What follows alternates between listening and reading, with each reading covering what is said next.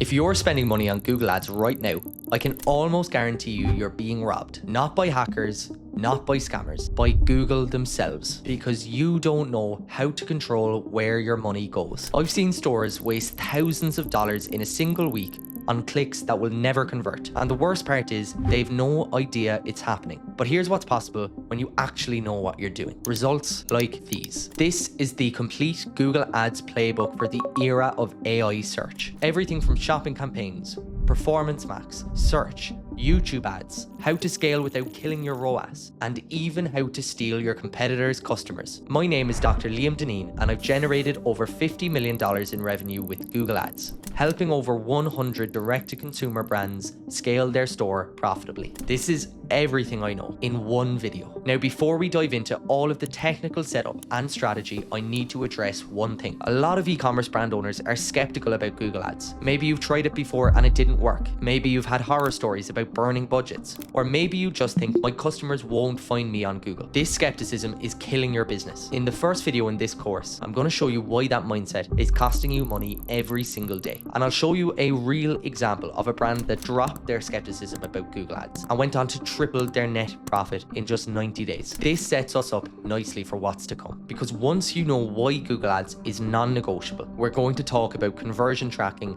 and getting everything set up properly. Let's get into it. If you're running a D2C brand and relying on Facebook ads, you're leaving serious money on the table. Here's the thing, every time someone sees your ad, the first thing they do is Google your brand. And if you're not showing up there, guess who is? Your competitors. In this video, I'll show you exactly why Google Ads is the missing part of your D2C growth strategy, and how brands using this system are adding 20 to 40% in revenue while unlocking hidden profit inside in their funnel. But here's what's really going to piss you off. I'm going to show you the exact numbers behind a gym equipment brand that went from 115k to 277k in just 90 days, just by making this one change. And by the end of this video, you'll understand why every minute you're not running Google Ads is costing you thousands in lost revenue. Before we dive in, let me be clear who I am and why you should listen to me. I've personally helped over 50 e-commerce brands scale past 7 and 8 figures. Supplement brand,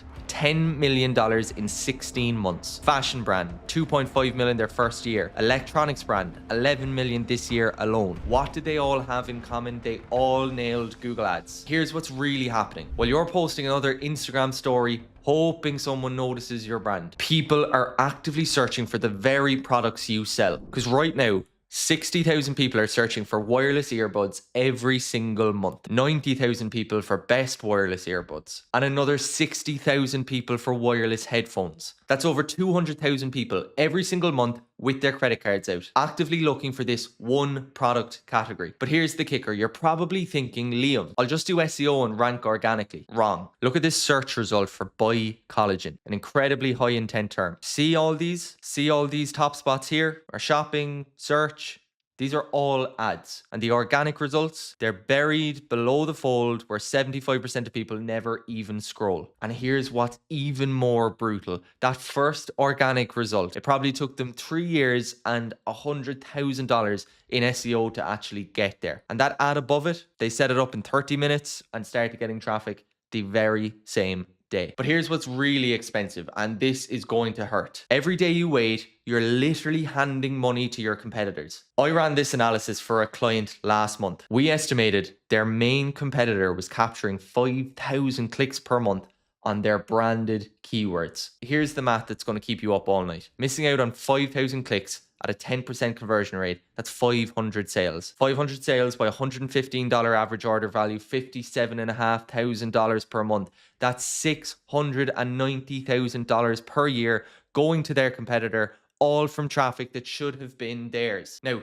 here's everything you need to know. There are exactly 3 phases to dominating Google Ads for e-commerce brands. And most brands are screwing up phase 2 so bad they never even get to see phase 3. Phase 1 is brand capture, and this is where you start. And I've already gone through this in the example. That last example, that's showing you why this phase is so important. If you do it wrong or forget to do it at all, you could be like that brand losing nearly $700,000 per year. But do it well and watch your conversion rate increase across all of your acquisition marketing. Your Facebook ads, your TikTok ads, Pinterest, Snapchat, organic, everything is boosted. Phase 2 is intent capture, and this could be the most important phase. While your competitors are stuck trying to interrupt people on social media, you can capture people who are actively searching for the very products you sell. So remember the example I gave earlier? Wireless headphones, 60,000 per month. Best wireless earbuds, 90,000 per month. Wireless headphones, 60,000 per month. 200,000 monthly searches for headphones. These aren't cold prospects browsing their Instagram feed. These are hot buyers with purchase intent and credit card in hand. And remember that gym equipment brand I mentioned? Here's where we started. Just 7,000 in ad spend and a 5.3 ROAS from day one. Why? Because we weren't trying to convince anyone that they wanted or needed home gym equipment. These people already knew that. Phase 3 is what we call category expansion. Once you're profitable on high intent keywords, you expand into different customer personas.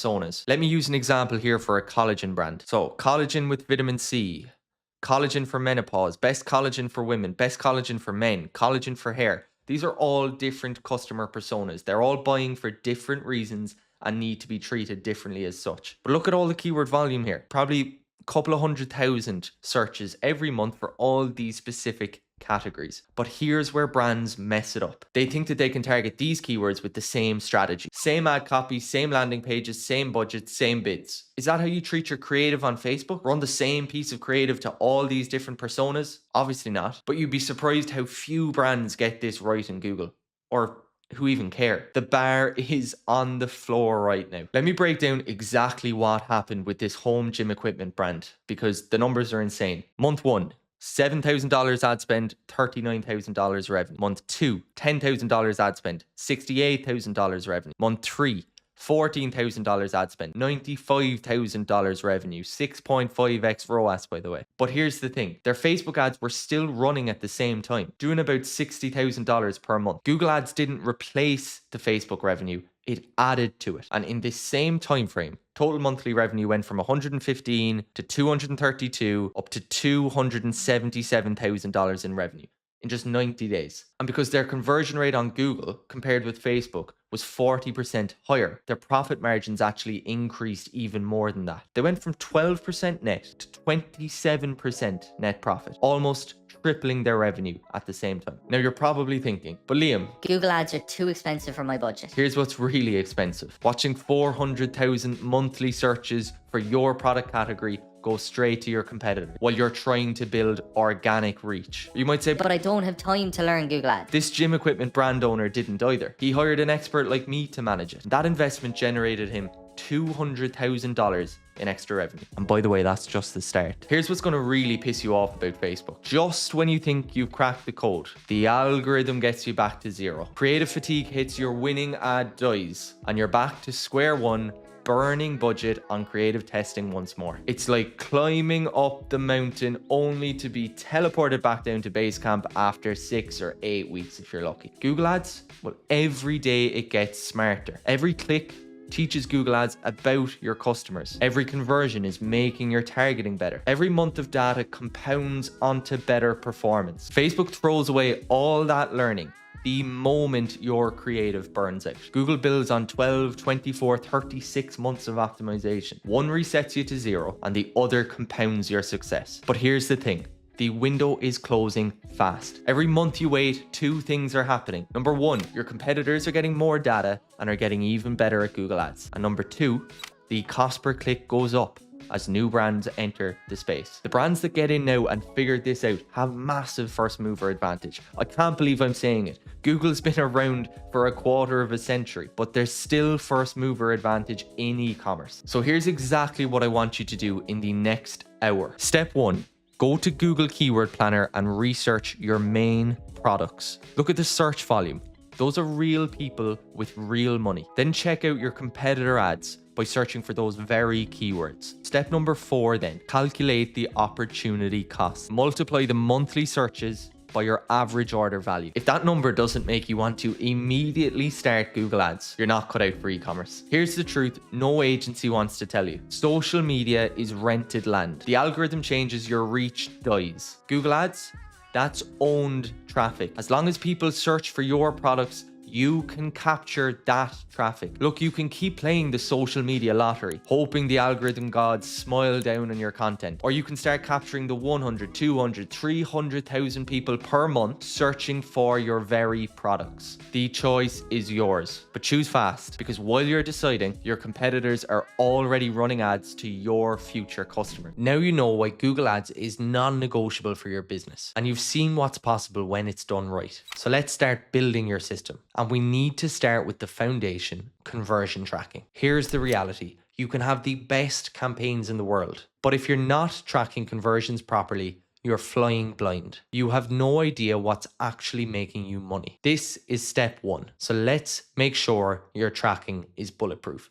Let's dive in. In this video, I'm going to show you the easiest way to set up Google Ads conversion tracking for Shopify stores in under 5 minutes with zero coding and just a few clicks. This will completely transform how you track purchases and have massive results for your campaigns inside in Google Ads. Now, before we start, make sure that you have admin access across these 3 platforms. Firstly, Shopify, then Google Ads, and lastly, Google Merchant Center. And here's a tip that'll save you headaches during the process. Make sure the same Google account is connected to both Google Ads and Google Merchant Center. So if I'm logged into Google Ads with liam@yourbusiness.com, I want that same email to have access to my Google Merchant Center account. This makes the app integration way smoother. So let's get into the setup.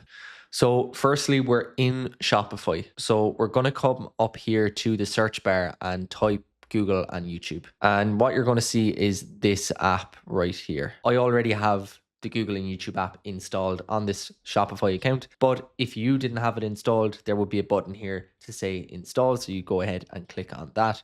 This is the official Google and YouTube app developed by Google themselves, integrated with Shopify. It's a fantastic integration. Once it's installed, I like to just go up here to the top right and pin it to my navigation so that it stays over here inside of my sales channels, and it's very easy to find if I'm in a rush. Now, let's connect it up. So if this is your first time using the Google and YouTube sales channel, you'll be asked to connect your Google account. So just go ahead and click on that button. Now it's asking us to sign in with our Google account. And remember, use the Google account that you have access to both Google Ads and Google Merchant Center. So I'll select my account here. I go ahead and confirm all the permissions, and I get through to the overview page. And depending on what you've previously integrated with Shopify, this might look a little different for everyone. So if we go to settings in the app, we'll see our Google account that we would have connected. Then you will also be prompted to connect your Google Merchant Center account. Now you can find your Google Merchant Center number up on the top right hand side of Google Merchant Center. For me, because I manage multiple merchant accounts, then I need to select the right one. So I obviously will blur this here. This has already been connected, but if you click on connect, you will have a drop down menu of all your available Merchant Center accounts. Go ahead and click on the account that has the same ID that you're looking to run ads from. The same applies to your Google Ads account. So once again, if you go to Google Ads, you'll find your Google Ads account number at the top right hand side of the Google Ads dashboard. You can once again do the same with Google Analytics just to make sure you're connecting everything up. Again, your Google Analytics details will be found on the top right hand side of the dashboard inside in Google Analytics. But we're here for conversion tracking, and this is where we need to go. So we're going to scroll way down here to conversion measurement. Once again, I already have this set up and turned on, but in your instance, this would be prompting you to turn on. Generally, it will say, do you want to get started with conversion tracking for Google Ads? And you'll say get started. Then quite often it asks you if you want to add conversions to your Google Ads account. Again, you'll say click yes. And this is what will happen. I'm here in Google Ads. I've clicked on goals and conversions, and under summary, I get all of my conversion actions. The main one and the most important one if you're an e-commerce brand is the Google Shopping app purchase. And you can see this is set to primary right here. This is what tracks actual purchases from your store. Every time someone buys something from your store, this conversion action fires and sends data back to Google Ads. But this integration has also created secondary actions: add to cart, begin checkout, page views. By default, these will be set to primary, but we need to change them to secondary conversion actions. This means that they will collect data for us to see, but it won't affect our bidding or show up in our main conversion column. This is really important. You want purchases set to primary because this is what Google uses to optimize your bidding and strengthen your campaigns. This is the power of having conversion tracking set up. Look at this campaign view. We can now see conversions. How many purchases each campaign is driving. This campaign got 552, this one 535, 72, 66. We can also see conversion value, the total revenue generated. This one 130,000, this one 138,000. We can see our cost per conversion, how much we're paying for a sale. And this one, my favorite, conversion value divided by cost, otherwise known as return on ad spend. 3.46, 13.38, 3.48, 7.14. For every $1 we spent on this campaign, we got $13.38 back in revenue. So that's a 13.38x return. Without conversion tracking, you'd have none of this data. You wouldn't know which campaigns are working, which keywords are profitable, or how to optimize your account. Plus, Google's smart bidding strategies need this data to optimize correctly. They use these very conversions to find more people likely to buy from you. So this isn't optional. If you're running Google Ads for your e-commerce store, you need conversion tracking. So now that we've set up conversion tracking properly, let's shift gears to Google Shopping. Shopping campaigns target the highest intent traffic of any platform in e-commerce. People searching for exactly what you sell.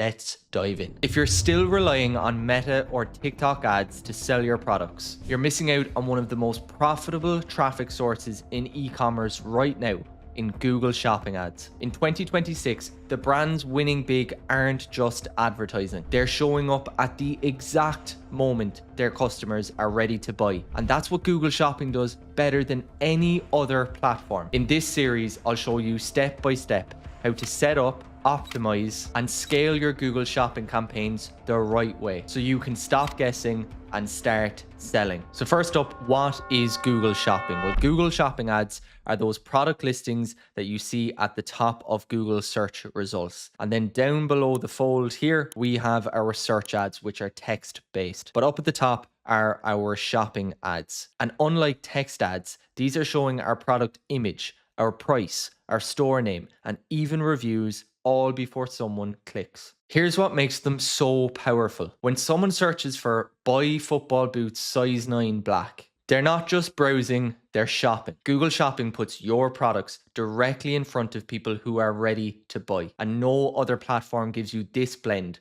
of showing physical products to customers at the very moment that they're ready to buy. When someone clicks in your ad, they go right to the product page. And because people are able to shop with their eyes, they don't just read about the product in a text ad, but they actually get to see it too. They can see reviews, they can see how much it costs to be delivered, but more important than anything, they can see the cost of the actual product. This means those who actually click have a much higher intent to purchase. And on Google, we only pay for clicks. And this is why shopping campaigns typically see a much higher conversion rate than all other campaigns. Intent is higher, conversion rate is higher, so ROAS is higher. Every time someone types a product search into Google, there's an instant competitioning happening behind the scenes. Google has to decide which products to display from thousands of options, and it all comes down to their auction system. Here's what actually happens. Google evaluates your maximum cost per click bid alongside two other crucial factors: how well your product matches what the person is searching for, and how customers have interacted with your ads and your website in the past. The winning combination gets the prime real estate at the top of the search engine results page. But here's what most people don't realize. Having the highest bid doesn't guarantee you'll win, because Google prioritizes stores that deliver results for shoppers. If people constantly click your ads and buy your products, Google will favor your listings even when competitors bid more aggressively. That's why people who deeply understand Google Shopping can compete and even beat advertisers with much bigger budgets. Before we go any further, you need to understand the 3 platforms required for running these campaigns. Your e-commerce store is the foundation. Whether you're using Shopify, BigCommerce, or another platform, this is where your actual products live, with all their details, inventory level, and pricing. Google Merchant Center acts as the bridge. This platform takes your products and translates them into a format that Google Ads can understand and use. You'll upload what's called a product feed here, essentially a spreadsheet containing every detail about every product that you want to advertise. And Google Ads is where the magic happens. This is your campaign center where you set budgets, adjust bids, and monitor performance. But it can only work with products that have been processed and approved in Google Merchant Center. Think of your product information as going on a journey from your store to your customers. It starts on the website with product titles, descriptions, images, and prices. This information gets packaged up into a feed that's taken to Google Merchant Center, and Merchant Center acts like quality control. Google reviews everything to make sure it meets their standards and policies. And once your products pass this review, they become eligible to serve in shopping ads. And from there, Google Ads takes over. When you create shopping campaigns, you're essentially telling Google which approved products you want to promote, and importantly, how much you're willing to spend to get them in front of customers. The entire system is designed to ensure that when someone sees your shopping ad, they're getting accurate, up-to-date information that matches exactly what they'll find on the store. Now that you understand what Google Shopping Ads actually are, we're going to start getting into the nitty-gritty of how to set them up.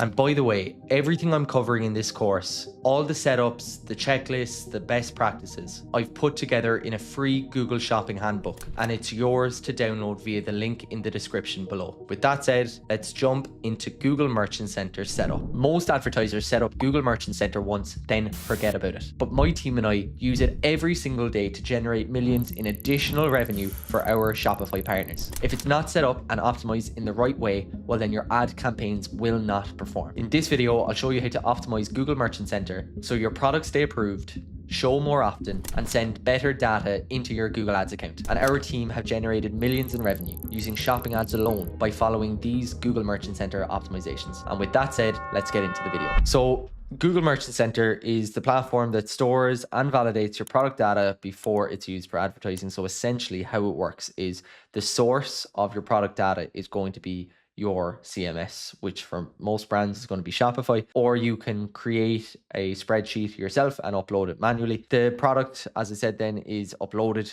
Ingestion is uploading of the product either via an API connection to Shopify or a manual file upload. Validation is next, so Merchant Center will scan your data, ensure it meets Google Shopping requirements and all the data quality standards. And then distribution, the approved products are synced from Google Merchant Center to Google Ads, where you determine how much spend you put behind them, in what campaigns, etc., using your Google Ads account. So inside in Google Merchant Center, it can seem a little overwhelming, but my job today is to help break it all down for you, show you what's most valuable to be reviewing, where you need to go if certain issues arise, and things like that. So the first place you're going to want to go is to products. So under products here, you'll actually see the percentage of products, or the number of products actually, that are approved, that are limited, that are not approved, or under review.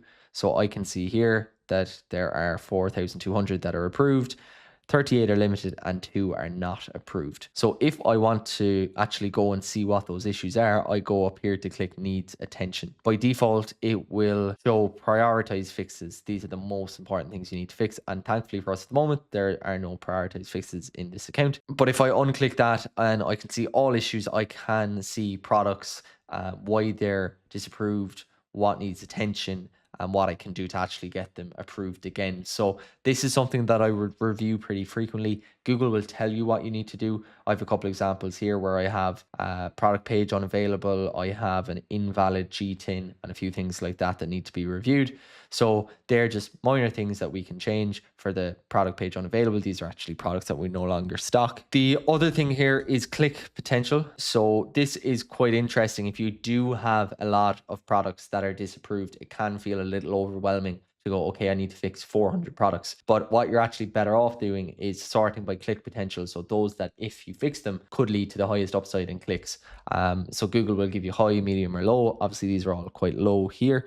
But my suggestion would be, if you do feel overwhelmed, to start with the highest potential. So what I would do is once a week, go into Merchant Center, make sure all of your products are serving, go to your needs attention tab here, make sure you've no prioritized fixes left. And if you do have non-prioritized fixes, to begin working through them in order of importance. And as I said, either you'll know yourself which are your most important products, or you can sort by click potential to help you with that. So the next thing here is the store quality, or the shopping scorecard as it was formerly known. But the top quality store badge is essentially what you get if you are deemed exceptional in terms of your overall quality score as a merchant. Now, the badge itself is probably less valuable than it was. I don't actually see it listed on product listings all that often anymore, but I do believe that you still will rank higher as a result of achieving it. And also, notwithstanding that, even if you don't rank higher because of the badge itself, you will rank higher because of what it takes to get the badge. And we'll go through that now. So you will be compared with other merchants in your location based on 5 different things, and also in your verticals, so in your niche. So that would be firstly shipping experience, that would be delivery time, so the lowest time possible obviously and the lowest cost possible. The return experience, so what's the return window and what's the cost to return. The browsing experience is next, so how many images do you have per offer, so how many images are in your shopping ads. So particularly for apparel companies, it's important to have models standing different ways so you can see the product in different styles, and are they high resolution as well. Obviously that's really important. The higher resolution the images, the easier it is for the customer to see what it is they're looking at.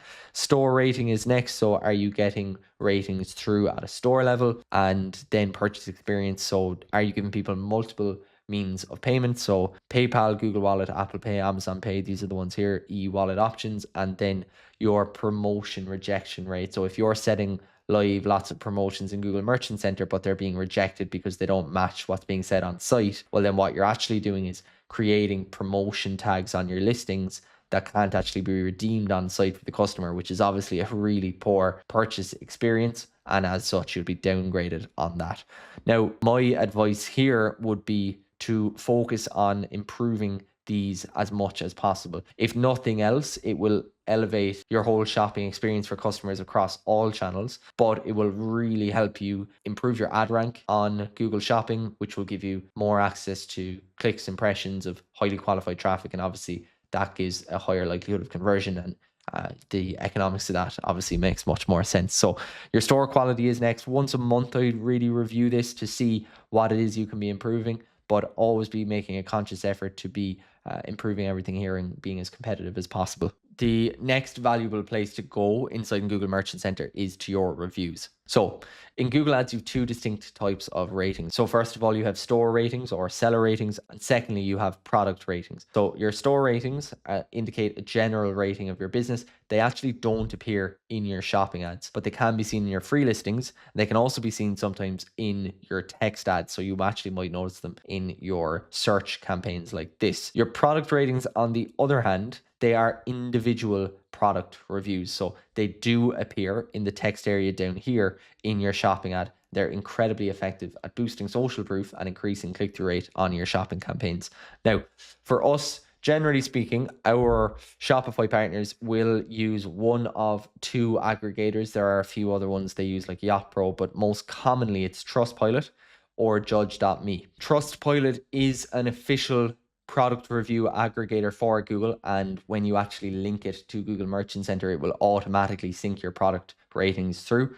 Judge.me, on the other hand, is not an official aggregator, so you can still sync it up to Google Merchant Center. You actually have to submit your product ratings interest form. I actually have it linked here in this document. When you get approved for product ratings and everything like that, you just have to go into Judge.me. There's a guide inside in your app that will tell you how you can download your reviews and then upload them to Google Merchant Center. If you need help doing that for your e-commerce store, well then just book a call directly using the link below in the description. And if you want access to that product ratings interest form in Google, I actually have it linked here. So if you want to download this whole Google Shopping handbook, it basically includes everything to do with Google Merchant Center.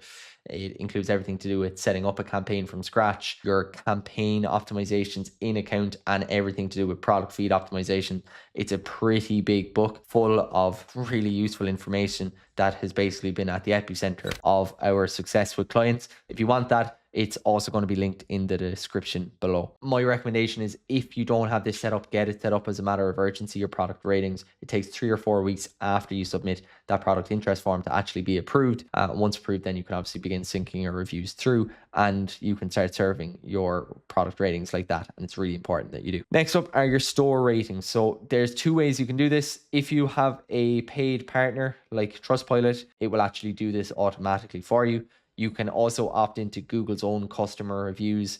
It's slightly limiting. You can't actually make any adjustments to the post-purchase survey that Google puts in. Like, it's not the most eye-catching, but it is a good way of getting seller ratings. Just remember, they're only really going to be served in your text ads. I wouldn't have the same priority on store ratings or seller ratings that I would on product reviews. Now, next up are sales and promotions. So if you've ever seen a Google Shopping ad with a text saying special offer, 15% off, or anything like that, it's a promotion. These are obviously great for being really eye-catching. They increase click-through rate. They don't actually lower your listing price. So there's 3 main ways that you can run promotions. You can have the sale price, so a price drop badge or a sale badge. Basically what that means is adding the sale price attribute to your listing. Generally, that should come through via the Shopify API connection. So when you do have a product that is showing at a cheaper price on store, then it should come through into Google Merchant Center, in which case you can often see the slash through pricing and the sale tag as well. So that's fantastic. The next thing you can do is like a special offer text using Google Merchant Center promotions. So this is something more formal that you set up in Merchant Center. I'll show you how to do it in a moment. But this is great if you're running like a store-wide offer, like Black Friday, Cyber Monday kind of a thing. And you can also do it for evergreen offers as well. That's really slept on, because you can set it up like your email sign-up offer. You can have that there. And okay, it might not be the most attractive offer, but it's still going to serve something in your product listing that says, get up to 10% off, that a competitor won't have, and most people will just neglect that. So if you want to add a promotion, just go down under marketing here to promotions and click on add promotion. You can also link your website so that it pulls dynamically. But basically with your promotion, then you choose a country, a language, you choose a date range, and where you want it to serve, so on our online store, and then the incentive. So the incentive here could be an amount off, it could be a percentage off, it could be a discount range, cashback, free shipping, or a free gift. Then you can have a minimum purchase quantity or other eligibility requirements. So it could be free shipping over $50. The audience is then, so I'll talk a little bit about the new customer offer that we are using at the moment that's working really well. But basically you can set this up. You can serve it for particular products, or you can serve it for all products. You can set it to finish at a certain date as well. And what you'll see are these kind of things. So this is free shipping. This is your free gift from Caraway with the really expensive purchase. This is the shipping cost, but this is a discount code. And then here we have the standard shipping cost, but it's free on €50. So lots of different things we can add there. Next up is first order promotions. These are new in 2025. They're currently mobile only. But basically what we can do inside Merchant Center promotions, where I just showed you, is target users who haven't bought from us before. And what we can do is maybe set up like a 10% off for new customers on mobile search. It allows us to bid more aggressively for cold traffic, or if we want to use Google for cold traffic, this is a great way of getting them in. So the only thing is you need to be running either a shopping or performance max campaign, most often performance max, on a new customer bidding strategy. And in that instance, then this is how a shopper will view your promotion. So for a known new user, so if Google knows that this person is not a customer of yours, well, then they will be given this first order price with the slash through and everything like that. So it's really enticing. But if Google doesn't know this person, so there's a chance they're a customer, or there's a chance that they're not, it will still show that first order is $90, but it won't have all the other bells and whistles like the slash through and everything like that. So preliminary reports from us are pretty good on this. It's only showing on mobile for now, at least. I don't know if Google are planning on bringing it in on desktop too, but it is a great way to get more new customers through your Performance Max and shopping campaigns as well. And lastly, I want to go through reports, because we have 2 different types of reports really in Google Merchant Center. We obviously have the scorecard report as well, but we have product reports and we have pricing reports. So within product reports, we have a traffic report. So this allows us to see see our most popular products, those trending up or down, our most popular brands, once again, those trending up and down. So we can begin to get an idea of what products we're moving the most volume of in terms of clicks. Competitor report is next. So basically, who's coming up alongside us most often? What's the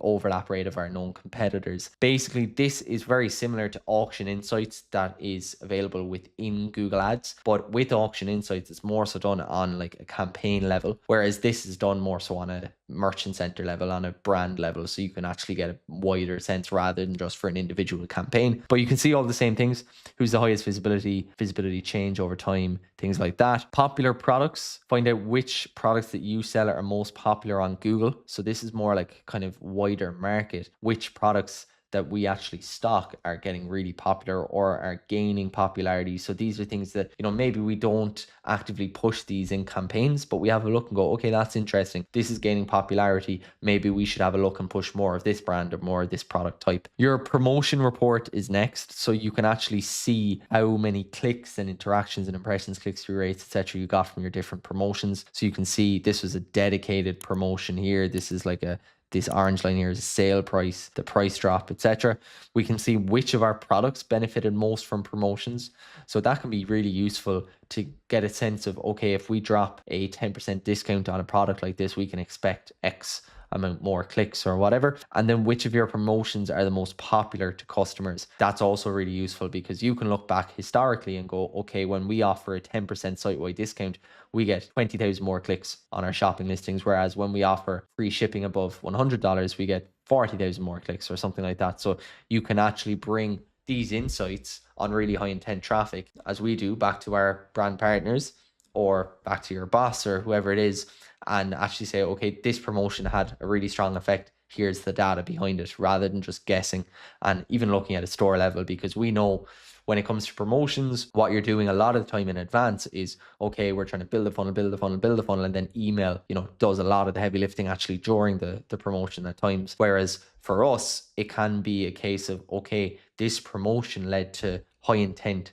search and predominantly shopping traffic, and that is cold traffic, at least the way we set up our campaigns, etc. So that is just useful information. Pricing report is next. So this is very useful to look at if you find your performance is dipping a small bit. If you find that you are still getting a nice high search impression share on products, particularly hero products, but what you're seeing is a lower click share, that means you've probably got a pricing issue, or you've got a product title or image issue, but more than likely it's a pricing issue. So you should be coming into the pricing report here in Google Merchant Center and actually saying, okay, what are our prices on a more macro level compared to benchmark versus what's our price across different brands. And then we can see our most popular products with their benchmarks, the clicks we're getting as a result, and then some price suggestions and the potential click uplift from those suggestions as well. So this is just something that I feel most people neglect massively. I really like pricing reports if you have a lot of data available to you. It isn't always the case. Google doesn't always pull really good pricing reports. This is a reseller brand, so that means that we've got way more data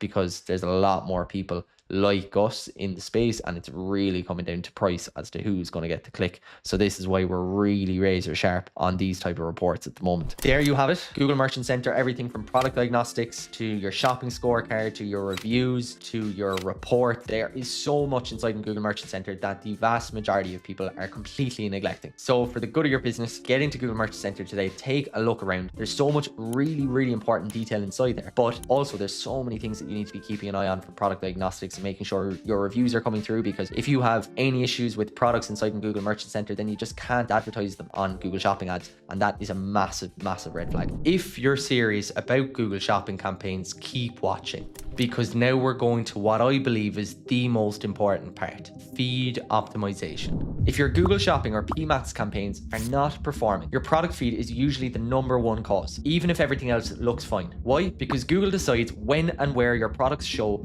almost entirely on the data in your product feed. In this video, I'll walk you through exactly how you can optimize your product feed inside in Google Ads, so your products show for more qualified traffic, and convert more often. This is the same feed approach we're actively using across dozens of e-commerce accounts, and it's helped us generate over $50 million in revenue for our Shopify partners. So with that said, let's get into the video. So most advertisers spend almost all of their time tweaking their campaign settings, their bidding, their budgets, their audience, negative keywords. And I'm not saying that that's not important when it comes to your shopping campaigns, but data does suggest that over 60 to 70% of performance from Google Shopping actually comes from product feed optimization and not campaign structure. So I'm definitely not saying campaign structure isn't important. I am saying product feed though is so important. So think of Google Shopping as SEO for products. There are no keywords, so it's not like search campaigns where we can bid on keywords. Google will scan all the attributes we give it about our products to decide which of our products are relevant to particular user search queries on the search engine results page. If our data is sparse, if it's incomplete, we are essentially invisible. Google doesn't know anything about us. It won't serve our products, and as a result, we won't see good performance in Google Shopping. So product attributes are the standardized data points that tell Google, and obviously the customer also, specific details about our item. Before I get into the attributes list, I am going to go through the individual attributes here quite quickly. I will leave a link in the description below. You'll be able to access this handbook in its entirety. I also go through everything from campaign structure, setting up a campaign in shopping A to Z, all of your merchant center optimizations. That's all included in this handbook. All you have to do is click the link for the shopping handbook. I will drop it in the description below. The attributes list. So these are universally required, things like your product ID. Obviously it is the unique identifier, product title, description, a link to your website URL, an image link, the availability, whether your product's in stock or out of stock, and then the price and currency, obviously.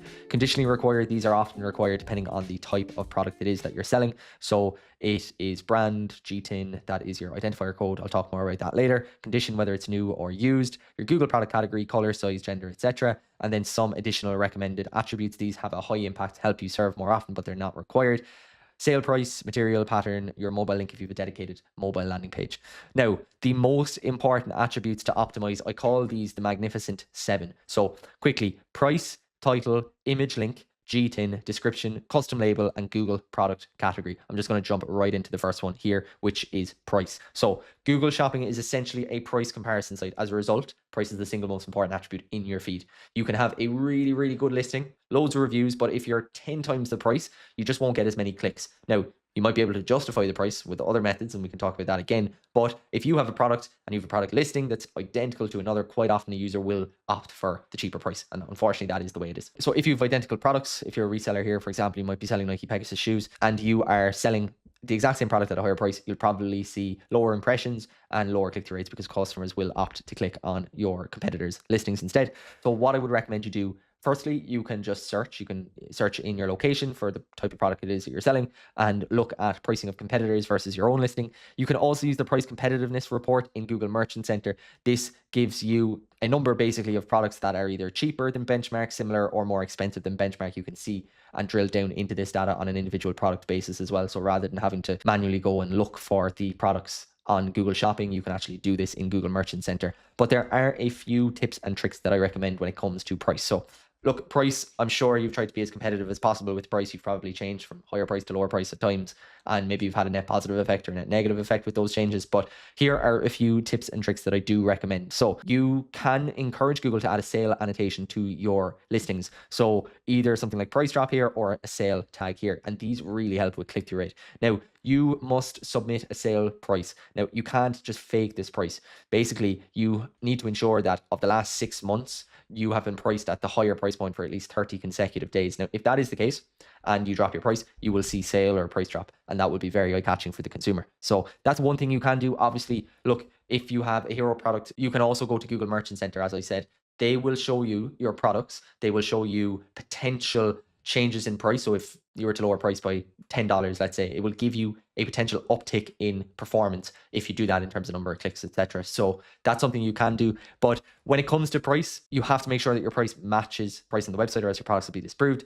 Are you discounting your eligible products? So quite often people have discounts that aren't filtering through because of the way their Google Merchant Center is set up and their feed is set up. Have you reviewed your competitiveness against some competitors in terms of pricing? And then are you ensured that automatic item updates is turned on in Google Merchant Center? So if you have an API feed coming through, make sure that it's updating, sale prices so that when a product does go on sale, it's reflected in your product listing. Now, the next thing is product title. And along with image, I think this is tied second in terms of importance when it comes to product feed optimization. Now, I see a lot of people that talk about product titles and they give you this set if you're in this vertical, this is what your product title should look like. If you're in this vertical, it should look like this. I'm not a big proponent of that because invariably what happens is everyone ends up looking the same. And what you're actually trying to do is not do that. You're trying to stand out in a good way on the shopping network. But basically what I say is you need to understand who you are and how people search in order to determine which path is best. So path A is the reseller path, I would say. So selling known brands. For example, if you sell Samsung TVs, obviously Samsung is a really well-known brand and has a lot of brand equity. So someone searching for a Samsung TV, it would be quite foolish to remove the term Samsung from that title. So the general formula is the brand and the product type, more information about key specs and things like that. You could include more features, etc. in that title. It's by no means a finished article, but what you're doing by front loading brand and product type is establishing credibility instantly. So when someone searches for a Samsung TV, they see your product title and they know, okay, this is exactly what I'm looking for. Now, path B is where the vast majority of people who are watching this video will probably fall into, and that is more so the private label, so traditional direct-to-consumer brand. Now, I have unknown brand here, which is probably a little rude of me. No brand is unknown, but you won't have the same brand equity as leading players in your market or aspirational competitors necessarily. So whereas for path A, for the reseller, it's really important to include the brand and the product name early on in the product title to establish that credibility. Your brand and product name doesn't actually carry the same level of credibility, and it actually becomes a waste leading with that. So instead, what you want to do is establish relevance and value early on in the title. And one thing I didn't mention is that you have about 70 characters before your title becomes truncated, and even less then on mobile as well. So you need to make sure that you're leading with the most important product terms, any key benefits or unique features about your product that will help you stand out. Then you can include specifications, attributes, and then at the end, if you want, you can include brand. But it's not something you should necessarily lead with. So what I have here is men's bamboo running socks, odor resistant and blister free. These are, nice unique features or key benefits. This is the core product term. This is the attribute, and this is the brand name. Okay. So to me, that would be better than saying Acme Co running socks size 10, because we're giving more value early on in the title and saving that brand name towards the end. So you can even see with Caraway here, they're a massive direct-to-consumer brand, but they actually are not leading with their brand name. The other thing to be conscious of here is that you can show your brand name, and you do show your brand name via the advertiser name here. So you'll still be able to see your brand name for people. But see what they're leading with. They're leading with specs of their pan, non-stick, non-toxic, PFAS free ceramic pans. I don't even know what that means, but I presume it's important. If you have been doing your research on pans, it's obviously important. I presume it's something to do with like plastics or something like that. So the front loading rule, regardless of which path you take, the rule of the first 30 characters and even the first 70 characters apply on mobile smartphones. So Google will truncate the title after about 35 characters in the grid view. So that means that those first 30 characters are crucial. So if you're a reseller, Nike Air Max 90, that is a pass because it gets that core brand and product name across. You've established credibility there in very few characters. If you're the private label, traditional D2C brand, Acme Co, Preemie, and then you lose it, it becomes truncated. The user doesn't know what it is. Obviously, they can look at the product image, but the whole point of this is that the product title tells them exactly what it is. Now, what would be a better bet would be orthopedic dog bed, because here you've hit the pain point instantly, but you've also just mentioned what the product itself is right away. So that's much better. So when it comes to product titles, including those core product terms and those key benefits and features, not only helps the user in terms of the user recognizes, okay, this is what I'm looking for, this is great, but it also helps Google. It helps Google to understand what it is your product actually is, who it's for, what unique features and benefits there are in relation to your product. So even if you look up here with Caraway, if someone's looking for this PAFS free ceramic pan, then this would be the type of pan to turn up. If someone's looking for a 10.5 inch frying pan, if someone's looking for a cream frying pan, a non-stick, non-toxic frying pan, induction compatible frying pan for healthy food, blah, blah, blah. So there's so many different queries that are probably really, really relevant to Caraway that a user can search that would likely trigger this brand because of the work they've done with their product title. When feature solution is the driver, product term, key benefit feature, key attribute brand. So a bad example of this would be Lux Sleep. Let's say that's the brand name. Pillow, king size. I don't know anything about this pillow. If it's an expensive pillow, why is it expensive? There's nothing to maybe justify a higher price point here. Whereas king size cooling pillow, instantly, I like the sound of a cooling pillow. Memory foam for neck support. So that's a key unique feature and benefit. And then Lux Sleep, the brand name at the end. So the bad example makes the classic mistake of assuming the customer cares about the brand name when unfortunately they don't. The good example assumes the customer has a problem, back pain, sticking food in the case of Caraway, and leads with the solution. So I have some more examples here: bedding, cookware, pet supplies, activewear, skincare, travel, supplements. None of these follow a set you should do X and Y and Z in this order, because I don't believe in that. You should be looking at some core product terms, some SEO terms. What are you ranking for? What are the most important product terms, benefits?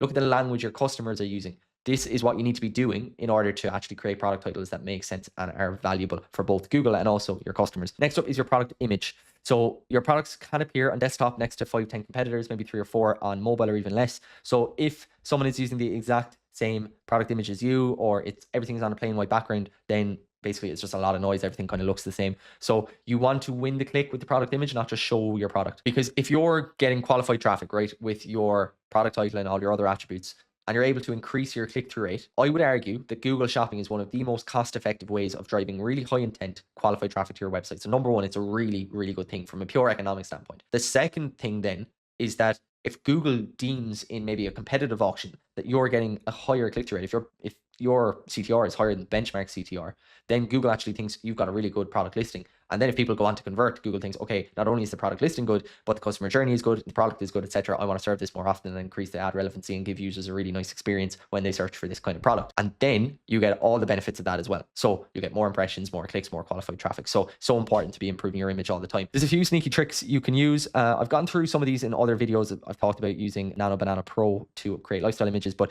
one thing you can even do here as an example is the angle shift. So if every competitor is showing the shoe facing from left to right and you show yours facing the other way, it can just be enough of a psychological cue for people to stop and look at your product. Now, I would argue here it's probably not enough of a psychological cue, at least for me, to go, well, I'm going to pay 140 euros here as opposed to 90 euros here. So you can see how the price is the most important. But basically what you're trying to do is get every little incremental boost in performance that you can. And this is one good trick. The second thing that we do that tends to have a much more profound effect in truth is all about lifestyle imagery. So I have had people ask me this question before: how do you get away with lifestyle images and non-clear product backgrounds? We never have an issue with this once the product is centric, once it's very clear what it is we're selling. Never had an issue with it in all our years. I say, for example, here, I find it very difficult. Okay, you can see that this listing has details, specs in terms of size, but even this one here, very difficult to get basically a sense of how big this product is, whereas you get a much greater sense of scale, because you have the carpet here, you have the wall here, you have the plant here. And I just think aesthetically it looks much nicer. Now, this product is 780 euros as opposed to maybe 210 euros here. So I feel like instantly you need to elevate this listing. And this is done quite well, I feel. And I would be more inclined to click through. Now, the only argument I would have is that it's kind of difficult to see the product itself up close. I think it's a small bit far away. But I do like what they're doing here, and I do think it stands out relative to these guys. The in-pack versus out-pack, this is good for supplements or cosmetics. A lot of the time with cosmetics and supplements, I just see the bottle or the actual pouch or pack or whatever the case may be. Whereas like Huel here, they don't have to do too much, but they have your pouch with your powder. They actually have the drink made up as well, and then they have the watermelon. So right away I'm drawn to the fact that this is clearly a watermelon drink. If I'm looking for a watermelon drink, my eye is instantly going to be drawn here. So it doesn't take much to stand out. Believe me, go and look at the shopping network. The bar is quite low a lot of the time. Then the argument about lifestyle versus product isolation. Should you show your product on a white background or being used by a human? So I say here the answer depends on the category. So product isolation is best for tech and hard goods, electronics, auto parts, and hardware. It's all about the specs, the actual compatibility. You're not trying to sell an outcome, you're trying to sell something functional. And when it is really functional, I find that just a simple product listing just continues to work best. So you can see charger here, I know exactly what charger it is, and I can click through knowing it's the product that I'm looking for. Whereas the lifestyle context works best for like home, apparel, decor, so furniture, rugs, clothing, outdoor gear. You can see this lamp here is sitting on a wooden table. It just looks nice. You can get a bit more sense of the scale, the aesthetic that it is. And once again, I think it's just elevated compared with the plain product image on a white background. The photo shoot problem was previously an issue. It's no longer an issue anymore. It used to be a case that it would be so expensive for brands and obviously time consuming to get lots of new lifestyle images or even product flat lays or anything like that. But now using all sorts of large language models and AI apps and everything like that, it is so much easier. And obviously ourselves at the agency, we are using Nano Banana Pro most often at the moment. I've actually recorded a video. Once again, I'll link the video here. You can download this full guide also, and you'll be able to go through to each of the links here. But the thing is with this, it just allows you to create really high quality images quite quickly, so you can test really quickly. And we've seen, even in the last month since we've really upped our volume in Nano Banana Pro, such a profound effect in terms of performance. So click-through rate has gone up, and we're now seeing that kind of positive feedback loop of higher click-through rates leading to more qualified traffic, leading to higher rankings, etc. And we're reaping the rewards of it at the moment. The zoom factor is something to consider. Mobile optimization. So you need to be conscious of what shopping listings look like on mobile. So you can see here on mobile, you can only see 3 shopping listings and not even 3 full listings. So if we were selling earrings, but we had a full length image of a model, we wouldn't actually be able to see the earrings whatsoever. So the product should fill 75 to 90% of the frame. I actually think even here it's a little bit small, but I'm probably just nitpicking again. But just be conscious of how your ads look on mobile, because 60-70% of your traffic will likely come through on mobile. Once again, I've got good versus bad image strategy for different categories. I won't run through them now.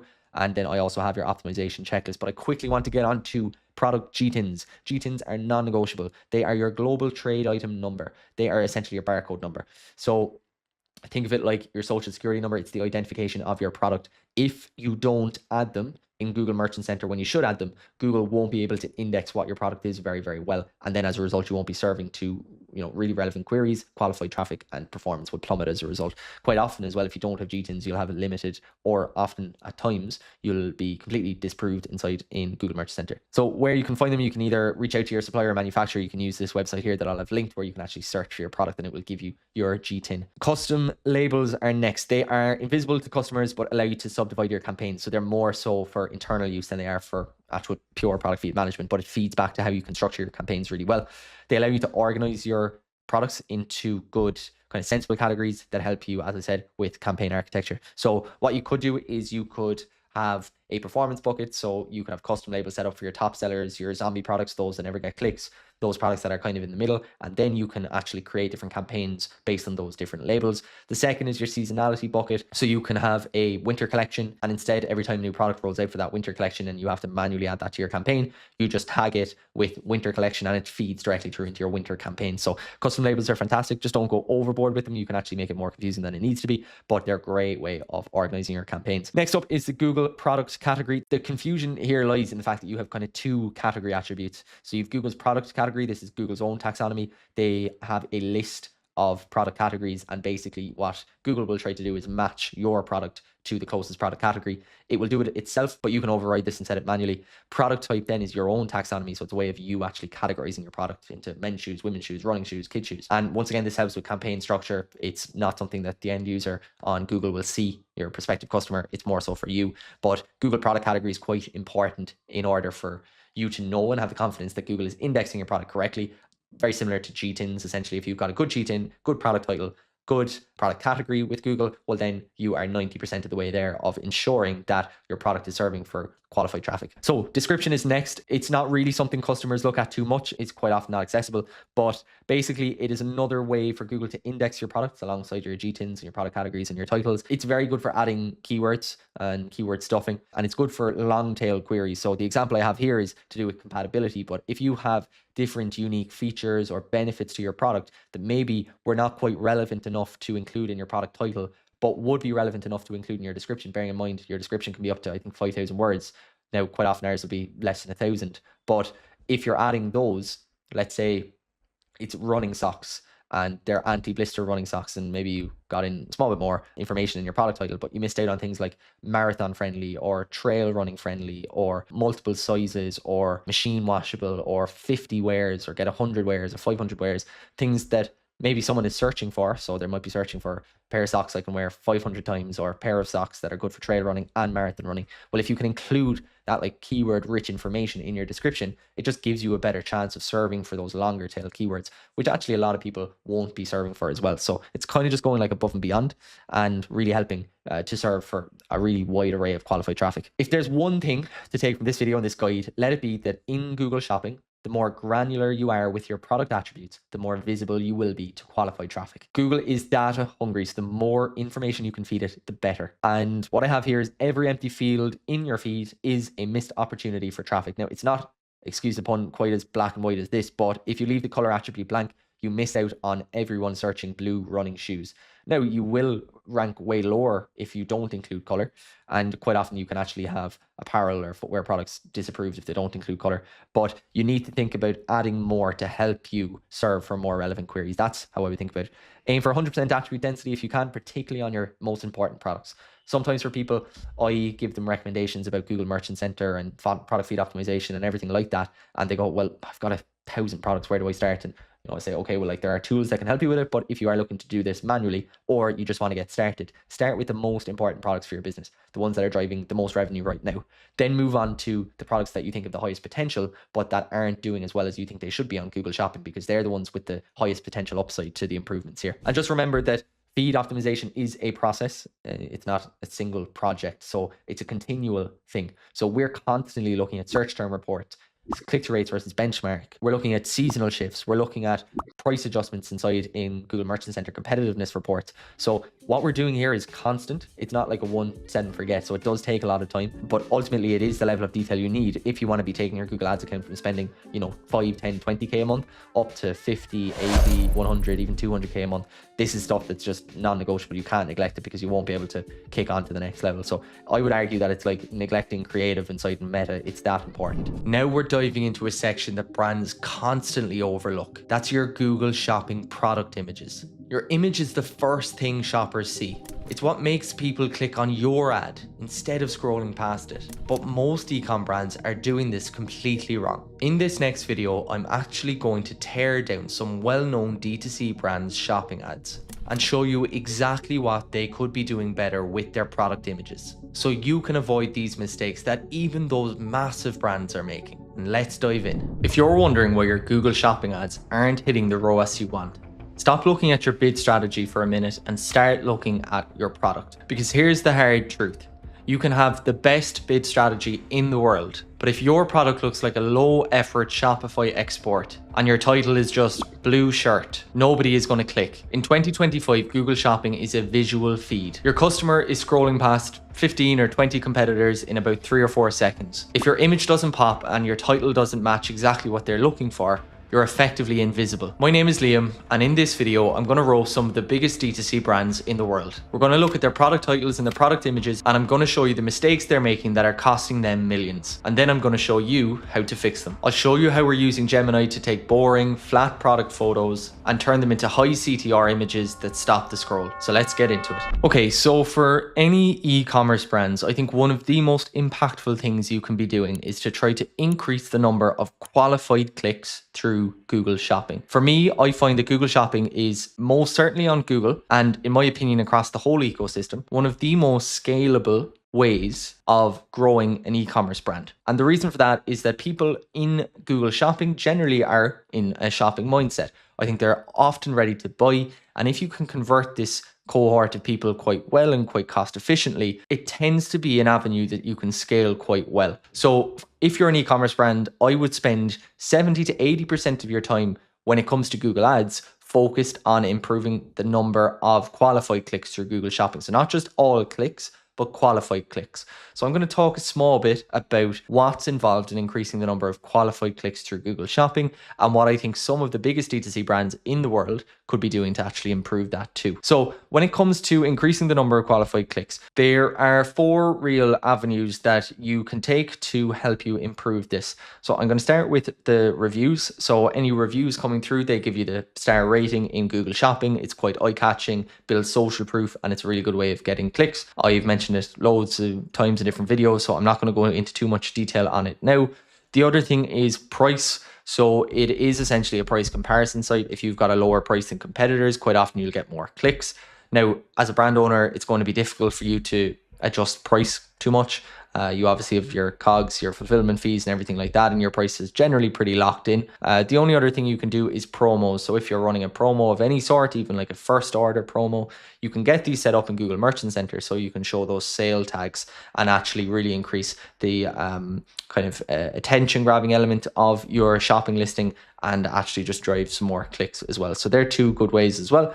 But for this video, I want to focus on your product image and your product title. So with a product image, it needs to be eye-catching. Like any creative, you have to consider this an ad creative. It needs to be eye-catching to draw clicks. It also quite often benefits from being an image that shows the product's use case or its value proposition or its USP. That's something I'll get into in a later part of the video, how you can do that. The next thing then is your product title. So your product title, when it comes over from Shopify, is just whatever product title you have in your PDP. So it integrates with Google Merchant Center and then it gets spat out into your Google Shopping listings exactly as is. Now, for a lot of people, that might be your brand name followed by the product name followed by a size. And quite often that's not enough. It doesn't give the user enough information, particularly if the user is cold, if they haven't seen your brand, they haven't interacted with your brand before, well, then they need to be given more kind of compelling reasons to click on your ad in the first place. So your product title has to grab attention. I don't mean it has to be full of buzzwords and, capital letters and things like that, but it has to be attention grabbing enough that it's either, clearly demonstrating some USPs or parts of the product that are, give you a stronger kind of value than your competitors, let's say. But more importantly than that, it needs to really outline key product category terms. So if you're selling a t-shirt, you need to fundamentally say that it's a t-shirt. I know it sounds really stupid, but I see this all the time, particularly with like skincare brands and some fashion brands as well, is that they might call their skincare product a certain product, like the Reviver and the Reviver number 5. And nowhere in that product title does it actually say what the product is. Now, Google needs to index your products. So there's two reasons you need a really solid product title. One is that Google has to index your product to make sure it's serving for the right queries. So it uses a number of different attributes, not just your product title, but I always think you should be including your product category in your product title to help Google with indexing, even though you can use things like descriptions and product categories and things like that. But the second thing then is you need to, show people what your product is. So it isn't always instinctive. You've got a very small thumbnail image and then you have a product title. And aside from that, you don't really have much more real estate to play with. So you need to make sure that your product is containing the key product category terms. So I'm going to get into that again now in a moment. So what I'm going to do, I'm going to break down 4 brands today. You're going to know all 4 of them, I'm sure, and have some recommendations over how I would improve performance for them. So I'm going to start with Represent. Now I'm recording this the week of Black Friday. Represent have a sale on at the moment, so I just search for Represent t-shirt to see if I want a new Represent tee for myself. Now, what we're seeing here is that all these images are just a plain product flat lay on plain white background. You can see the sale tag, I mentioned that earlier. You can see the reviews coming through. You can see some information about description. Here is the brand name, etc. And here is price with a slash through. You won't actually be able to see that now until I actually pull up the listing in more depth. But here is our product title, and then here obviously is our product image. So I want to start by saying what's good. So the reviews coming through is good. The promo with the active sale tag and the slash through pricing is good. And then the free delivery tag is good also. So there's a lot of things that are obviously being done good. Represent a huge brand. I'm sure they have someone actively managing this. What could be improved? Well, pretty kind of bluntly, I think the product image and also the product title could be improved.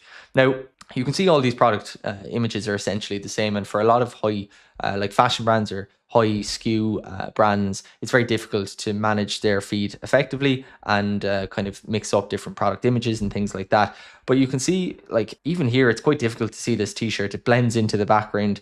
I don't think these give a very good representation of the t-shirt itself. Here it's like creased, and I just don't think it's showing these really premium, heavy cotton t-shirts in their best light. This doesn't scream a $125 t-shirt to me based on this product listing. So what we'll do is we'll go down here. This is the product I'm going to focus on. This is our Represent tee. This is the exact product image from the ad.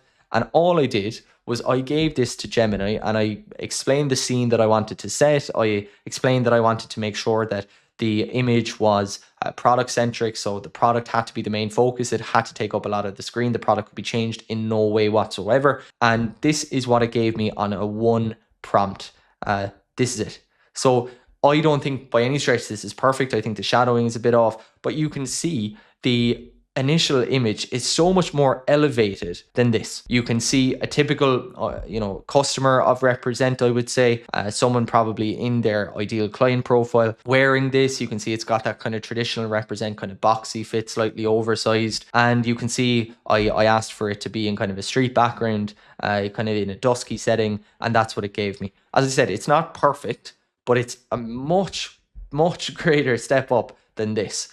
And it gives me an indication of what this t-shirt might look like on. And I'd be much more likely to click through this, particularly if it wasn't just Represent tees here, but if it was Represent's competitors. So if there were other competitors here and they all had this plain product flat lay and I had this product image that really stood out, I would be much more inclined to click on this. Now, I want to stress during this video, this isn't a case of me saying this is bad from this brand and this is better. There's lots of context that I'm not seeing. I'm not managing these accounts, but I'm just trying to help you apply some kind of first principles about how you can improve your click-through rate and what you can do very easily. By the way, these are not things that are very labor intensive. Okay, it can be, and it isn't just a case of okay, we're going to change this once and then all of a sudden it's going to be fixed. But these are the kind of little shifts you need to make on Google that quite often, I would say 90% of people are not making, that can actually really improve your performance. Because quite often what I see with Google is people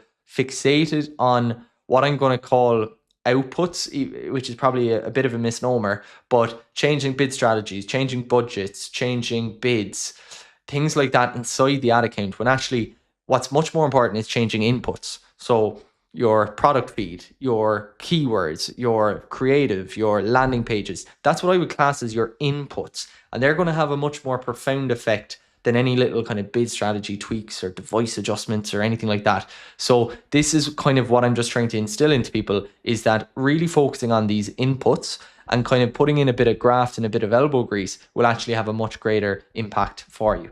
So then next up, I mentioned the title could be improved as well. So let's get into that. So first of all, the title is too short. So for context, you get 150 characters on Google Merchant Center for the product title. You can only see about 70 characters initially without clicking through to the actual full product listing. So those 70 characters on the front end are the most important because they're the ones that most people are going to see, and they're going to encourage people to then kind of click through and look at the remainder of the characters, etc. So what I would do to make it that bit better is to broaden the catchment on key terms. So what do I describe as a key term here? Well, oversized men's tee, 100% cotton heavy tee, slightly oversized t-shirt, premium cotton tee. So we don't want to repeat all these keywords, but these are all really important terms, particularly the oversized men's tee. So oversized men's tee from Represent, 100% heavy cotton t-shirt, slightly oversized fit, premium fit, elegance in motion. Now, the thing is here, we have elegance in motion t-shirt, jet black. Now, you could include jet black if you want. You should definitely include it in your description and in your product attributes for color in Merchant Center. But I would argue that the customer can see it's black. Now, you might argue then, well, maybe it's navy, maybe it's black if the customer is looking for a black t-shirt. Okay, fine. That's a reasonable argument to make and you could include it. But you should definitely be including things like oversized men's tee, because this is something that a lot of people are searching for. I know this because I've just done the keyword kind of search volume on it. And it's something that we want to be pulling this particular product in for. So into this kind of search query mix. And then some other features. It's 100% cotton, it's a heavy tee, it's premium cotton. We need to justify the higher price point because we're probably going to come in at a higher price point here than competitors. So we need to justify that. We need to talk about being premium. Elegance in motion t-shirt doesn't really mean anything. It might sound nice, but if I'm cold traffic, I've never heard of Represent. Elegance in motion doesn't really mean anything to me. And I know it's a t-shirt. I can tell it's a t-shirt. I can kind of tell it's jet black. So I don't think this title is doing enough to A, broaden catchment to bring in more relevant terms, and then B, to actually, of those relevant terms, to increase the number of qualified clicks. So we want to have a title like this, right, that brings in more qualified clicks and then also encourages those people to click. So it brings in, more qualified eyes and then encourages them to click. So that's the two functions of our title. And together with our image like this, I think this is a much greater step up. Now, you can disagree in the comments if you want, but I would definitely be testing something like this. And as I said earlier, look, I don't have the context on what's going on behind the closed doors of Represent inside in their PPC account, but these are just some recommendations I would have that I think you should be applying to your own brand. Next up is bulk powders. So I reckon a lot of people should be familiar with this. The product I'm looking at are their everyday super greens. So essentially these are just full of kale and broccoli and apple, and you mix it up in a powder and it becomes a drink that you drink obviously every day. And it's basically like an immunity kind of boost and things like that. So what you have here, what's good? It's product centric. That's the image I'm referring to. Basically, the only thing you can see here is the product itself. And the title contains super greens, which is obviously a key term for them. Now, what could be improved? I said the image isn't particularly eye-catching. So again, I'm always looking through the lens of cold traffic. And when you set it up correctly, I think it's a very good vehicle to go after cold traffic. If you're familiar with bulk powders and you know them, and maybe you've bought from them before, you've seen a Facebook ad, well, then they've got a very distinctive branding, I would say. So showing off their branding in this fashion is a good thing. It will probably catch your eye and you might be inclined to click through. But if you're cold, as let's say I am in this instance, I've no allegiance to bulk. It means nothing to me. It looks exactly the same as the product next door. So what I also think could be improved is not only make the image more eye-catching, but also the title could be improved. It's very, very short. Again, it's not really benefit focused. Like 300 grams could be better replaced, as I think with number of servings. 300 grams to me, I don't know how many servings that is. Is that one serving? Is that 50 servings? So I'm kind of mentally trying to figure out what I'm getting at that price point as well. Again, going back to the price comparison side of things. So once again, I just use Gemini to just spice this up really quickly. One prompt like that. I'm not going back refining this. If I was, I could make them much better, etc. But just to give you an idea of what's capable with the software that's out there at the moment, this was all I did. Very simple. It doesn't really give you much more information. It shows the drink poured out. It shows the different components. So the broccoli, the apple, the powder is there. It's just a bit of it brings it up a small bit in terms of elegance. It catches the eye. It's more visually appealing. And it's, in my opinion, going to increase click-through rates once again. So that's the product image and then the product title. So some recommendations I would have. I would still try and keep super greens in there. I think it's important and I'd lead with it. So super greens powder.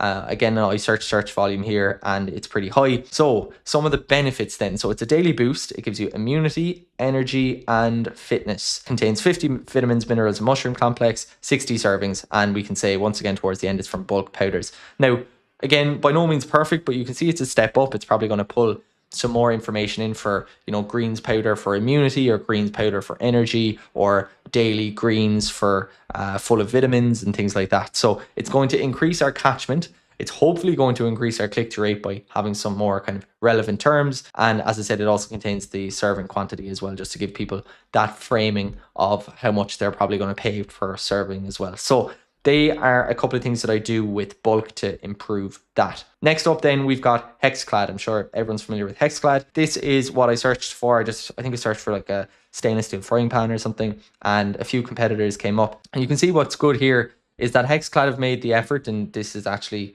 there's continuity on their landing page as well. You can see everything they do is kind of like dark background, and it just stands out enough compared to the other listings here. I don't think it's phenomenal by any stretch of the imagination, but it is just decent enough that it looks slightly different and is kind of drawing the eye a small bit. Other things that are good, you've obviously got the promo here. I'd be able to see it a bit easier if I kind of click through with the sale tag. We have details on the free shipping. We have our reviews. So not a bad listing by any stretch, but what I think could be improved once again is I think this image could definitely be improved. And I think this is actually a market where I'm not seeing a whole lot of testing whatsoever from all the other competitors. And also the title, very short. This is it. There's nothing else there. You can see the competitors actually have a longer title, and it is not very benefit focused or doesn't outline any features either as well. So this is our product image as it stands. This is a one click on Gemini. I asked for it just to have a sizzling pan with a steak in it. I don't think it's fantastic, but I do think it's a step up. But then I said, you know what I'll do? I'll actually go onto their product page and just see if they got any professional product imagery. I'm sure they paid thousands upon thousands for a studio shoot. And sure enough, they do. So this, to me, is a significant step up from this. And it also shows one of the value propositions. So what I said earlier in the video was that you can use these lifestyle images to show off some of your USPs or your value props. And one of them here is that this is safe for use with metalware. And you can actually see that with this metal spatula being used. So something very kind of nuanced, but if someone's in a real kind of research phase and they have lots of questions or lots of understanding about the type of frying pan they want, then they can just mentally flag this, and it might just be enough to draw their eye and draw their click. And that's ultimately what we're trying to do. We're trying to get some marginal gains here and there. So with the title, some recommendations I'd have to change it. So as I said, look, you can see how short it is. So I searched for a stainless steel frying pan. And if we led with that, my eye would be definitely drawn to that. It's a non-stick pan. It's metalware safe. It's also got a lifetime guarantee. We can still include that it's 8 inches for those people that are looking specifically for a smaller pan. It's a hybrid fry pan. I don't quite understand what that means, but perhaps someone who's in a buying phase would know what that means. Maybe you can use it across different kind of food types and things. And we can still include Hexclad here, but again, I know it's different for these brands that have really high brand equity, but generally every brand should be trying to appeal to cold traffic. If these ads are only serving to warm traffic, that's fine. You can, front load the brand name because of that brand equity, that brand recognition. People will click through if they know it's from Hexclad, that's fine. But if you're going after cold customers, which I'm sure a lot of people who are watching this video are trying to do, then you don't want to be leading with that, because it's not really giving, customers or potential customers any real value, to be honest. And that's not a slight in your brand or your brand name, but it kind of means nothing to people if they haven't heard from you before. So next up, and the only thing I'm going to focus on here is the image, because I think so much can be done with the image. This brand is Cotopaxi, I believe is the correct pronunciation. But essentially what they are is like a travel kind of brand, and they focus mainly on backpacks for travelers and hikers and that kind of aesthetic and that type of kind of buyer profile. And this is the product image. So you can see the product image here is pretty bland, pretty vague. And then I actually just went onto their Instagram, and like their Instagram is, very travel centric. You can see all this, like the aesthetic is very clear of what they're going for, who they're trying to appeal to. And even on the website, there's kind of continuity in that. But then when you go back to the product image, it kind of doesn't really tell you anything. It's just a plain bag. Could be a child's bag, to be honest. Looking at the colors and things like that, I wouldn't necessarily say, okay, this is a bag for kind of traveling. And again, they're kind of, relying on their brand name here. They say travel pack, okay. But beyond that, I don't really know much about it. So what we can do straight away to try and, attract that ideal customer persona that they're clearly trying to do on organic, so I assume this is something that they're actively trying to do across the board, is just something like this. This, once again, and I'm not sure if the proportions are off. I probably should have fed it like a reference lifestyle image from the website of this exact bag, but to my understanding, this actually size-wise, it looks quite big, but I think it is quite a big bag. But like, look at the kind of aesthetic of this. It's much more in keeping with who their ideal customer is. And once again, like when you compare this image, and you could even look at, making it like here and, down to here, and like still keeping the product like centric and taking up most of the space, while still having, that element of, okay, I can see myself using this bag when I go to X place, or I'm going on my holidays and I want a bag for that. And, I can see myself in this product image. And then they're brought through, and then that kind of continuity of messaging and who the bag is actually for is on the website. And I just think that would do a much better job than something like this that just doesn't really speak to anyone. It's very just matter of fact. And I think a lot of brands get stuck in the idea that Google Shopping is just kind of a plug and play, when in fact it's so much more than that. And if you spent a quarter as much time on Google Shopping creative as you did on your kind of Facebook ads creative, you'd actually probably see better returns. And I know that's very speculative to say, but I think there's such an upside to spending a bit of time or investing a little bit of time and money in something like this. But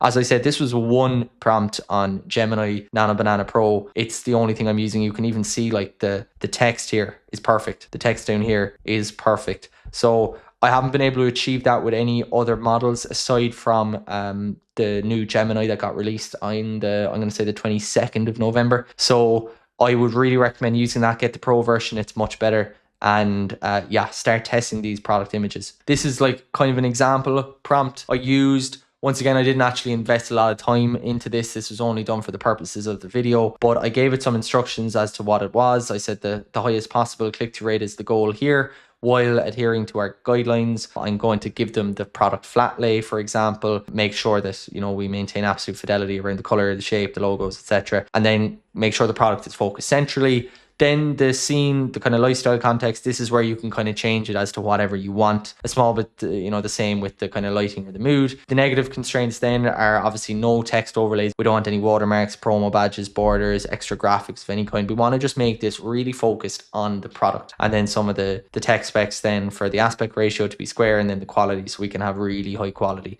This is basically all I did for the prompt. It was very straightforward. As I said, I used it once across each of these brands to deliver, product images like this, product images like that, and here as well. So, and then lastly, obviously the represent one too. So you can see this is a really untapped market for a lot of D2C brands. Even the biggest brands in the space seem to be neglecting it. And like, you can see the difference. It didn't take a photo shoot, and it didn't take a massive budget, and it took me very little effort. And when you improve your click-through rate with better product images like these, with more enticing product titles, you're increasing your ad rank. So you're actually going to serve higher up the auction. You'll probably serve for even lower bids, and the economics will start to make much more sense because Google will value your ad as being higher quality because it's getting more clicks than competitors. So it's almost like the opposite of a vicious cycle. It's a vicious cycle for your competitors, but it's a really positive feedback loop for you as a brand owner. All right, so I've shown you how to make better product images for Google Shopping, but now I want to peel back the curtain on our exact workflow. At our agency, we use Gemini's Nano Banana Pro to make visually stunning images that stop the scroll on Google Shopping. I'm going to walk you through the entire process step by step to show you exactly how we do it for our clients. If you want quicker results, keep watching because this will save you hours of your time. Let me show you why your Google Shopping ads are being ignored. Look at this travel neck pillow ad from Uncommon Goods. Boring product shot, zero emotional connection, and blends in with every other competitor. Now look at what I created in under 5 minutes using Google's new Nano Banana Pro. Which one would you click? Today I want to show you my entire workflow that takes dead product images and turns them into ads that drive qualified clicks and actually converts using Gemini 3.0 Pro. I'll share the exact workflow, the precise prompts that I used, and everything in real-time action. This isn't just about making prettier pictures. This is about understanding fundamental buyer psychology and leveraging AI to create the emotional trigger that makes people stop scrolling and start buying. So let's get into it. So in our agency, lifestyle images has always been fundamental to our success when it comes to Google Shopping. And then with each new AI tool that came out, we started leveraging them more and more and more. But Gemini 3.0 dropped Nano Banana Pro and we saw some crazy stuff online right off the bat and we said we had to try it out. So it's really new, and what we've been using it for in new accounts has been lifestyle images with shopping ads. We've actually had a ton of other uses for it as well, but we've been using it in image generation with this new Gemini model. These are the results for our newest client. They came on board with us just 10 days ago or so, and we're kind of only 7 days into our campaigns. So the first thing that we wanted to do was look at their hero product on Google Shopping. They're an apparel company, and we wanted to see if we could enhance their product image to drive more qualified clicks. So look, it's only 7 days. It's not a whole lot of data, but it is really exciting from our side, and it's something I wanted to share. So look, obviously what's really beneficial is that immediate spike in CTR. And just for context, this is on a background of no other significant changes to the listing itself. Product title remains the same. The reviews were always coming through. We haven't changed any promotions or anything like that. So basically their click-through rate has gone from 0.65% to 1.12%. Cost as a result has gone up because we're driving more qualified traffic. Conversions are up, conversion value is up, and even ROAS is up as well. So what we're seeing here is a higher volume of impressions, an increased CTR, and that's leading to increased conversion volume, but also notably increased efficiency. So that's such a sweet place to be, where you're seeing more conversions come through, but also at a higher efficiency as well. So the issue with plain product images, and this was an issue long before Gemini dropped this model. It's been an issue when ChatGPT dropped image gen. It's been an issue before that. But if you're using plain product images, for me, it's just a really big missed opportunity within shopping ads. The reason for that is that your products look identical. So your ads blend in alongside competitor ads. What this creates is essentially a race to the bottom on price. Now, Google Shopping is by virtue a price comparison site, but there's ways and means of being more creative to drive more qualified clicks, even if you might not have the most competitive price. But if you don't have the most competitive price, then you need to work harder to get those clicks. Now, if you're using plain product images, I would argue that you are not working harder and you don't deserve those qualified clicks. Another thing is that plain product images just lack emotional appeal. It's very hard to convey any real sense of emotion or any real use scenarios that can create the emotional triggers needed to click. So depending on the type of products that you are selling, there are so many different emotions that you want to be tapping into. And you just simply can't do that with plain product images. The next thing then is you can't showcase quality. So plain product images, they flatten each product to the same level of perceived quality. It's very difficult to look at one product versus another in the small thumbnail style ads on Google Shopping and say, okay, that product actually looks higher quality when you're just using these plain product images or maybe a product flat lay. So you can't show off any key details that differentiate you from competitors and maybe again justify a slightly higher price point. So in this video, I want to show you a real example, the complete workflow using a brand called Uncommon Goods. They are not a client of ours. We don't work with them. I just took them for demonstration purposes. The product I'm choosing today is a travel neck pillow. So not something that's incredibly exciting or, immediately aesthetically pleasing to think of.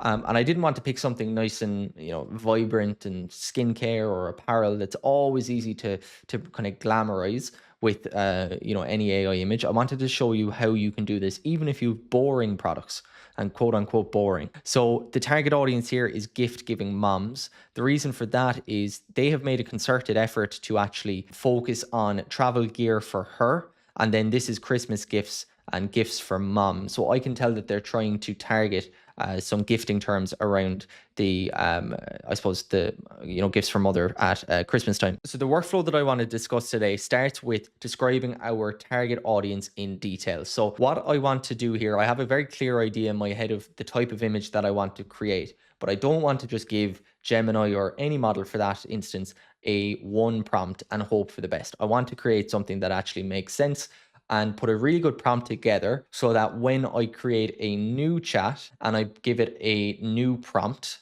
so the curated complete prompt, it will then be able to produce something of really high quality, exactly what I'm looking for, and there's no back and forth. So this is exactly how you do it. So describe our target audience in detail. A 40 to 55-year-old professional woman. She has dark shoulder length hair with a general sophisticated look. She has a pleasant and warm expression. Her style is classic, timeless, and chic. The next thing that we're going to want to do is describe our aesthetic. So how do we want our image to feel? So for this, you can come up with something yourself. You might have an idea of how you want your brand portrayed. You might have a brand book, and this might be very simple for you. I don't have a brand book for this particular brand. I don't know what they actually want to convey, but I looked at brands in the space or slightly similar verticals, but I landed on Casper, the mattress and bedding company. And the reason I landed on them was I felt that they had a really clean, really kind of comfortable, kind of cozy aesthetic. And as such, it was something that I wanted to mirror on our ads. So in Gemini, I gave it a series of Casper product images that I liked. And I asked Gemini to describe the vibe or the aesthetic. And it came back and it said it's cozy, modern comfort, serene relaxation. So what I did then was I took some of that and I just kept it on file. It basically said, in essence, it is the aesthetic of a premium, well-rested lifestyle with a focus on minimalist, functional comfort. And I really liked that. And that was the aesthetic that I wanted to go to for our images. The next thing that I wanted to do was describe the setting. So I said the setting is a commercial aircraft in a premium economy seat next to the window. Plane's interior is clean and sleek, and there is a warm light coming through the window from the outside sky. The plane is peaceful and serene, and my model is sleeping with the use of the neck pillow. I didn't use Gemini for that. These are my own words. I wanted to be very clear in the setting I wanted to create. Now, if you're not sure on the exact setting that you're looking to create, you can always ask Gemini, tell it what you're trying to do and say, what would be some suitable settings? There's a few things you'll have to focus on. I'll go through the prompts in more detail shortly, and it will give you a better indication of the type of things that you need to be focusing on. So the next thing that we want to do is create the image prompt itself. So this is creating the prompt that we will give to our graphic designer, Gemini. So this prompt is going to be more of a workflow with a series of steps. We will be asked to provide our answers from step 1 to 3 during this process. Now, I won't go into the full details of the prompt. This document will be available. It will be linked in the description below. I highly recommend you download it. I will have the full prompts here. I'm not gatekeeping anything. This is what I've been using.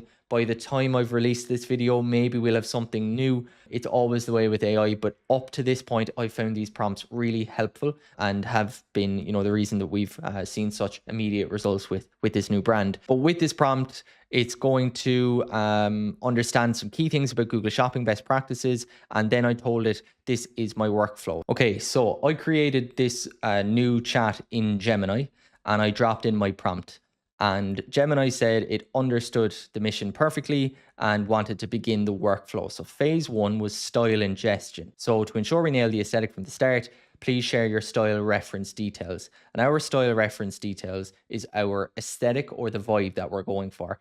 And you remember from Casper, we were told that the vibe was a premium, well-rested lifestyle with a focus on minimalist functional comfort. And then the workflow understood that, it locked in the style reference, and then product ingestion was next. So it asked me to give the product that we were focusing on. So I gave it the plain product, and I also gave it one of a model using the product as well. I described what the product was just to make sure that there was no confusion around that. And it analyzed the product and understood it was an ergonomic U-shaped neck pillow.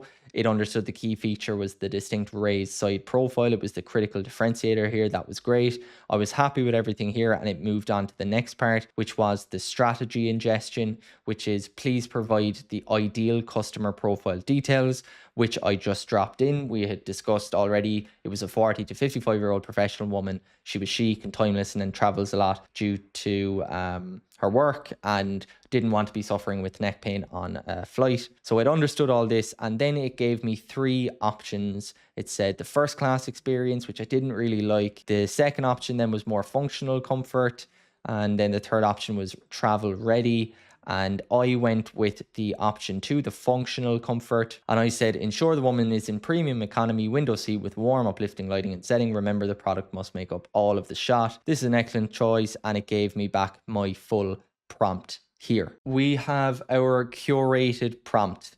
This is our prompt that we are going to give a new Gemini chat. I always prefer to open up a brand new Gemini chat rather than trying to create this image in the chat that I was actually messing around with and trying to get to the image generation prompt. I always find that it's better to take that final prompt and actually put it into a clean chat. So open up a new Gemini 3.0 chat, and then I have another prompt here ready to go that basically instructs the chat that it is an AI product photographer and 3D render artist, specializing in high conversion Google shopping ads. So I dropped in this prompt, told Gemini that it was this 3D render artist specialist, and it understood the prompt, and then it asked me for the product reference image. I gave it the product that we wanted to focus on, and once again I told it that it was a U-shaped ergonomic neck pillow with a raised side. It said it understood what the product was, it had locked in the physical properties, and it was ready to receive our final prompt. So I gave it the final prompt that we had taken from our other chat,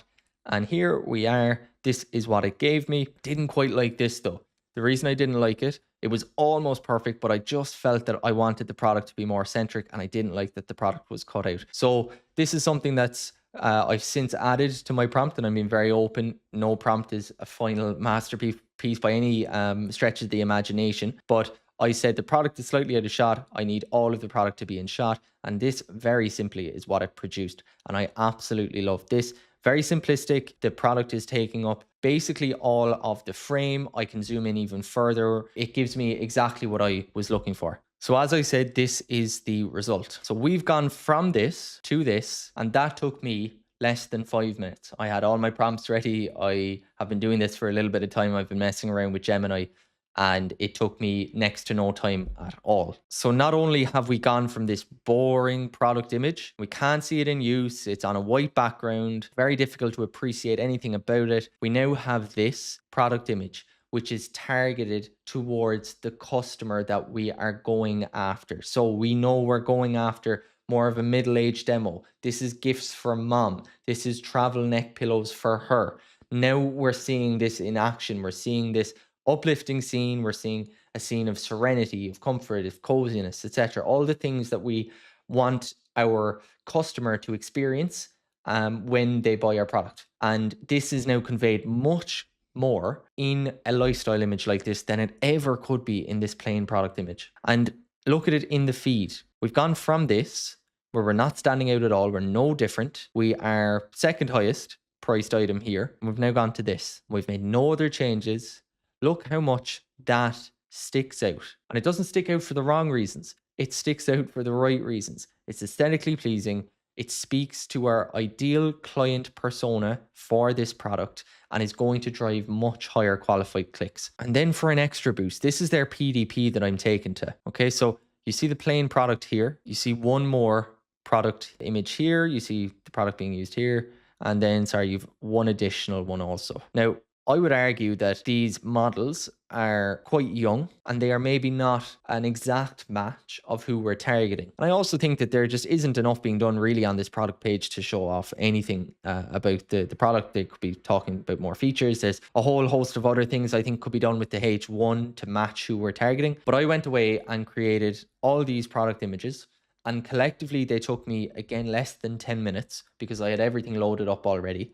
And I just said I wanted different scenes. I wanted another scene, but slightly more elevated. This is just, premium economy. It could be first class. This is more of a UGC picture of our ICP using the product. Another image here of the product in use. A couple of images here that are just slightly more aesthetic. And then one of a gift giving here. Adding product images like this is going to have a profound impact. It's going to raise your conversion rate, but that's going to feed back then to Google's signals. Google is going to understand that people have a positive experience when they click through your shopping ads. They are going on to complete a purchase. So Google rewards you. It says, okay, you must have a really positive experience on site, a really positive ad experience in total. So we're going to reward you with cheaper clicks, higher up in the search engine results page.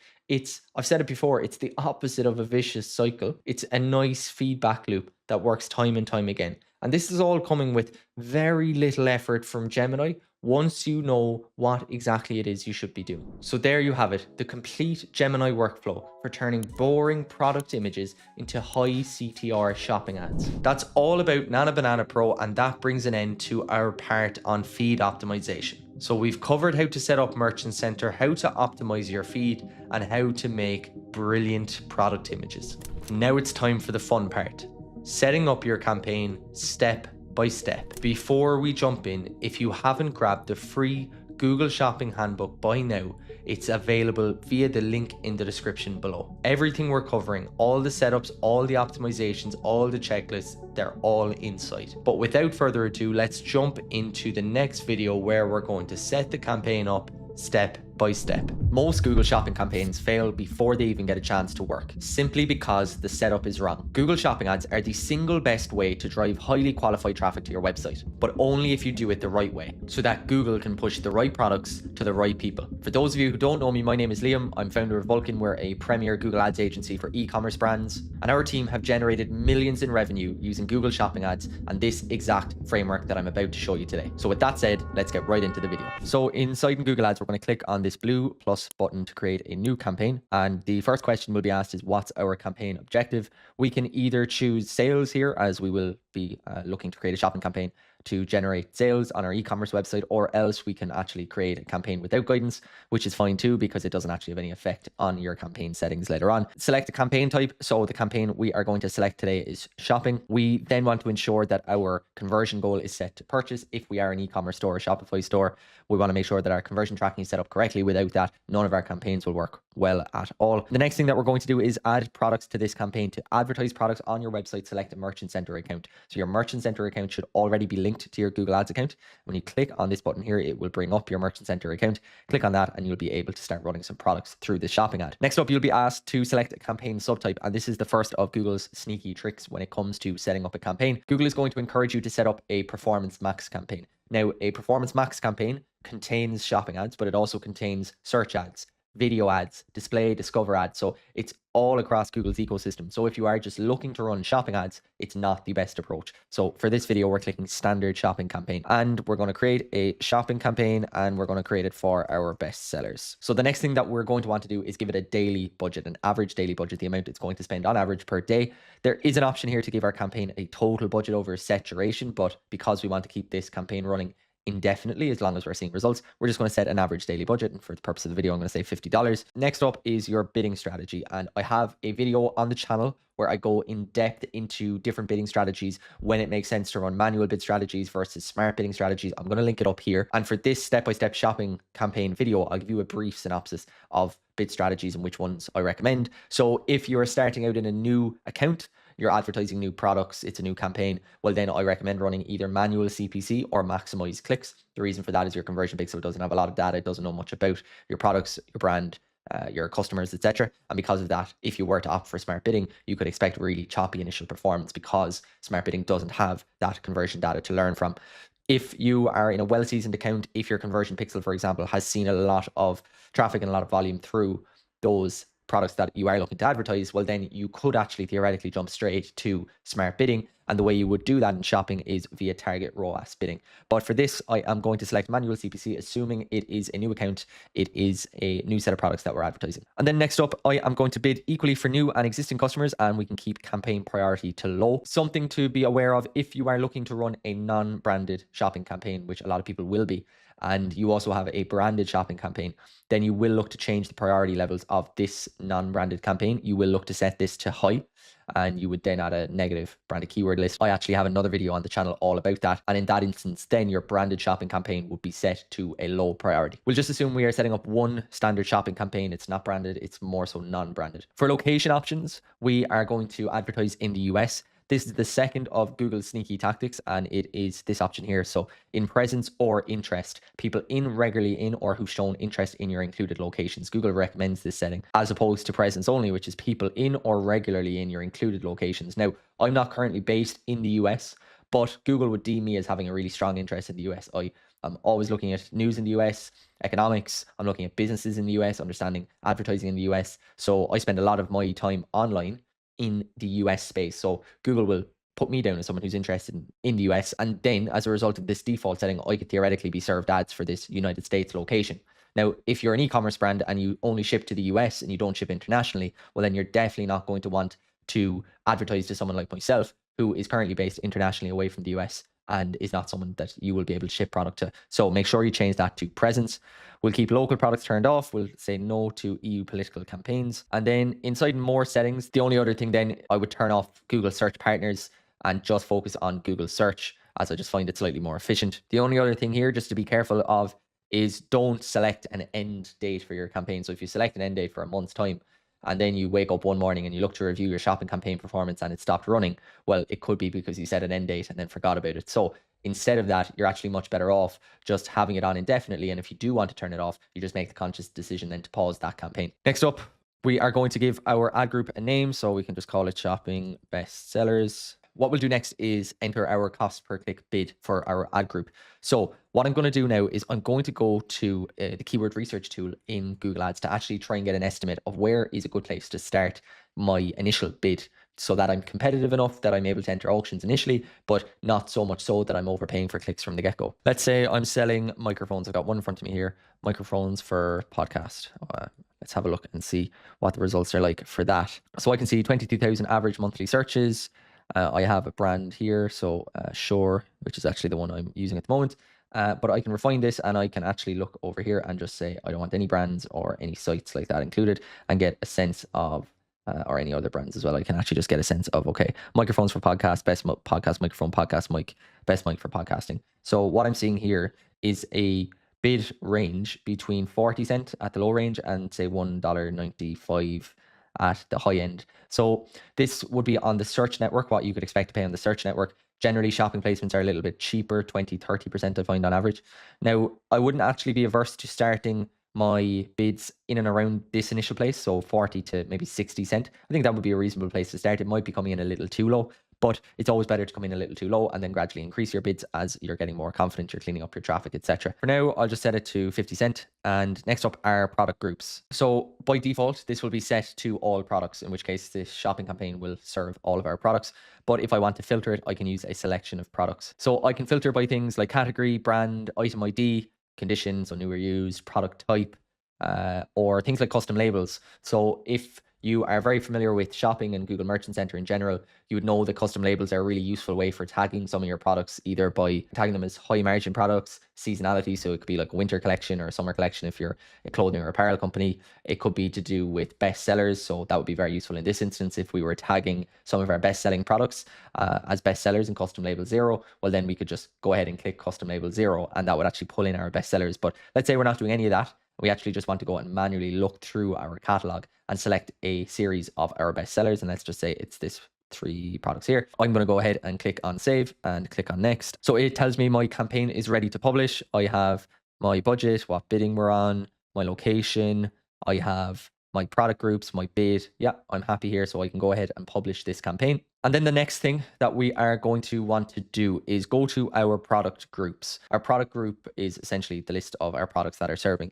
And you can see down this left-hand side here, you've got green buttons or green circles, these indicate that the products are active and that we would be serving them. So you have all products kind of blurred out here because we've subdivisions. Subdivisions down here are the 3 best selling products. And then we have something called everything else in all products. And Google, the kind of third sneaky thing that they do is leave this active, even though we wanted to only select a series of products. So what we actually have to do is come over here and manually exclude those, because if we don't, Google will start running traffic to those products as well, even though we have called this our bestseller campaign and we were consciously looking to only focus on 3 products. So from there, then you can have a couple of other optimizations. You can do things like turning down bids on tablets. They tend to be slightly less efficient. Some people recommend doing that from the start. Sometimes I do it. It depends on the account maturity.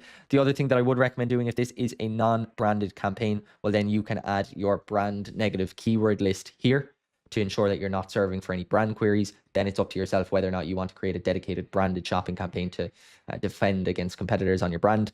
The other thing then would be having a universal negative keyword list on terms you never want to serve for. So that could be terms like returns or warranty or contact. They may be things that you are happy for your organic listing to do and you don't really want to be paying money to serve ads to those people. And that is it. That is your shopping campaign set up. All the settings that you need to follow in order to waste as little ad spend as possible from the get-go. So the more focused your campaign is from the start, the more efficient it will be from the start and the easier it will be to scale that campaign with time. All right, congratulations, your campaign is live. But here's the problem. Most people launch their shopping campaigns and then just wait. They hope the algorithm figures it out. That's not how you get results. Keep watching because I'm going to show you exactly how we optimize our campaigns week after week for consistent, predictable growth. So let's dive right in. If your Google shopping ads are getting clicks but not sales, the problem isn't always your products. It's often how the account is managed. Even with the perfect feed, bad account decisions can kill performance. In this video, I'll show you how to optimize your Google shopping campaigns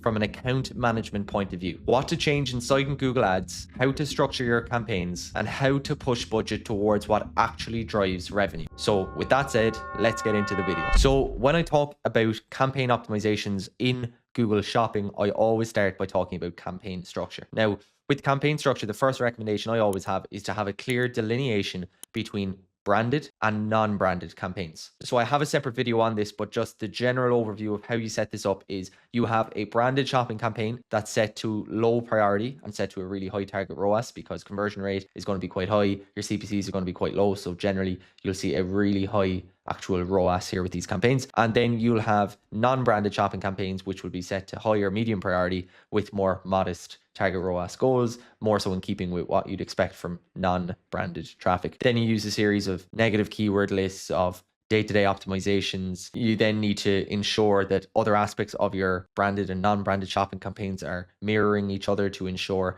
the integrity of this split or this delineation. And I cover all that in my dedicated branded shopping video. From there, my next overarching principle when it comes to campaign structure is all about making sure our top performing products, those which will push greatest volume, revenue, profit, that they are getting adequate budget. Thereafter, how you structure your campaigns is going to depend on a few different factors like your budget, the number of products you have, the type of business it is that you run, and obviously the general goals for your business as well. Now, I'm going to get straight into some of my favorite structures. This is not an exhaustive list. I don't have a cut and paste for every business. You have to understand that there's so much at play when it comes to determining a good structure, but these are some of my favorites that I've used to really high degrees of success in 2026. So the best sellers approach. So obviously for a lot of e-commerce brands, a small selection of your products will drive a really high amount of revenue. So a lot of times it's 20% of your products is driving 80% of your revenue. Sometimes it's more, sometimes it's less.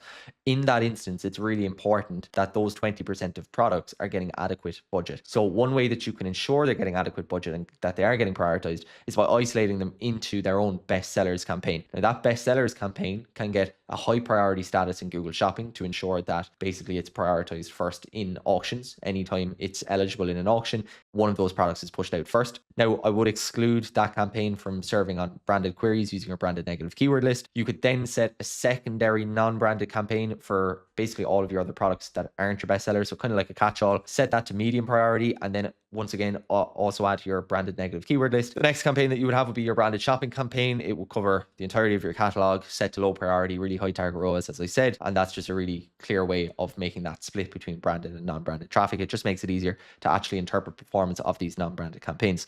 So that is one way that you could separate out your standard shopping campaigns when it comes to that typical hero product e-commerce business that maybe you have, 2 to 5 leading products and you want to push those first with their own dedicated budget. Well, then you could use some form of a split like this. Another alternative that is working quite well, obviously at the moment we're in December at the time of recording this video, is seasonality. So particularly for fashion and apparel brands, or also for gift giving brands. So if you have a really strong gift giving brand, you'll actually notice that there are tons of individual events or promotions. So like even coming up, you'll have like Valentine's, you'll have like a back to school in some places, you'll have Mother's Day, Father's Day, all these kind of things. And then you'll have more evergreen products like birthday products or anniversary, things like that have no seasonality peak. So sometimes it can make sense to basically have dedicated campaigns for dedicated events or dedicated seasonal events, because it means that coming up to the event, you can gradually increase budget. You can manage the budget really closely during the event. And then also you can gradually taper that budget down after the event. So it just gives you more control, particularly important if it's a more acute event, particularly if it is something like Valentine's Day that maybe has a 2-week lead period. And then after Valentine's Day, you really want to shut it down as quick as possible. Having it in its own campaign really allows you to put that dedicated budget behind it day on day, as you have that avalanche effect coming into maybe 2 weeks, into 1 week out from the event itself. So that's for like the gift giving side. But then, as I said, for the fashion brand, you might have an autumn collection and a winter collection, and they will slightly cross over, but you will want to be gradually increasing budget to your winter collection, obviously decreasing budget to your autumn collection, and having them separate gives you that control to gradually increase one while decreasing the other. So that would be a sensible way of splitting your shopping campaigns if you are a brand as such. For new products, it is also something that I like to do if they are very distinct to existing products with a very different customer avatar. They don't really share a lot of the learnings from your other products. Well, then it probably is a good idea to separate these out into your own campaigns as well. The other thing is Google doesn't know anything about these products. It may not be as efficient at getting you those initial conversions. You may still be trying to establish product market fit, amongst other things. So in that instance, you might prefer to run more of a manual bid strategy like manual CPC, while continually then having your other campaigns running on smart bidding, because they're running really proven products, high volume, etc. So that would be another time when I'd recommend splitting it up. Product categories is another one. This isn't as black and white, but let's say an example, you sell shoes for men, women's and kids. If we're starting out, we could put all these together into a single campaign and just segment them at the ad group level. And that way you can actually look at obviously performance at an ad group level. You can look at search terms at an ad group level, and you can obviously add negative keywords to different ad groups. So for example, in your men's ad group, you might add women as a negative keyword. So to ensure basically that you don't get any of that women's traffic. If you have quite a high budget, it might make more sense to separate the 3 product categories out into their own shopping campaigns. The big benefit of this, once again, is that you can control budget behind it. So sometimes if you have your shopping campaign with your different ad groups inside, and they are basically set to a global target ROAS of 200, 250% or whatever the case may be, and you find that your kids product category is outperforming everything else and it's basically hogging all the spend, but you want to put money through men's and women's products as well, well then you might be forced to actually go and segment it out in order to do that. If you have a lot of budget from the get-go, maybe you can do that right away.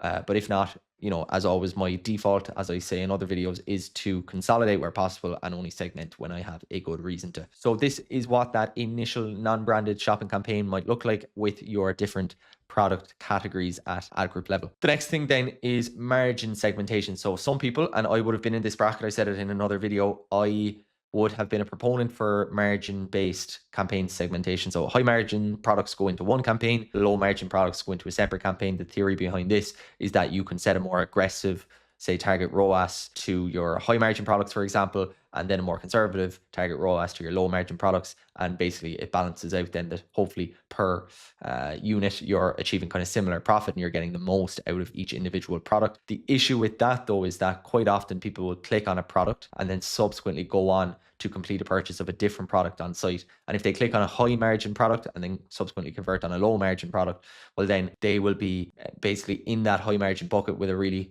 aggressive target ROAS, but they've actually converted on a low margin product where we actually needed a much higher target ROAS. So that is in itself an issue. So it's not perfect. I'm using it less and less. If I see a catalog with a really, really wide variance in product margins, and I feel that it would be beneficial to split this up, something like POAS bidding, profit on ad spend, using a tool like Profit Metrics, is objectively a better course of action. It is more complex. It depends on your skill level as a media buyer, as an account manager, as a brand owner. But if you have a really wide variance in product margins, well, then maybe it is something to consider instead of the typical margin segmentation that you might hear. The next campaign segmentation approach I would take is all about query sculpting. Now, I find this works best for resellers or drop shippers, particularly high ticket drop shippers, but it involves creating a waterfall campaign structure using varying bids and priority levels. So it should always be running on manual CPC. That's something as well that's really important. So I'm actually going to jump straight into the diagram to get a kind of a sense of what's going on. So let's say we are a running brand, okay, and we are a reseller. We stock all different famous running brands, let's say really well-known brands. So Salomon is a really well-known running brand here, and our lead product that we have belonging to them is their running vest, their Act Skin 4. It's like one of their lead running vests at the moment. So we might feel that, okay, someone searching for Salomon running vest is of higher intent and more likely to convert than someone searching for a running vest. Someone searching for Salomon Act Skin 4 is even higher intent than someone searching Salomon running vest, because they obviously know the exact product it is that they're looking for. So as such, we actually want to give this a greater weighting in how we approach it. And we want to obviously give this the least weighting. So what we do basically is we set up this waterfall campaign using query sculpting, using a series of negative keyword lists, and it allows us to bid most aggressively using manual bidding for product queries, so like Salomon Act Skin 4, a mid-level bid for branded queries. So this is product queries, it's branded queries, and then our lowest level bid for generic queries. Now we'll have a universal negative keyword list that we always want to block across all of our shopping placements. And then what we'll use is a series of brand negative keyword lists and product like negative keyword lists here. So you can see that we have a brand list and a product list. That means if someone searches for Salomon, then it's blocked from serving here. So it goes down to the next campaign in our waterfall. Now, if they search Salomon Act Skin 4, well, Act Skin 4 would be in our product list. So it would be blocked from serving here, but then it would also be blocked from serving here in our brand queries, because we also have our product list negative keyword here. And then it would flow down into this bottom campaign, which has the highest bid level. So we're bidding most aggressively because we really value the traffic, and it has the priority settings set to such high, medium, and low, and that just helps create that waterfall integrity across the campaigns. So it is quite a complex setup, I would say.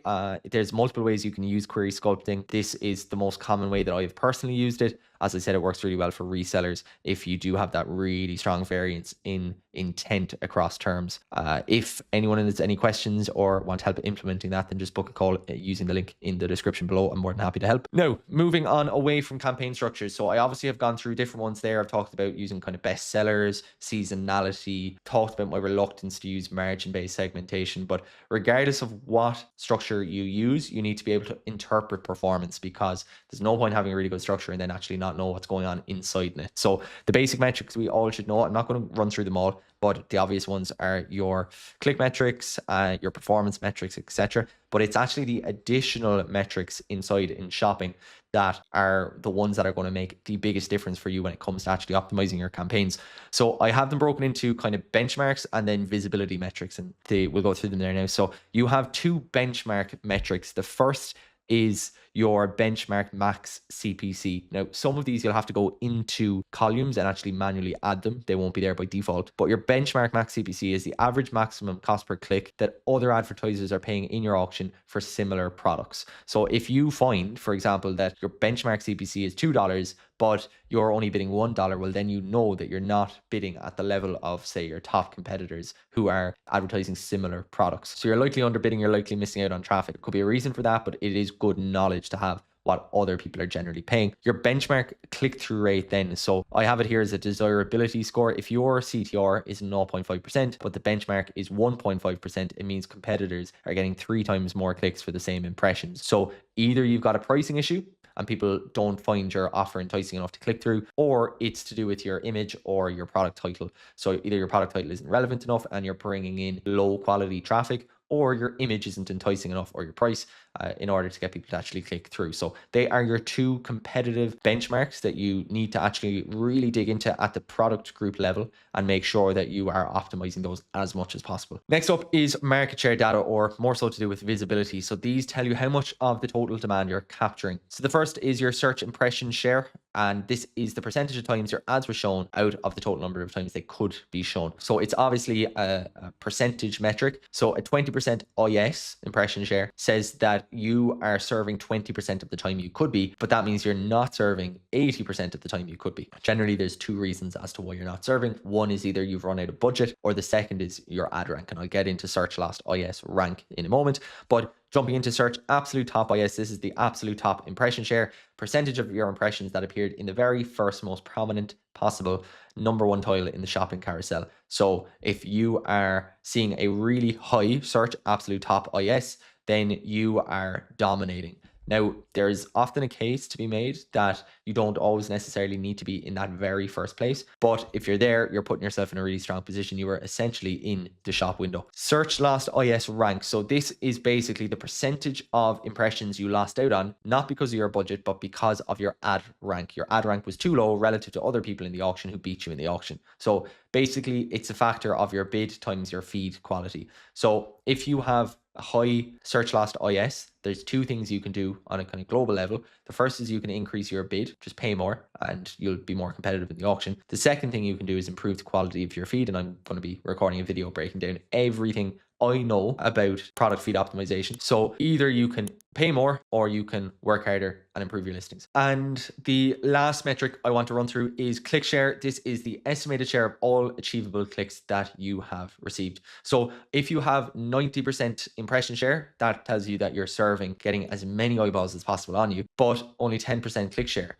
That essentially says that people see your ad, so you're putting yourself in a good position, but they're choosing not to click. So once again, most often that's going to be price. And after that, then it's going to be product title and product image. So you really need to have a look inside in Google Merchant Center at your price competitiveness reports to understand where you are versus other people in the market. Because it sounds like if you have a really low click share, but a high impression share, you've got a pricing issue. So some other optimizations, obviously this goes without saying for every other campaign type, you need to make sure your bid strategy is correct and that you're managing it well. You're not having big swings in target ROAS values, just suffocating the algorithm. Correct budget allocation, so you're choosing the right campaign structure, ensuring that the most important products are never limited by budget if they are performing well. Your negative keyword updates, so a couple of times a week, you're in your search term reports, you're making sure that your traffic's really high quality, because if it's not, you are either going to A, waste money on irrelevant clicks, or the latter, which is often even worse, is if you are delivering traffic that's actually not relevant to your product listings, you'll end up serving really high impressions, but you won't get many clicks. What Google thinks when it sees listings that have really high impressions but very few clicks are that they're not relevant and they're not good, and you then get penalized as such. So you don't want that. So you want to find high impressions, low click terms, and if they're not relevant, exclude them. If they are relevant, well, then you need to figure out why you're not getting the clicks. Most often it's a pricing issue. If it's not, it's an image issue. And if it's not, it's a title issue. The shopping specific optimizations then is feed optimization. As I said, I'll have a video on that.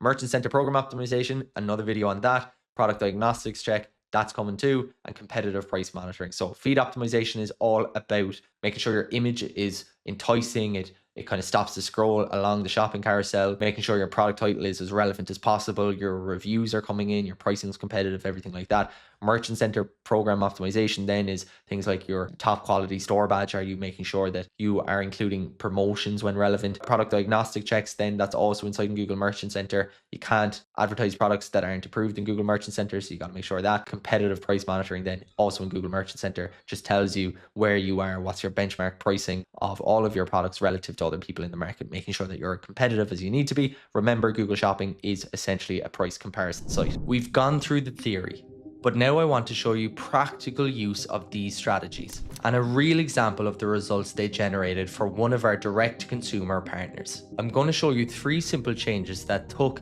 Google Shopping campaigns for this partner from loss making to a 6x ROAS. These aren't complicated strategies or advanced techniques. They're small tweaks to your shopping campaigns and to your merchant center in the back end that most people completely overlook, but they make a massive difference in performance. I've used these exact optimizations to turn struggling campaigns into profit machines. So pay attention, because this could be the very difference between breaking even and making a wild amount of profit. So let's jump in. I just generated $322,000 with a 6x ROAS, and it came down to 3 simple changes that nobody talks about. In this video, I'll break down exactly what I did, what I learned, and how you can apply the same strategy to scale your campaigns fast. As I said, I'm not here to waste your time with theory. This is what real application looks like. Last quarter, I generated $332,000 in revenue with a 6x ROAS. And look, compared with the previous period,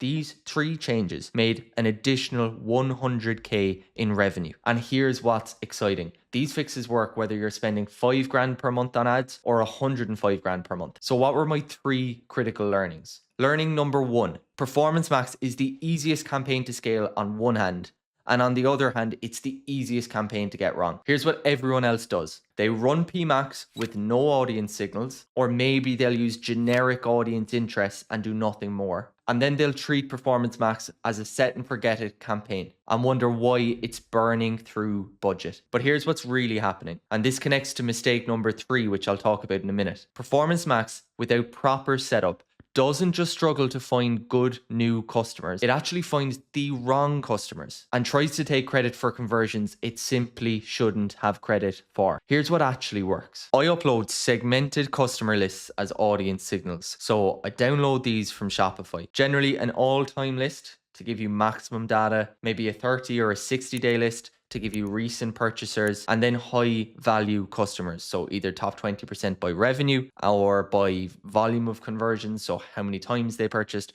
But basically this is a way of telling Google, hey Google, definitely find me more people like these people who absolutely love and adore my brand. But here's the advanced move. I don't just upload one big customer list or even just recent purchasers or high value purchasers. I go even deeper, because in this instance, for this brand, they had very distinct product categories. They had male, female, children categories. So the type of customer who bought from one category was vastly different to the type of customer who bought from another. So what did I do? I downloaded the customer list, but I filtered for each individual category. That's what made a crazy difference for us really, really quickly. And sure, Google will go beyond your signal. It is just a signal. But I find that if you don't nail this audience signal, you can double or even triple your learning phase duration, where you're just burning through cash unnecessarily. This isn't just about giving Google customer data. This is about giving Google a roadmap about your most profitable,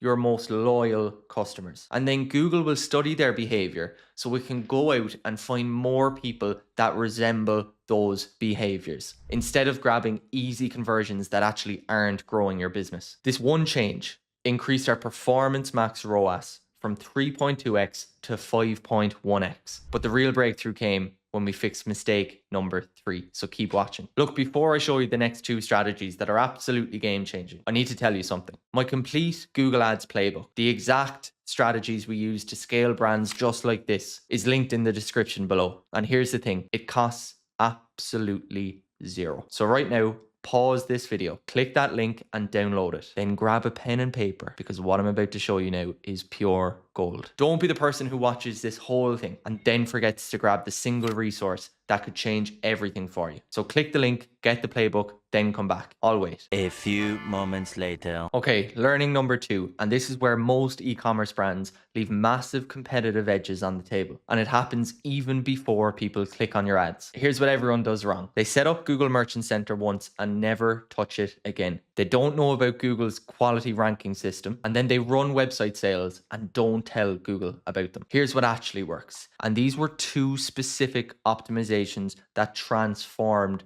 shopping performance here for us. The first was the top quality store badge. Google awards a top quality store badge to merchants who meet specific criteria. So when you have this badge, your products get preferential treatment in the Google shopping results. You can see it here, rank higher in Google shopping results. It's not just the badge itself, it's actually what it encourages you to deliver to your customers in order to get your hands on it, because you need to have excellent customer service metrics, fast and reliable shipping, positive reviews. Your reviews need to be coming through to Google Merchant Center and they need to be positive reviews, and a clean account with no policy violations or promotions rejected. And every time we get our hands on this badge for a new brand, we see an immediate spike in performance. It's really that simple. When you set up promotions properly like this in Google Merchant Center, Google adds a sale tag to your shopping listings just like these. And I've seen this little tag increase our click-through rates by up to 200%. But here's the critical part. Your Merchant Center promotions must match exactly what's on your website. If there's any mismatch whatsoever, you'll get disapproved. And what I spoke about earlier, top quality store badge, say goodbye to that. Even the top 10% of e-commerce brands that are using these, it's a great start, but they're only using them for Black Friday, for a specific sale, when actually they could be using it all year round. Because I'm sure you have a new customer promotion, you have a free shipping threshold, you might have a free gift with a purchase over a certain amount. These are all promotions that can be run through Google Merchant Center so you can get these type of badges. And believe me, these badges make a huge difference. But these Merchant Center optimizations work even better when you fix the third mistake I'm about to show you. This is the big one that most people never catch, and it's the main reason why your PMax campaigns are not scaling like they should. Performance Max campaigns without proper negative keyword setup don't just struggle to find new customers. They actively steal credit from your other campaigns by capturing branded searches. Here's what's really happening. Your PMax campaigns are capturing easy branded conversions, and this makes performance look better than it actually is. Then you try to scale your PMax campaign, but it's not used to having to work hard, to having to go out and find new customers. So what happens? ROAS falls off a cliff and you strip budget back again. So here's how to fix it. The first thing you can do is you can add a negative keyword list for your brand terms. So if you have one of these created already in your ad account, which you should, you can use a negative keyword list, or you can manually select negative keywords yourself and add them to the campaign. The other thing you can do is go to your campaign settings and click on brand exclusions and add your brand. And now you know Performance Max is being forced to go out and capture non-branded search queries. And this is where your business can truly grow. Here's what's really exciting. These 3 fixes create a compound effect. Removing brand terms helps focus PMax on new customers. Clean audience signals then give PMax direction on how to find them. Better Merchant Center setup increases your visibility and makes your listings more attractive to new customers. Then you start to convert new customers. The campaign learns on itself and performance skyrockets. It's a flywheel that gets stronger every single month. Here's what I want you to understand. Performance Max isn't broken. Your setup is broken. If you're not seeing results from PMax, it doesn't mean that the campaign type doesn't work. It's because you're letting it take credit for conversions it simply shouldn't get, while not giving it the intelligence to go out and find new customers. But here's what's really exciting. When you fix all 3 of these mistakes, Performance Max becomes exactly what Google promised it would be: a customer acquisition machine. Now you know everything about Google Shopping, from Merchant Center setup to feed optimization, campaign structure, and how to get results like that 6x ROAS I showed you. But shopping ads are only one piece of the puzzle. And with that out of the way, let's move on to discussing everything that you need to know about Google search campaigns. Search is where you capture high intent buyers who are actively searching for solutions. And without it, your Google ad strategy is incomplete. And a reminder that my full Google Ads Master Guide can be downloaded for free via the link in the description below. It covers everything we're going through in this course: our optimizations, our checklist, our strategies, our frameworks, all together in one ebook. So go ahead and download that. It's completely free. Let's get into search campaigns. Keyword research is the foundation of every successful Google Ads campaign. Get it right and you'll reach customers who are ready to buy and create a cash printing machine. Get it wrong and you'll waste money on clicks that never actually convert. I'm going to walk you through the complete Google Ads keyword research process for 2026, including a complete walkthrough of the Google Keyword Planner tool. I'll show you how to filter, refine, and organize your keywords for maximum performance. By the end of this video, you'll have a clear, repeatable process for finding profitable keywords in any business type or industry. All right, let's dive in. So I am already in Google Ads Keyword Planner, and you can access the Keyword Planner by clicking Tools and under Planning, going to Keyword Planner. I'm going to click on Discover New Keywords.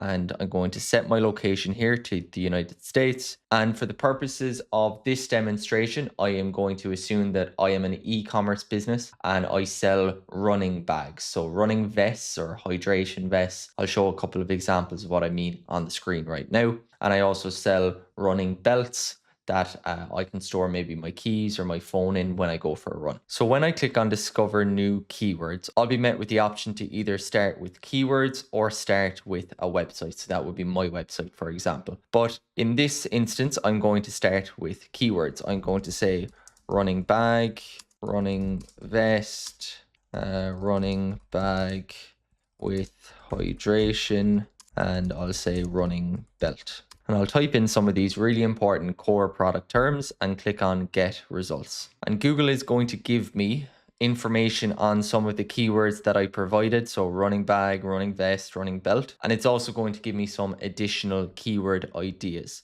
So we can see Salomon running vest, Salomon are a brand, running backpack, running vest women, weighted vest for running, flip belt, more Salomon, and so on and so forth. And it's actually given me 3,830 keyword ideas. Now, that is a lot of keyword ideas. So what we're going to do is refine that. But first of all, I want to show you what information Google give us in relation to some of these keywords.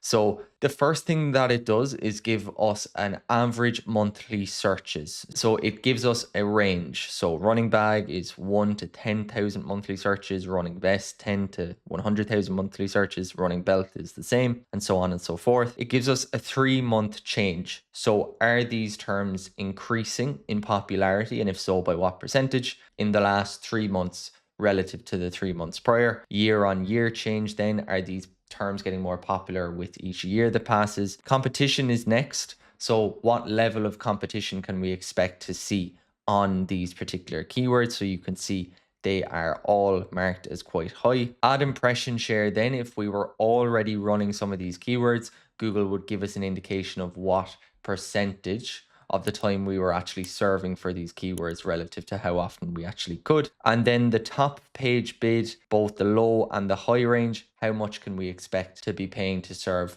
at the top of the page?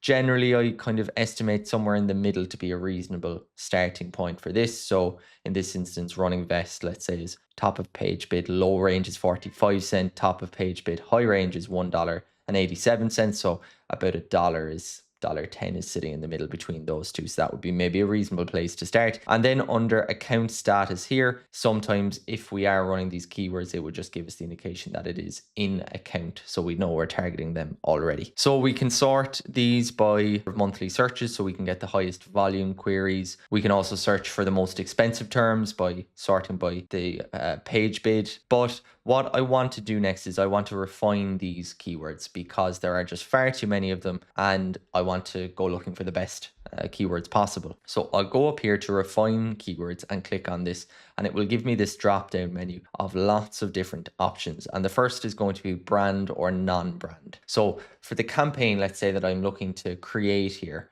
I'm creating terms around my core products. So running bag, running vest, running belt. This is not a campaign that I want to either target my own brand name. It's not a branded campaign, but it's also a campaign that I'm not looking to target competitors. It's not a dedicated competitor campaign. So what I can do here is I can actually exclude all brands. So Salomon, Nike, Camelback, Nathan Sports, Adidas, Lululemon, etc. Then next up is I can get rid of belt. Now, flip belt, spy belt, I don't actually know what those mean. So for now, I'm going to keep them in. Are they brand names or are they type of running belts? So I'll have to look that up. Retailers is next. So Amazon, Rebel Sport, so I don't want to include those. So just be careful with other brands because sometimes it can catch terms that are actually technically not branded terms. So I can see here, for example, a camel bag would be another name for a hydration vest. So I might want to include that, and everything else there looks like a brand name, so I can keep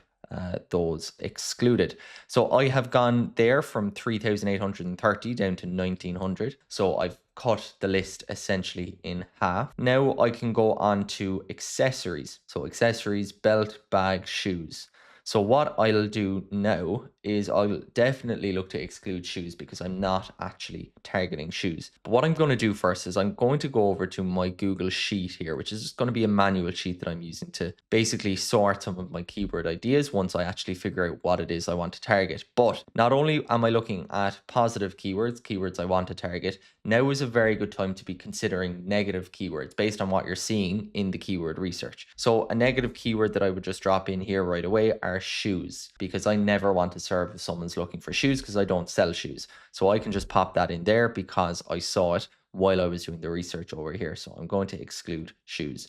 Gender, well, my bags are suitable for both women and men, so I'll keep that as it is. Magazine is next. So women's running must be the name of a magazine, but it actually is the name of the general term that we're looking to target. So I'm not going to exclude that. Same with men's running. And then joint, basically where on the body will this bag or belt be worn? I'm not going to exclude anything by that. Then others, phone, running free, mini carrier day, flashlight. I'm not going to exclude any of these for now. So I'm going to look up Spy Belt, and Spy Belt is a type of running belt. So they are a brand. So I'll actually look to exclude those. So if I go back up here, I can exclude Spy Belt, and also I'll double check. Flip Belt is the same. So Flip Belt is another brand as well. So I can also go back and exclude Flip Belt. So they're both excluded. So I'm now down to 1,775. So I still have a lot of keywords, and that's fine. So next thing that I'm going to do, I'm going to sort by average monthly searches. So running vest and running belt. Let's go back to my Google Sheets here. What I'm going to do is I'm going to create basically ad groups here. So my ad groups are going to be, I'm going to say running vest, generic, then running belt, generic. Then I might say something about women's, and then men's. They're the ones that are kind of instinctively coming to mind. I want to split them up into different themes.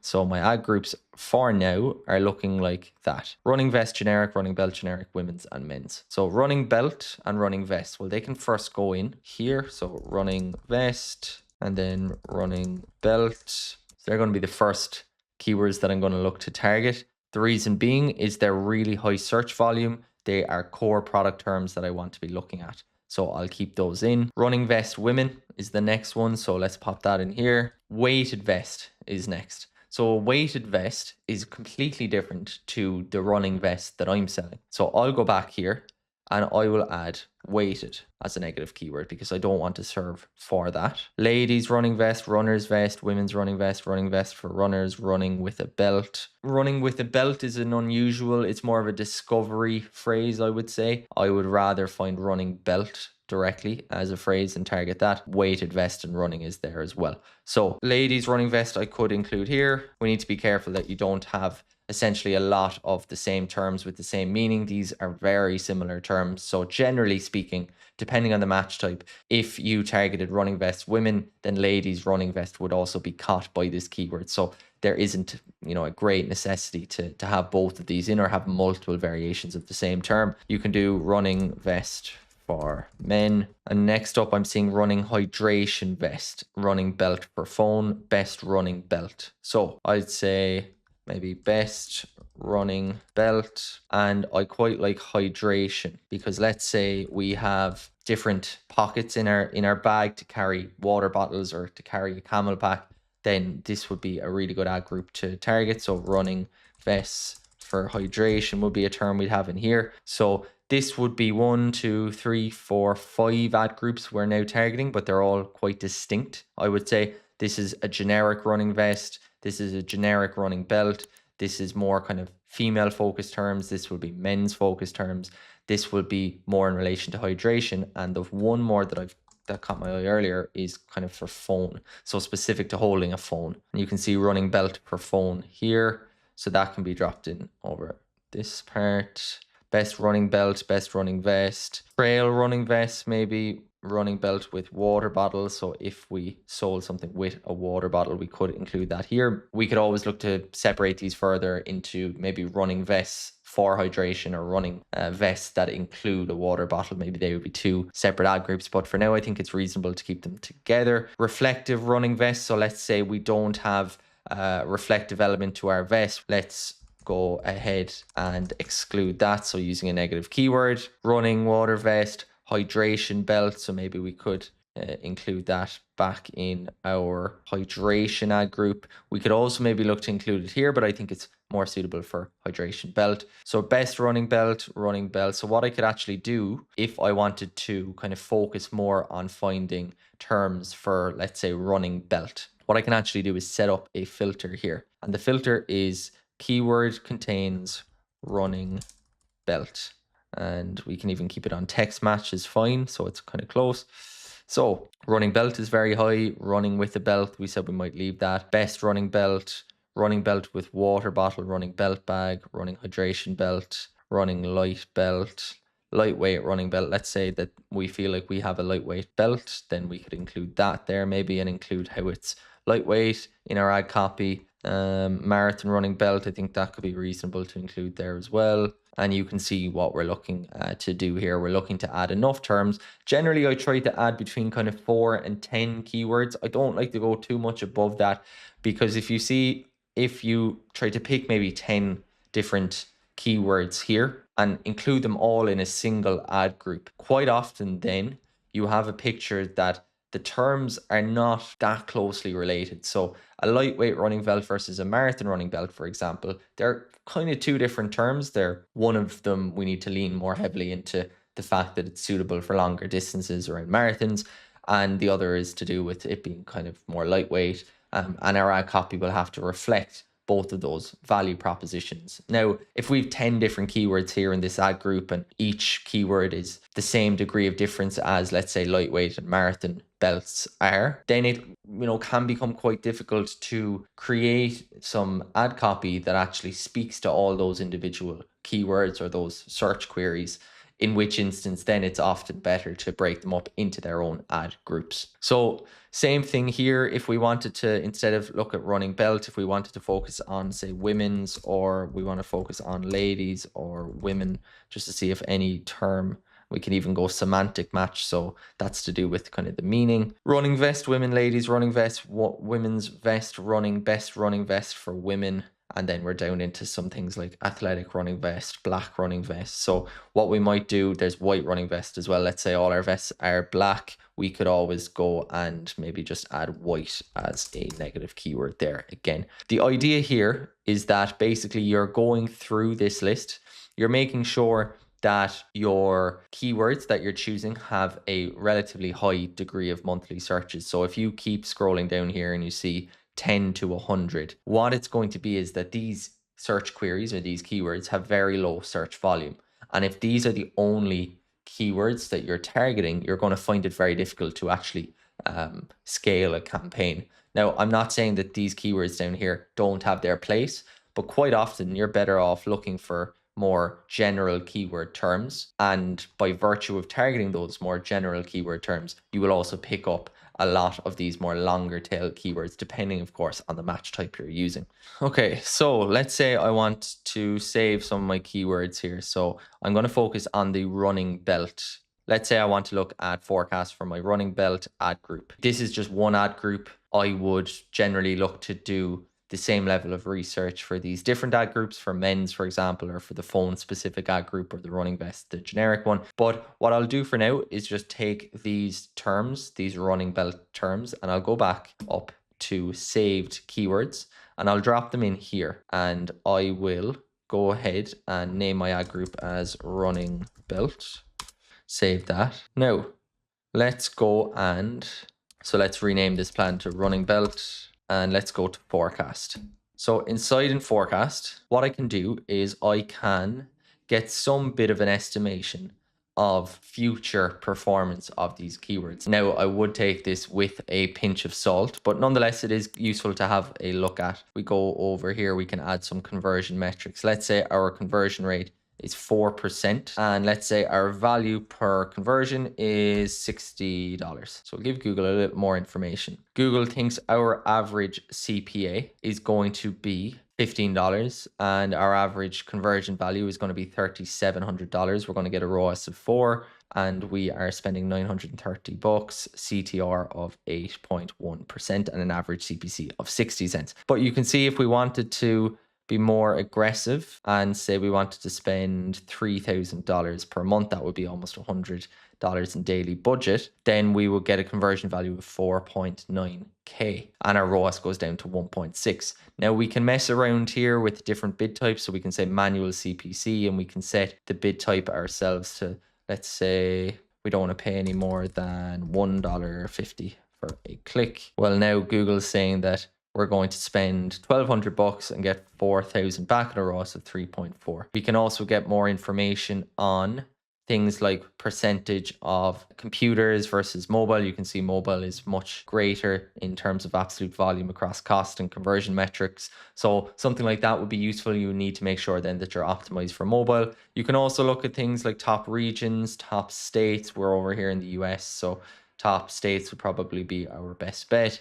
If we wanted to look at California, Texas, New York, Florida, these are obviously the big states. They tend to come up most often, but it is just useful information to have. And you can see your forecasts over the next year when you can expect peak season. So here we have Black Friday kind of coming up for 2026. So you can see that peak, but you can get an indication to say, okay, we might expect to see a lull in January and February, which is interesting. I wonder how accurate that is. Do a lot of people take up running in January and then obviously buy the gear? But that's what Google is telling us from historical data. It's what it's forecasting for the year to come. And obviously then it peaks in November and the holiday season as well. As I said, I wouldn't bank on this as absolute fact. It is just a forecast, but it is a good idea to get an indication of what you can expect. That would be from one particular ad group. Just as I said, these running bell terms, we could have a look at different terms across women's vests. We could have a look at men's specific, phone specific, hydration specific as well.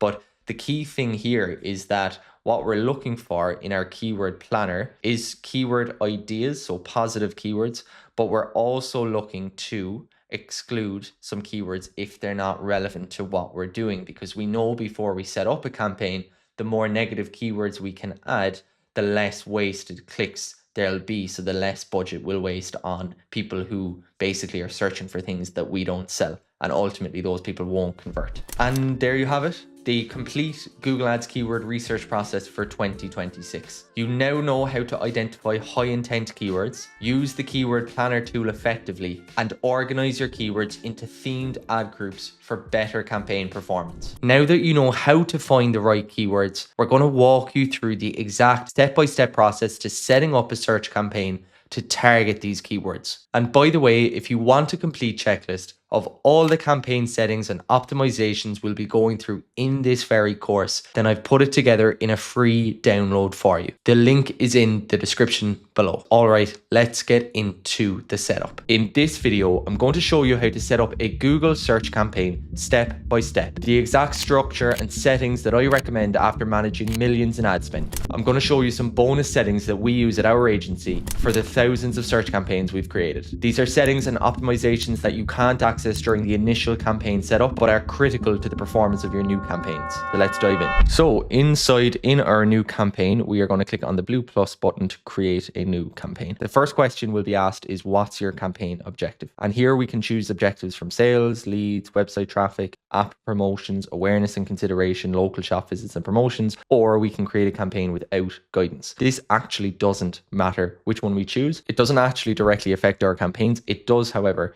determine which campaigns may be offered to us later on in the setup. So for this, because I'm going to walk you through exactly what's required, you are going to click on create a campaign without guidance. I'll be your guidance today. The next thing we'll be asked to do is to select a campaign type. So we have options like performance max, display, demand gen, shopping video, app. But obviously for this video, we are going to create a search campaign. The next thing that we are going to do is we are going to determine what our conversion goals are for this particular campaign. Now, this is a testing account, so that's why you'll see that these are not set up correctly or firing. But if you are an e-commerce business, for example, you will want to be tracking purchases, in which instance you will select page views here and remove that page views goal. If you're a lead generation business, you might be optimizing for things like phone calls or emails or form submissions. So I'm going to go ahead and click on continue, and then Google will ask me to select the results that you want to get from this campaign. Either I want to get phone calls or website visits. Now, for the purposes of this video, I will assume that I am an e-commerce store.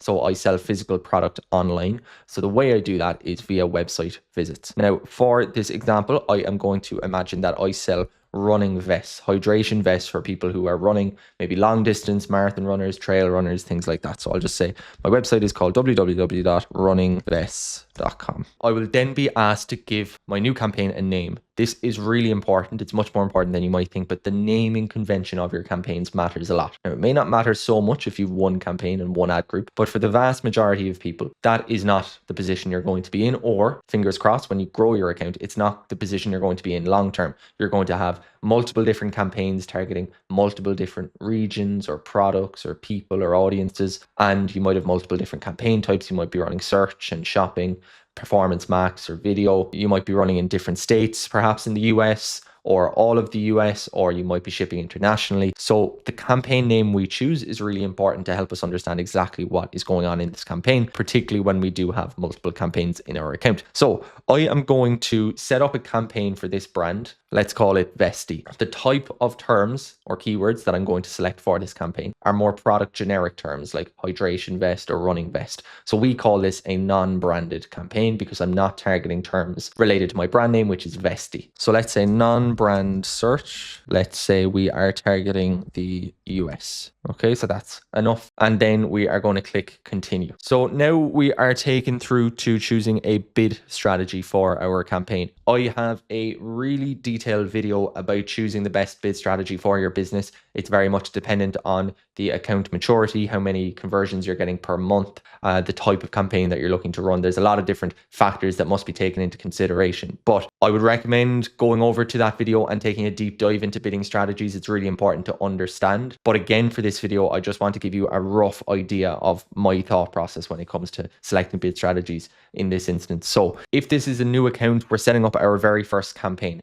Well, we don't have conversion data in the account, and conversion data is really important for smart bidding. Smart bidding is where we optimize for maximized conversions or maximized conversion value or target CPA or target ROAS. So because of that, I would select a more manual bid strategy to begin with. And the two that I recommend most often are manual CPC and maximize clicks. I personally prefer manual CPC, and in my video on bid strategies, I explain in more depth why, but maximize clicks is also a perfectly reasonable place to start as well. So what I might do here, instead of optimizing for conversions, I may optimize for clicks. I will come back and show you a bonus setting at the end of this video, how I change from maximize clicks to manual CPC. But if we're running this on maximize clicks, we'll set maybe a maximum cost per click limit. So if we say that we want to give Google a $50 a day budget, and in that $50, it's going to try and get us as many clicks as possible. But if we say we don't want to pay any more than $1 or $2 for a click, then what we can do here is set a maximum CPC limit. And in this instance, we can say $2. For this video, I won't adjust my bidding to acquire new customers. Our hope here is that we are acquiring new customers anyway by targeting more generic product terms. Okay, so the next thing we are brought to is the campaign settings. And the first thing we're going to be asked is to select our additional networks.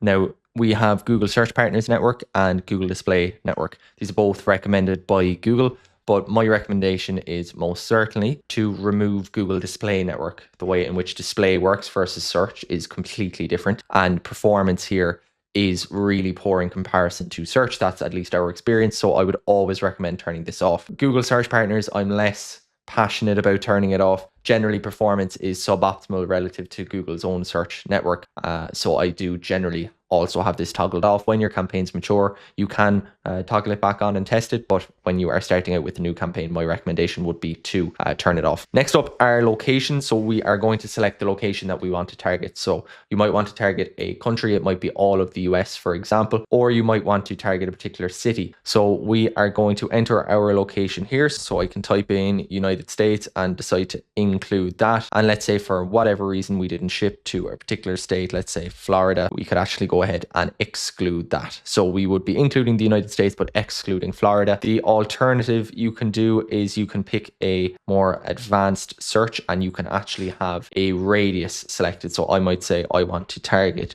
Houston in Texas, and let's put a 20-mile radius around that. And I'm only going to target people within that radius. But for the purposes of the video, I'll stick with the US. And the next thing that we're going to want to do is click on this drop down menu here for location options. This is a really sneaky tactic by Google to get even more people to look at your ad. So we can either choose presence or interest or just presence. Now, presence or interest are people who are regularly in, or who've shown interest in your included locations. Again, you can see it's recommended by Google because it gives Google a greater pool of people to advertise towards. Now, I would argue, as with a lot of people, that you are looking to target individual users within a certain geographic location. So even in the US, for example, if we were also targeting people who have shown an interest in the US, for example, that could include hundreds of thousands of people outside of the US. And let's say we're an e-commerce brand and we don't ship outside of the US, well, then we're wasting money advertising to people who we can sell our products to. So because of that, we are going to select presence only, people in or regularly in our included location, which is the US. For language, we'll select English. I'm writing my ads in English. For EU political campaigns, we can select no. I don't plan to use this account to run EU political campaigns, a very specific ask from Google. The next thing then are audience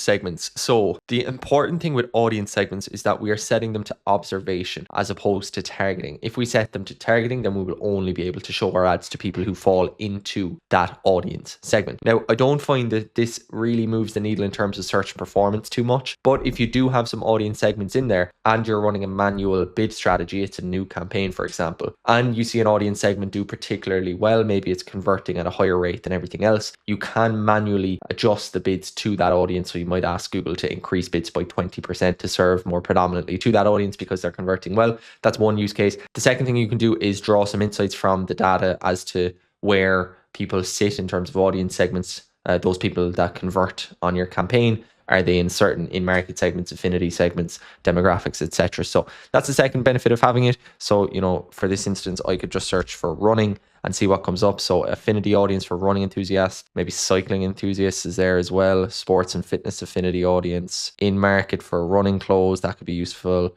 In market for active wear. I can also browse some segments of who they are. Are these people parents? So maybe they're parents of toddlers. I can just have all these on observation. Are they single, in a relationship, married, education, things like that. So who they are, what their interests are. So I've already gone through some of those, some affinity segments towards running, what they're in the market for. So maybe is there anything here to do with sports and fitness? There is. So there's a drop down menu here. So maybe they're looking for fitness products, fitness classes, gym and athletic clubs. Maybe I'll pop that in. Maybe sporting goods. Let's see what we have here. Nothing jumping out at me here. But look, I have 15 audiences here and they are all on observation. So I can take a look and I can see what performance is like between each segment. But the important thing is that we're not targeting these audiences. We're not refining our ads only to people that fall into these cohorts. More settings then, I would just leave ad rotation as it is. Do not set an end date. I don't see the point in that. You can come back if your campaign is not performing or you want to stop it for any reason. You can just pause your campaign, because if you set an end date now, you'll probably forget about it. You'll come back and wonder why your campaign isn't running, and it's because you set an end date. Keep your ad scheduled all day would be my recommendation. Now, if you are a lead gen business, if you are looking to get people to pick up the phone and call you and your phone is only operated in business hours Monday to Friday, well, then you can come in here and select that option. You can say Monday to Friday or Monday to Saturday and select the time. Just make sure that your ad account is on the same time zone as the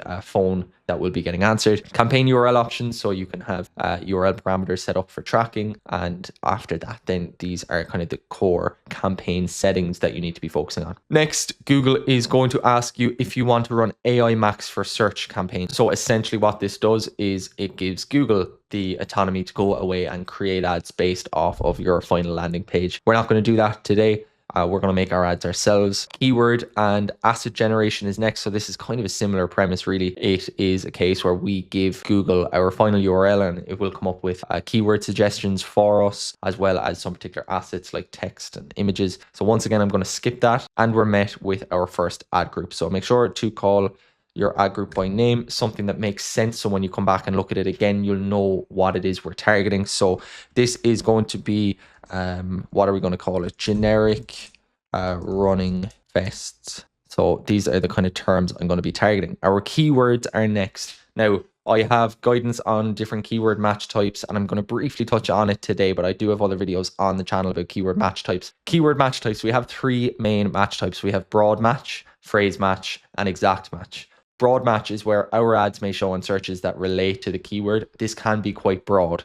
So our keyword here, for example, is furniture store. If we have that on broad match, then we can serve ads for home decor or cream colored leather sectional. So you can see how different those terms are. And that is what broad match can do. It can go out and cast a really wide net across a lot of terms that are within the vicinity. They relate to your keyword, but they may not have the exact same meaning as your keyword. Next up is phrase match. Phrase match is more moderate matching, so it's slightly tighter than broad match. So ads may show in searches that include the meaning of your keyword. So once again, our keyword is furniture store here. Cheap furniture stores, living room furniture deals. What store is the best place to find a bedroom dresser? So ads are showing on searches that include the meaning of our keyword. So it's more closely related to our core keyword, furniture store. An exact match is where ads may show on searches that are the same meaning as our keyword. So it doesn't have to actually match our keyword exactly. So it is a bit of a misnomer, but it has to match the exact meaning at least. So ads may show on searches that are the same meaning as your keyword. So for furniture store, this means we could serve for furniture store or home furnishing shop, which just means the same as a furniture store. So which keyword match type should you opt for? Well, once again, there's many more videos on my channel about this, but for the most part, if you are a new campaign and you're running a manual CPC or a maximize clicks approach, I don't recommend opting for broad match. Now, if you're running smart bidding, you're running maximize conversion value or target ROAS bidding, for example, broad match can work really, really well. And it's the match type that we use to scale most aggressively because it gives you that room to go out and find terms that are related to your product beyond those obvious terms that you would pick up maybe in your keyword research. So on the contrary then, if it is a new campaign in a new ad account and you're running manual CPC or another manual bidding strategy, then my approach would be to aim much more for exact match terms. So if you do keyword research and you find really important product terms, start with exact match, and you can maybe add some phrase match to just gently open it. But my recommendation is don't mix broad match with manual bidding. So I have some generic keywords here that I want to target. So what I'm going to do is I'm going to set these up in exact match.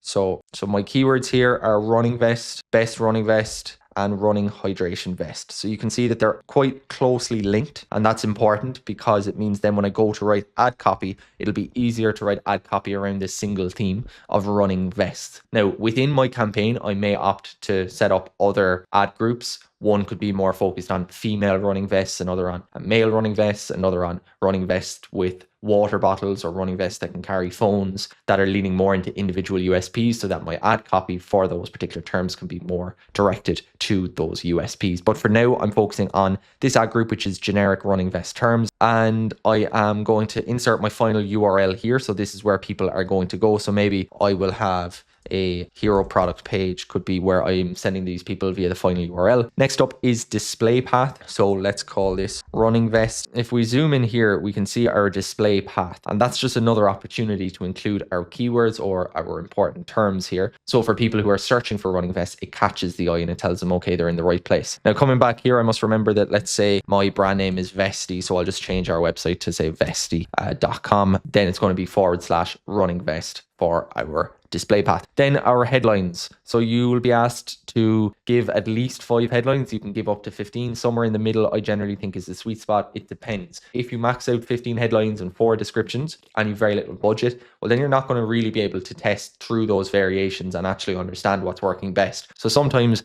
you're actually better off having less headlines. So I have some headlines and some descriptions, my ad copy ready to go here. So I can just drop it in. So for example, I will have hydration, running vests, running bags and belts. So some of these that are including my keywords. I have a full deep dive on Google Ads, ad copy, how you can write great ad copy for your ads that actually improve your click-through rate and get you cheaper cost per clicks. So I'll link that here and you can go away and watch that and get more information about writing really good ad copy. But for now, I want to continue through this video and actually show you the key settings that you need to get right when it comes to setting up really good search campaigns. So we can also look to add some images, include our business name, our business logo, and then our site links. So with our site links, these are going to be really important. These are another opportunity for us to basically take up more real estate with our search ad. So add more information. So we can send people to one product. We can send people to maybe a collection page, to an offers page, to an about us section. And we do this via these buttons and these are called site links. So that's them on mobile. And this would be an example of them then down here on desktop. The next thing is call outs. So once again, these will drop in maybe somewhere in your ad text. It's a really good opportunity to highlight some more key USPs about either your brand or the products that you're selling, maybe drop in some social proof. There's some other asset types that you can add, promotions if you have an active promotion or if you have a first order promotion. And depending on the type of business that you're on, you might have phone number that you want to include, you might have a lead form, and you might also have an app that people can download. So that's going to be specific to your business. So next up, I'm going to be asked to set a daily budget. Now, daily budget really depends on your business goals, okay? So how much are you willing to invest? The more budget you have, the more clicks you're going to get and the more data that you'll get more quickly. And generally speaking, that means you'll improve performance more quickly because Google requires data to shift you over to automated bidding strategies, which are generally going to outperform manual strategies within Google Ads. So you need to make sure if you've done your keyword research, you should have a rough estimate of how much it's going to cost to get a click on the keywords that you've chosen. So based on the estimates that I've done with the keyword research here, it's going to cost me about $1 a click. Now, I really want to be getting, 10 to 20 clicks per day, meaning that's $10 to $20 per day. Now, that is an absolute minimum. I really want to be getting more than that. And if I can, setting a budget of $30, $40, $50 per day would probably improve conversion volume. The overall number of conversions I'm getting or purchases, meaning that I'd be able to transition to smart bidding more quickly. But just know that this is an average daily budget, and then sometimes Google can overspend on your daily budget, but averaged over a 30-day or a monthly period, you should settle out at this average daily amount. Now, so I have published my campaign, and at the top of the video, I spoke about some bonus settings that can really help improve performance from the get-go, particularly if you're a new account and you're maybe setting up your very first campaign. So the first thing that I'm going to recommend you do is go to when and where ads showed, and you will see devices here. Now, there's 3 devices: computers, mobile phones, and tablets. Computers and mobile phones tend to perform best. Now, it does depend on the type of business that you have. Some people will search for you more on desktop. If you're in certain verticals, a lot of people will search and find you on mobile.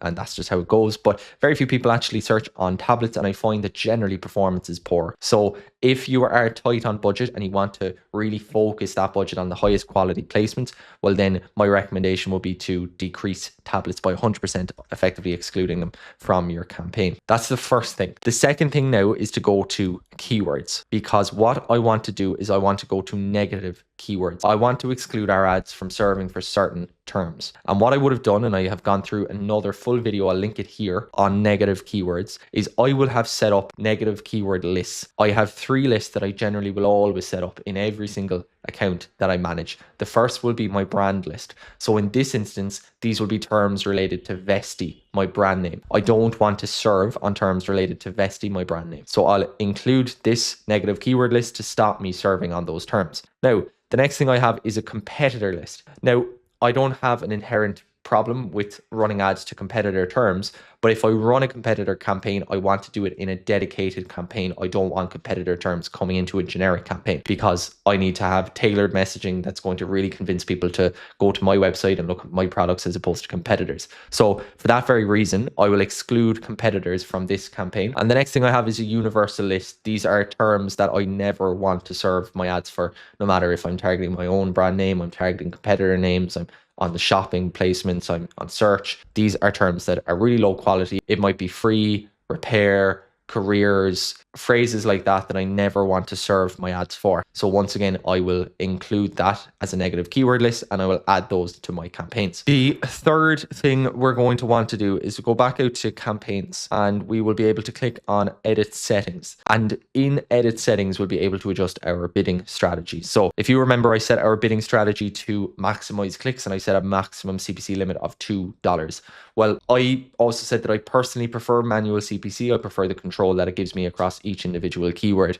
So I am going to change our bid strategy to manual CPC. So I'm going to click change bid strategy here. And if you click on this, you'll see that the options I have are conversions, conversion value, clicks, or impression share.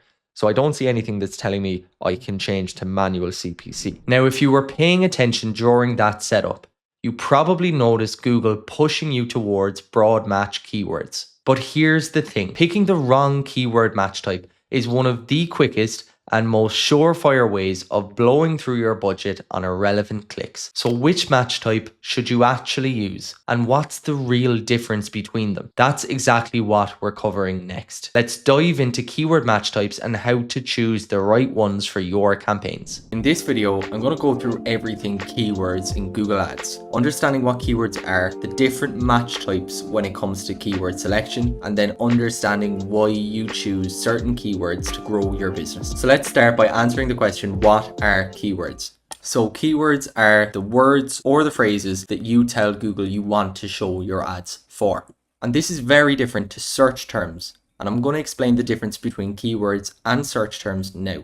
So keywords versus search terms, starting with keywords. These are what you target. They're the words or the phrases that you add to your campaign. They tell Google when you want to show an ad. And your keyword example might be running shoes. And then the difference with search terms is that search terms are what users actually type into Google's search bar. So these are real user search queries that allow Google then to trigger relevant ads. So based on your keyword match type, and that's all about determining how broad or how narrow you want to focus in on a particular keyword, and we'll dive into that in a few minutes. But depending on how wide your targeting is, you can serve on a single keyword for a whole host of different search queries or search terms. So if someone types in or uses the search term best trail running shoes for men, there's a possibility that you can serve an ad for that person on the keyword running shoes. That leads us on to the next topic, which is keyword match types. And keyword match types control how closely a user's search query must match your keyword in order for you to be able to serve them an ad. And there are three main match types. The first is exact, the second is phrase match, and the last or third is broad match. And in simple English, Google classifies broad match as comprehensive matching, meaning that it can serve for a very broad range of search queries. Exact match is the opposite. It's very, very tight. So it's very closely related. So your keyword and your search term have to be almost identical in order to serve an ad. And then phrase match is somewhere in the middle. They call it moderate matching. So it's important then to use the correct notation when you want to select each keyword match type. So for broad match, we actually add nothing to the keyword. So you can see here it's just the keyword. Whereas for phrase match, you see we've got these quotation marks here. So that indicates that this is a phrase match keyword. And then lastly, for exact match, we have these brackets on either side, and that indicates both to us and to Google that this is an exact match keyword. So let's dive into each one individually. So starting with broad match. So Google says that broad match may serve ads on queries that are related to your keyword. So it's very, very broad. So it uses the example here that if your broad match keyword is low carb diet plan, well then you're not just going to serve for low carb diet plans as a search query. You're going to potentially serve for carb free foods, low carb diet, Mediterranean diet books, how to cut carbs for beginners, carb free meals. So you can see this is a really, really broad variety of search queries with differing levels of intent and differing degrees of, let's say, closeness to your original keyword selection here, which is low carb diet plan. So basically this is going to cast the widest net and try to attract as many relatively close search terms as possible. So you can see that it may not deliver the most efficient and narrow focused targeting, but it gives you the broadest reach of all three keyword types. Second up is phrase match, and phrase match sits somewhere in the middle between broad and exact match. So Google says ads may show on searches that include the meaning of your keyword. The meaning of your keyword can be implied, and user searches can be a more specific form of the meaning. So they say it reaches more queries than exact match, but less queries than broad match. So for example, tennis shoes will serve for shoes for tennis, buy tennis shoes on sale, red tennis shoes, or comfortable tennis sneakers. So these are all in the realm of tennis shoes. Whereas shop for sneakers, Google deems under phrase match that this is not closely enough related to tennis shoes, and tennis store, again, slightly too distant from your original keyword, and again won't show because it doesn't mean the same thing. And then lastly is exact match, and this is going to be the tightest match type of the three. In this instance, ads may show in searches that either have the same meaning or same intent, and this match type is going to give you the most control over who actually sees your ad. And again, square brackets is the syntax you're going to need to use in order to create exact match keywords. So using Google's example, shoes for men will serve for shoes men, men's shoes, men's shoe, or shoes for a man. So these all have near identical meanings or intent. Whereas these queries here are too broad to serve an ad under exact match shoes for men keyword. So having gone through the three keyword match types, you probably have the question of which keyword match types should I choose? Well, it all depends on your goals to some extent. It also depends on how mature your campaigns and your general account is. So if it's very early for you in your account history, you don't have much conversion data, or you're really focused on efficiency within your account, then my approach would be to focus on exact match keywords. These are keywords you know to convert really well from either Amazon, or you've tested campaigns previously, and you're looking to just nail in your targeting from the very start to not, I suppose, waste any ad spend. If you're more growth focused, or if you have a lot of conversion data in the ad account and you're looking to scale, well then you should be much more inclined to leverage broad match. Broad match works really, really well with any automated bid strategies, particularly if you're an ecom business and you're working on max conversion value or target ROAS bidding. Combining that with broad match is usually really, really effective. And then I find that phrase match is one that sits slightly in the middle, and it's something that we're using less and less as a team. We're just finding that phrase match is getting almost broader in its nature. And in truth, all of these three match types are getting broader. And that's all part of, Google's shift towards eventually removing keyword targeting from our disposal and doing it entirely off their own volition. But for now, we don't really use phrase match. We don't have as much utility for it as we once had. It used to be a big part of our approach.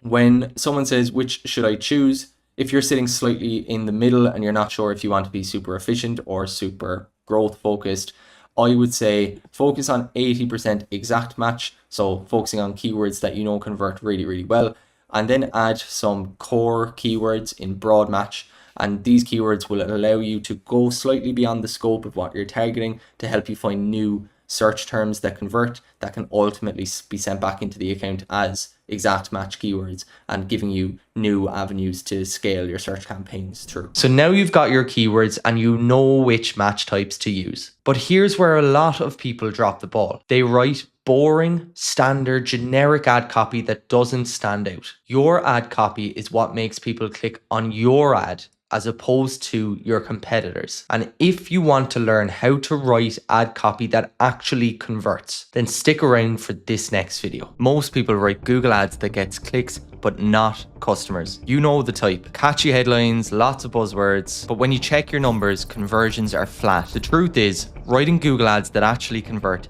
isn't about being clever. It's about understanding what your audience are searching for and matching that intent perfectly. In this video, I'll show you how to write Google Ads copy that actually converts, and the exact process that I use to create ads that pull in high quality leads and high quality sales while keeping CPCs low. I've helped over 100 brands grow using high performing ad copy that speaks directly to their ideal customer. These methods have consistently brought in 2x or even 3x better conversion rates than the standard template ads. Now, there are 4 core principles we follow to create fantastic converting copy that actually drives results. These aren't just theories, they're battle-tested strategies that work across industries and budgets. So let's dive into each one now. The first principle is what we call the congruency chain, and it's absolutely critical to get this right.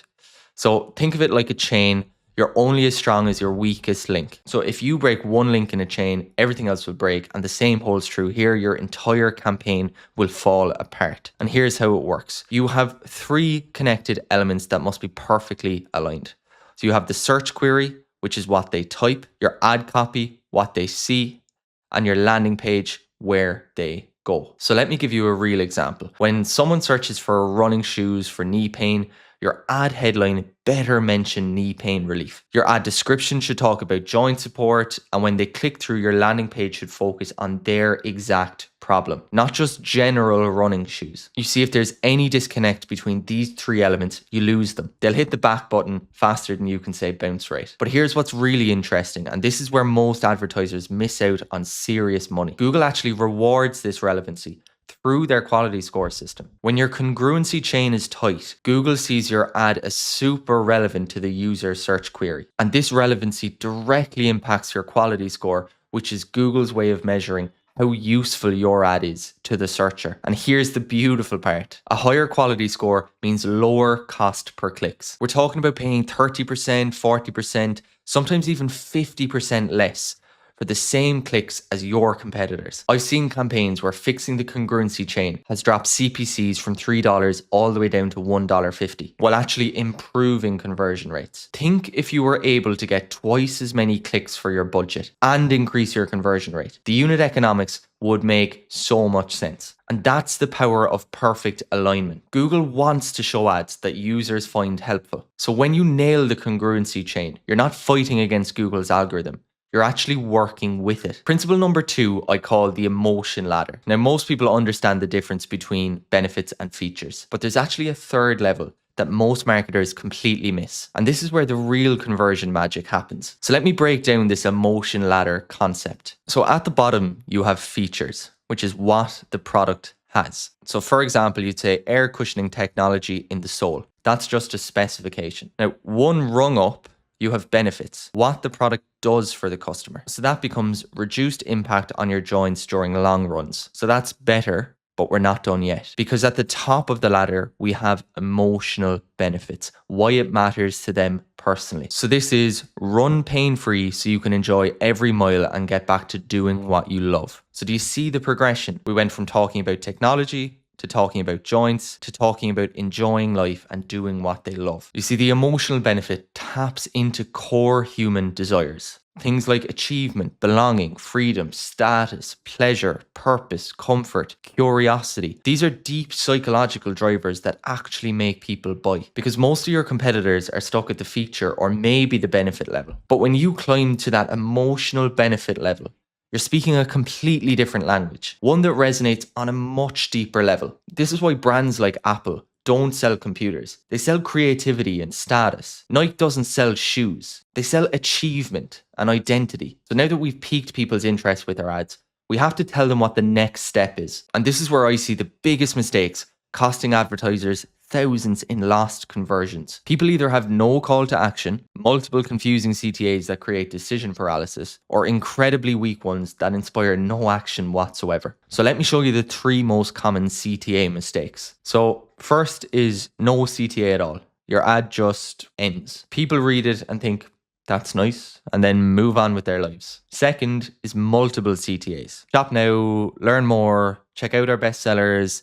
You're given too many options, so you choose none of them. And then the third is weak CTAs. So things like learn more, click here, or shop all.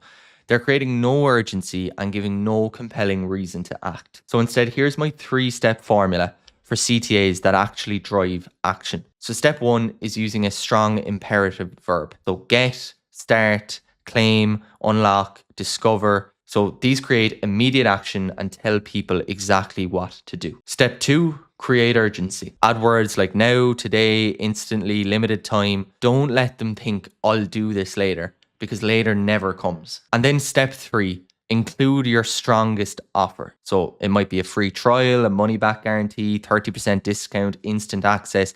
Give them a compelling reason to act right now. So instead of something weak like shop all, you'd say start your 100-day trial today. Or instead of learn more, claim your free strategy session right now. The difference in click-through rates and conversions is dramatic. We're talking about a 40 to 60% improvement from just fixing your CTA. And the 4th and final principle I call breaking through the noise. Here's the challenge with search campaigns that makes them different from social media campaigns or display ads. You can't change fonts or colors or fancy formatting in order to stand out. You can't make your text bigger or add colorful graphics. So you have to get creative with your actual words to break through that noise and grab attention in a sea of similar looking ads. So let me show you my 3 proven strategies to help you do so. So the first strategy is including numbers and be specific. So our brains are naturally drawn to numbers because they feel concrete, they feel trustworthy. So look at how Viore uses different sizing options in their ads. So available in 5-inch, 7.5-inch and 9-inch inseams. So it immediately catches attention, provides valuable context that helps people self-qualify. Other things, instead of saying fast delivery, say delivered in 24 or 48 hours. And instead of great results, say 87% of customers see real difference in the first 30 days. The second strategy is all about using personal words like you and your. So this makes your ad feel like a one-on-one conversation rather than just a broadcast message. So AG1 does this brilliantly with the formulated for your body. So it's speaking directly to the individual user, makes it feel a bit more personalized to their specific needs, and is definitely going to increase their click-through rate on this ad. Again, another example might be instead of saying something like our software helps businesses, you might say transform your business operations. So you'll hear this a lot, particularly in TV adverts. You're trying to speak to the individual because when someone hears a term like you or your, they're instantly drawn in because they feel like it's speaking directly to them. So this is really going to help with engagement and ultimately will help you boost your click-through rate in your ads. And the next one is all about showing off your most enticing offers prominently. So don't bury your best offers in the fine print. Instead, you should be leading with them. So Casper, who I've been following for years, has been doing this strategy for years. They nail it with their 100-night trial prominently displayed, and then they couple it with a second offer, which is limited time 25% off bundles. So you can see they've got 2 really prominent offers. They're adding urgency there with the limited time. And I know for a fact this works really well for them because they've been running this ad campaign for years. So they're not hiding their competitive advantages here. They're making them the hero of their ad. Your guarantee, your unique offer, your special pricing, these should be front and center of your search campaigns. Now, let me give you some advanced pro tips that are going to take your ads from good to exceptional. So firstly, add trust signals wherever possible. So as seen in Forbes, loved by 10,000 customers, trusted by 50,000 women, social proof works incredibly well in ad copy because it reduces risk in the buyer's mind. Secondly, test your ad copy frequently because the best advertisers, they're constantly testing new angles, new headlines, new messages. So don't just set it and forget it like so many do with Google Ads. Instead, you have to realize that your market is always evolving and your copy should be too. Third, and this is really important, don't copy your competitors. So I see this all the time. People just rephrase what everyone else is saying. Instead, look for gaps in their positioning. What aren't they talking about that you could own? What parts of your offer is better than theirs? What angles are they missing? These are the things you need to identify because they're the things that are going to have a massive impact in the long term. Fourth thing, and again, I see this overlooked so often, is speak in your customer's language. So not in industry jargon, in the language that they use. So one thing we do all the time is we look at customer reviews. What are they saying that's positive? What is negative? What are the recurring themes, the recurring idiosyncrasies of the language they use? So if your customers say cheap, don't say cost effective. If they say easy, don't say streamlined. You should be using their words and not yours. Fifth, and this comes back to the emotion ladder, sell to emotional outcomes. Don't just sell features. So people buy feelings and results. They don't buy specifications. And sure, they're useful to include,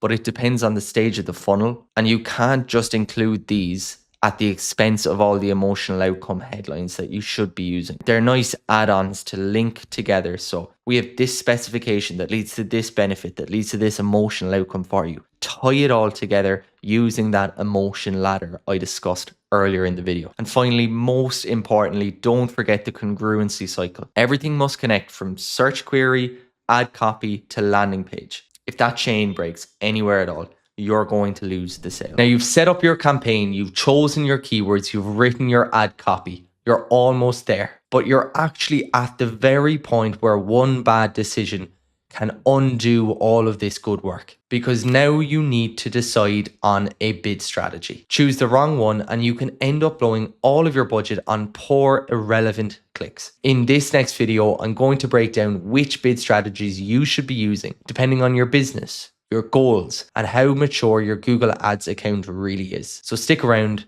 and let's dive into it now. Today I'm showing you the practical side of bidding strategies, what actually works in 2026. Because here's the reality, Google gives you all of these bidding strategies, but they don't really tell you which one makes most sense for your business or when you should be using each one. So what happens is you end up wasting thousands in ad spend, setting up campaigns that never make it off the ground. By the end of this video, you'll know exactly which bidding strategies to start with, when to switch to something more advanced, and how to avoid the mistakes that kill most campaigns before they get started. So let's jump into it. So at its simplest level, a bidding strategy is a set of rules you give Google Ads to determine how much you're willing to pay for a specific user interaction, and most commonly that user interaction is a click.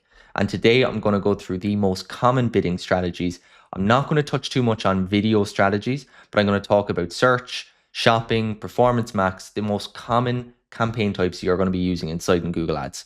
So every time a user searches for a product on Google, something called an auction takes place, and that happens in just milliseconds, so fractions of seconds. And your bidding strategy is what tells Google's algorithm how to behave in that auction. So it's really important. So I want to start by touching on the core shift that we're in the middle of, and we're kind of coming out the other side of it now, because previously, let's say 5 years ago, there would have been a more manual approach to bidding strategies. So we would have set explicit caps on how much we were willing to pay for a click. So you say essentially, I want to pay a maximum of $1 for this keyword. And the result then is if the bid needed to serve in that auction or to be competitive in that auction is $1.05, well, then we lose that auction. If the bid needed is 95 cents, well, then we can participate potentially in that auction. But it was a very binary yes or no. We either had a manual bid that achieved what we needed to enter that auction, or it didn't, and we didn't enter the auction. Now, the smart bidding approach is much more outcome focused. So instead of saying to Google how much we're willing to pay for a click, we're instead saying we want a desired action. So we might say, Google, get me a conversion for $30. And if you're an e-commerce brand, a conversion is a purchase. And you might say, I don't care what the individual click costs. And if you're reviewing your Google Ads campaigns, you're much more interested in what's my cost per acquisition or what's my ROAS than necessarily what is my cost per click. So the result is then the algorithm bids whatever is necessary within the aim of achieving your desired goal. Okay, so we've gone from this very manual approach to this smart bidding approach, and that is fundamental to understanding bid strategies in 2026 and beyond. I like to bucket bid strategies into three main cohorts. The first is manual bidding. So what I kind of mentioned earlier, here is the old way. There's still times that we do it, and it's still really important to a lot of our strategies.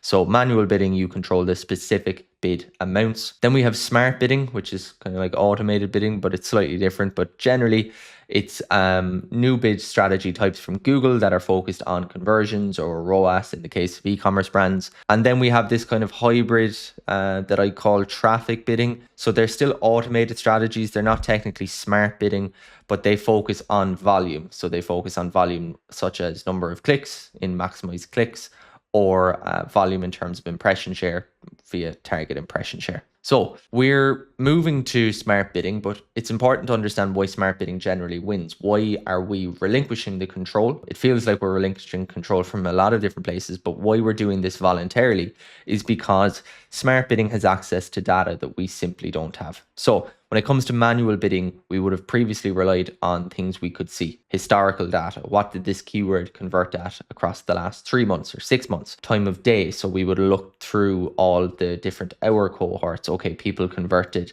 twice as well from 8 to 10 p.m. in the evening. Device location, where people were, or types of devices, on mobile, on desktop, on tablet. Users demographics, so audience demographic, age, gender. We would have even gone into things like household income and things like that. So the action then was essentially we would find things that either were strong outliers, positive or negative. So this is a good positive predictive indicator of conversion, let's say household income above 10%. And then maybe we would have manually increased our bids by 10 or 15% to actually go after that cohort a little more. And then on the contrary, if we found something that didn't convert particularly efficiently, and we wanted to maybe cut that or bid less aggressively on that cohort. Let's say we were kind of a female focused, a predominant focused brand, and we found that when we were targeting males, it was just not cost efficient.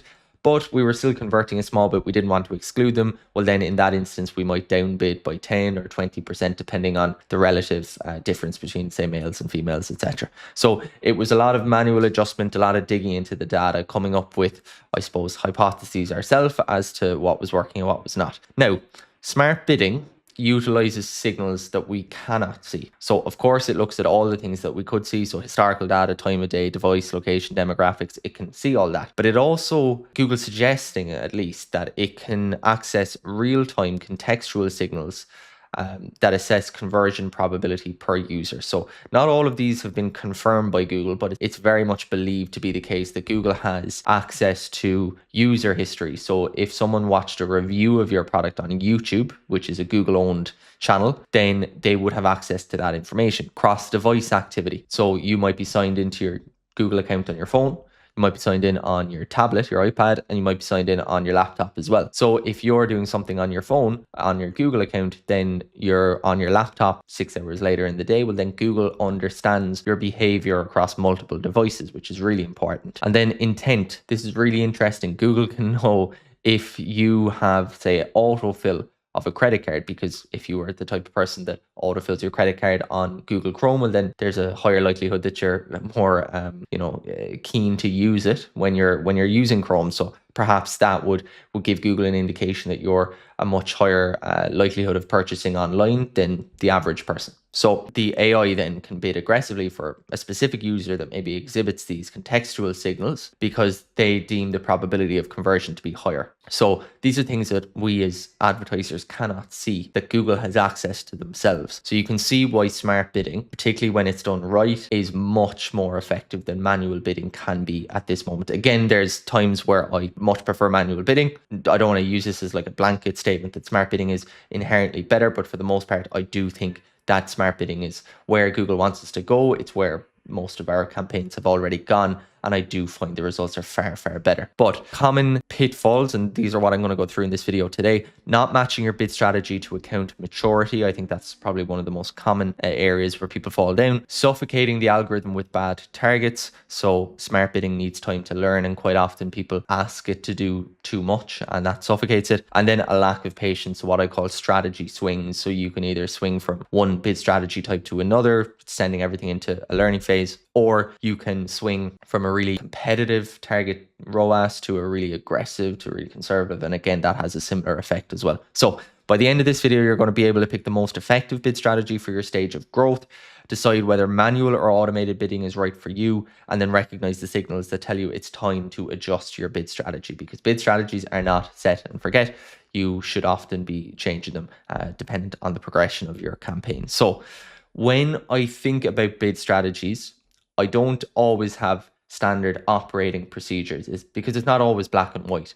So what I like to do instead is adopt standard thinking procedures. And these are ways that I think as opposed to having ways that I act. And I think if you can adopt these kind of strategies in this framework when you're managing Google Ads or managing any media for that instance, I think it's often much better to have really strong standard thinking procedures than it is to have standard operating procedures. And the reason for that is that, again, a lot of things are not black and white. They fall in that gray area. So the first standard thinking procedure I have is that when it comes to picking the right bid strategy, I simply ask my pixel, is this target a friend or is it a stranger? And I know this seems kind of stupid. Does my conversion pixel know anything about what it is I'm trying to target? So be it a bunch of keywords or a bunch of products.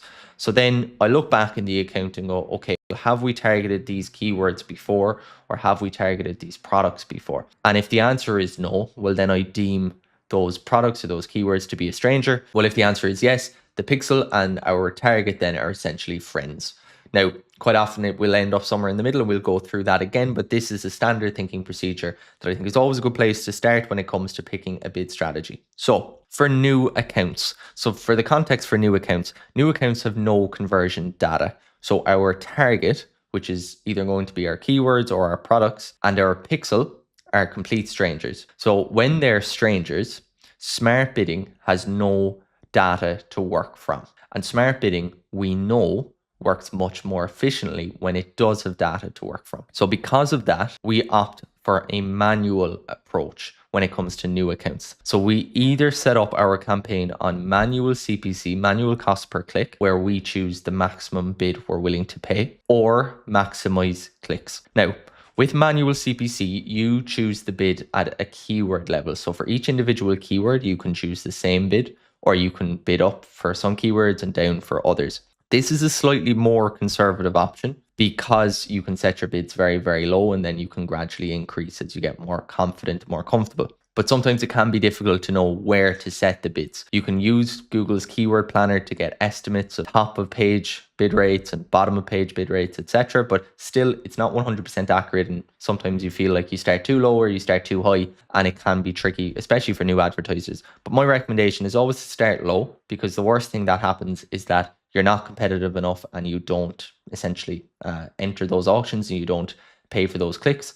So all you do then is increase your bids gently time after time. So that's manual CPC. And the alternative then is maximize clicks. And with maximize clicks, Google has a set budget and its job is to get as many clicks as it can within that budget. So it's maximizing clicks for your budget. You can set an upper limit or a cap on what you're willing to pay for any individual click. So that's one way that you can keep a bit of a lid on it. But unless you pick either low volume keywords, so keywords that aren't searched very often, or you set a really low cap, it will very likely spend your total budget each day. So for that reason, it's slightly more aggressive. But being slightly more aggressive, you can get more click data more quickly. Now, for me, my personal preference is manual CPC, because I fear that maximize clicks, the very nature of it is trying to get you as many clicks for your budget. Well, then it's going to look for, low cost clicks, and low cost clicks does not necessarily equate to high quality clicks. And that's what I found in the past. And as a result, I prefer manual CPC. I prefer being in amongst it, getting a feel for what keywords are needing what bids. And, especially at the start for a new campaign, I'm changing bids every day. I'm increasing them. I'm getting more and more competitive. It's my personal preference, but either are totally valid options. So when it comes to manual bidding, then we have this data collection phase. So we've chosen manual bidding, either manual CPC or maximize clicks. Our goal is to collect enough data that our target, so our keyword or our products, becomes friendly with our pixel. So what we're doing is we're cleaning up our search traffic, because we will have some queries that, are not relevant to our business. This is a new campaign, a new account after all. So that's very likely to happen. So we're adding negative keywords, and then we're gradually becoming more competitive by raising our cost per clicks, our CPCs. If we see certain keywords performing well, then we can gently increase the bids there relative to maybe other keywords, because the goal, as I said, after maybe 4 or 6 weeks is to move to smart bidding. So smart bidding, and I'm going to talk about smart bidding for e-commerce. You have two kind of general types of smart bidding. You have one type which is focused on conversions. For an e-commerce store, that's going to be purchases. And then you have a second type which is focused on conversion value, which again is going to be for revenue. So within the bracket of conversions, you have either maximize conversions or you've target CPA, target cost per acquisition. Now, generally, we don't use these for e-commerce, because the vast majority of our e-commerce partners will have a variable order amount or order value. So sometimes it'll be $50, sometimes $70, sometimes $90. So in that instance, if we can achieve higher value orders, it's more useful for us. So we want to train our pixel to go after higher value orders. So the way we do that is by focusing on revenue as opposed to focusing on purchase quantity or purchase amount. So we don't weight each purchase the same. So this would be a more suitable option for lead gen. Conversion value focused bidding is better for e-commerce businesses. Within that, we have maximize conversion value. So this is where we give Google a set daily budget, and we tell Google to get us the highest amount of conversion value or revenue that it can using our budget. And then the alternative to that is target ROAS bidding, which is target return on ad spend, where we give Google a target ROAS, which might be, let's say, 300%. So for every $1 in ad spend, I want to get $3 back. And then Google goes out and tries to help us essentially achieve that goal. So I said that our data collection phase with manual bidding, the function of that phase is to collect enough data that our pixel and our target become friends. And that allows us then to essentially move to smart bidding. So what is that tipping point? Well, most people say 30 conversions within the last month, and I don't disagree at all.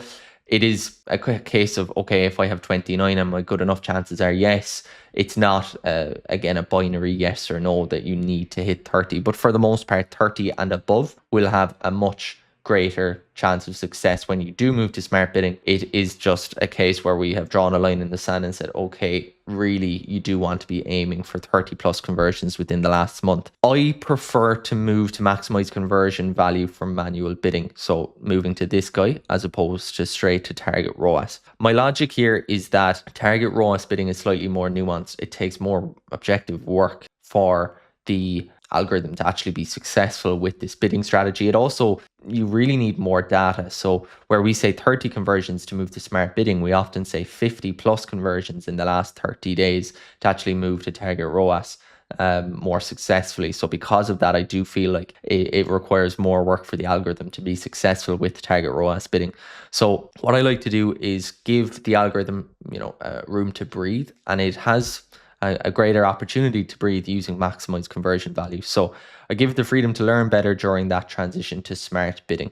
On maximized conversion value, I ideally like to give it another 3 to 4 weeks before moving to target ROAS. And when setting target ROAS, I generally once again try to give the algorithm more flexibility initially. So as an example, if our last 30 days, our actual ROAS on maximized conversion value was 300%, I'd set our target for our new target for target ROAS to maybe 275 or 285%, so slightly below where we have been operating, because again, that just gives the algorithm more flexibility, more wiggle room when it comes to adopting this new bid strategy. So a couple of rules then: never change your target ROAS in large swings. That will have a disastrous effect and it will set you back into a learning period. You don't want to do that. And then also don't change it too frequently. So every 3 to 4 weeks really at a maximum is what I would recommend. So the next thing then is our second standard thinking procedure. What I say is stable growth of any campaign is a sequence of smart steps, not a series of erratic jumps. So what I say, the timeline of a great campaign looks something like this. This is not the only way to have a great campaign, so don't take it as that, but this is an example of what the transition through different phases might look like. So as I said, great things take time. The key to a successful campaign is working smartly towards the next step. If we jump too quickly from one to another or from one over another, we end up going backwards to the previous step and start all over again.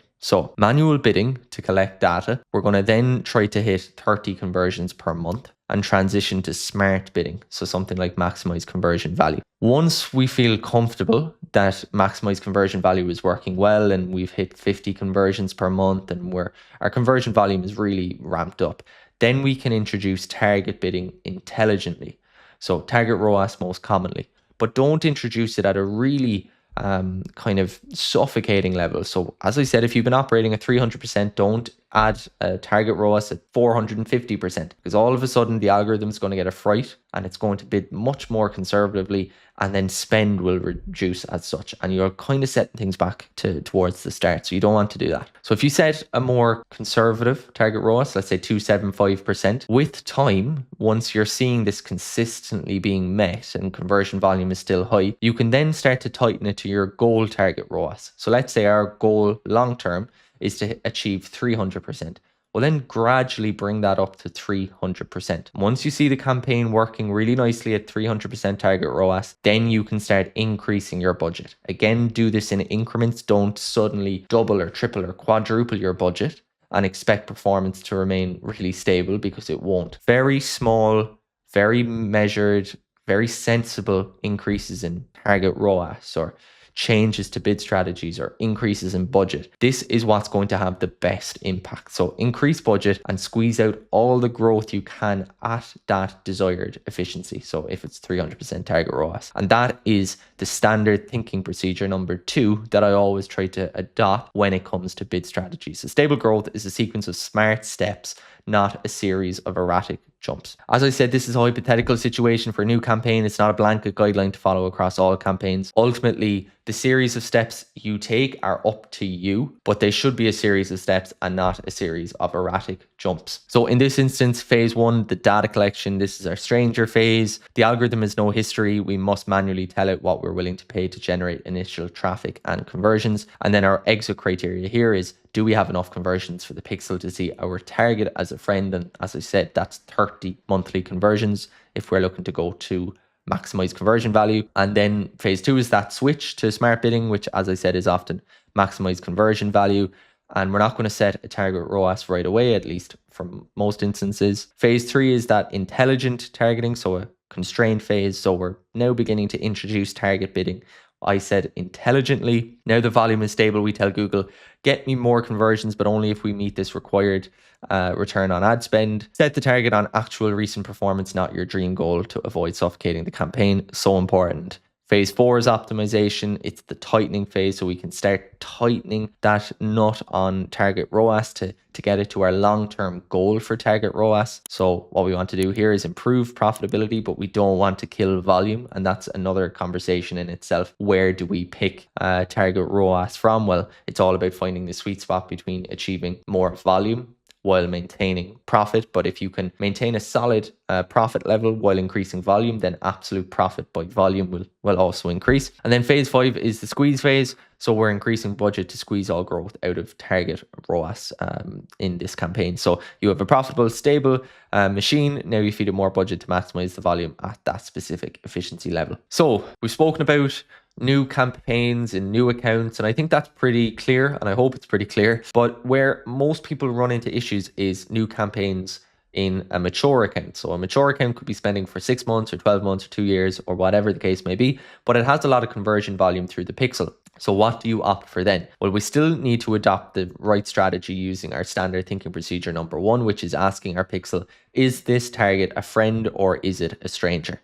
So if the new campaign we're setting up is using a new keyword group or new products, we've never ran traffic to them in Google Ads before, or we've run traffic, but there is not enough traffic to support, let's say, a friendship between the pixels. So it's nowhere near 30 conversions. Maybe we ran very little traffic to a set of keywords before or a product before, but even in that instance, we're just going to treat it as if it's a new account. Because as I said, our pixel and our targets are strangers. Start with manual CPC or max clicks if you prefer, and progress as above as if it's a new account. Sometimes you can progress a little quicker in this instance because your conversion pixel is warm, so it will be that bit more intelligent in general, even though it won't have too much insight into these new keyword groups or new products. But if it's an existing keyword group or existing products, and let's say you're restructuring a campaign, you're moving out some keywords into their own campaign, or you're moving, a top performing product from one campaign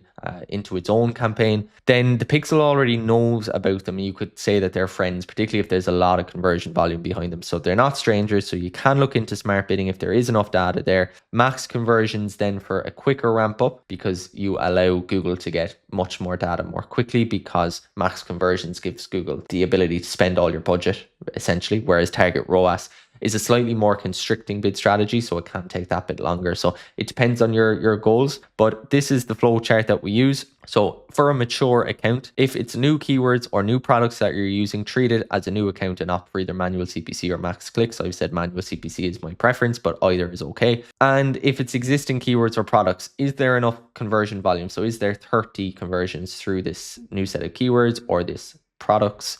If the answer is no, well, then I would probably just treat it as a new account for highest chance of success. Now, you still could go down this route, but personally, I prefer to go this way. This kind of goes back to my point up here with the timeline of a great campaign is I much prefer the feeling of momentum when I have a campaign that's progressing nicely through these steps. Whereas if I have a manual bid strategy and I jump to target bidding because I think, okay, there's enough data here. And sometimes there is, and sometimes it can work. And I'm not saying that it can't work, but what often happens is that if you jump to, say, target ROAS for manual CPC, you can find that the algorithm suffocates things a little bit, particularly at the start, and it takes a long time to get going. And then you feel like, okay, I need to go back and I need to set this on maybe max conversion value. I never like the feeling of going backwards because I feel like I've wasted time. I don't feel like we've been efficient as we can be. I much prefer the feeling of progression through each of these individual phases. So that's kind of the same train of thought I take here. I prefer to just go, okay, rather than jumping to the case whereby I think there's enough conversion volume, but I'm not really sure. It's probably somewhere in the middle between a yes and a no. Well, then I don't really want to go yes and find that I move to automated bidding and it doesn't really work too well. And then I have to go backwards to manual bidding. I'd rather go manual bidding and progress kind of more quickly that way through those kind of series of small steps. If it's a clear yes, so if there's 50 or 100 conversions in the last month, then our question is, do we want to ramp up quickly? If the answer is yes, well, then we'll give max conversion value. Sorry, that should read max conversion value a go so that Google can basically spend all our budget, learn as much as possible. And if we don't want to ramp quickly, if we want to focus more so on efficiency, then opt for target ROAS bidding instead. So that is new accounts and also new campaigns in mature accounts. Now I'm going to break down a couple of specific examples very, very quickly. The first are branded search campaigns. So branded search campaigns are defensive campaigns where you're trying to maximize impression share. So maximize the times that your ad shows and making sure that other competitor ads don't show. So it's not really one that you're focused on ROI directly. You're more focused on preventing competitors from serving ads. So in that instance, it's different to other campaign types. Again, I recommend either manual CPC or target impression share bidding. I don't like automated bid strategies for this because, again, we're not looking for conversions necessarily. We're not looking for ROAS. Okay, we want to make sure that we're maximizing ROAS and we're not overpaying for clicks. But for me, I've seen the best results with manual CPC or target impression share bidding. And even recently, I have kind of moved most of my accounts to manual CPC just because I feel like target impression share can shoot quite high depending on your goals. So if I say I want to serve 90 or 92% of the time, so using a target impression share of 92%, I found that the last, couple of percentage, so let's say from 80 to 92%, so getting me up from there to 92% can kind of come at a very high cost on target impression share bidding. And I just prefer the manual control.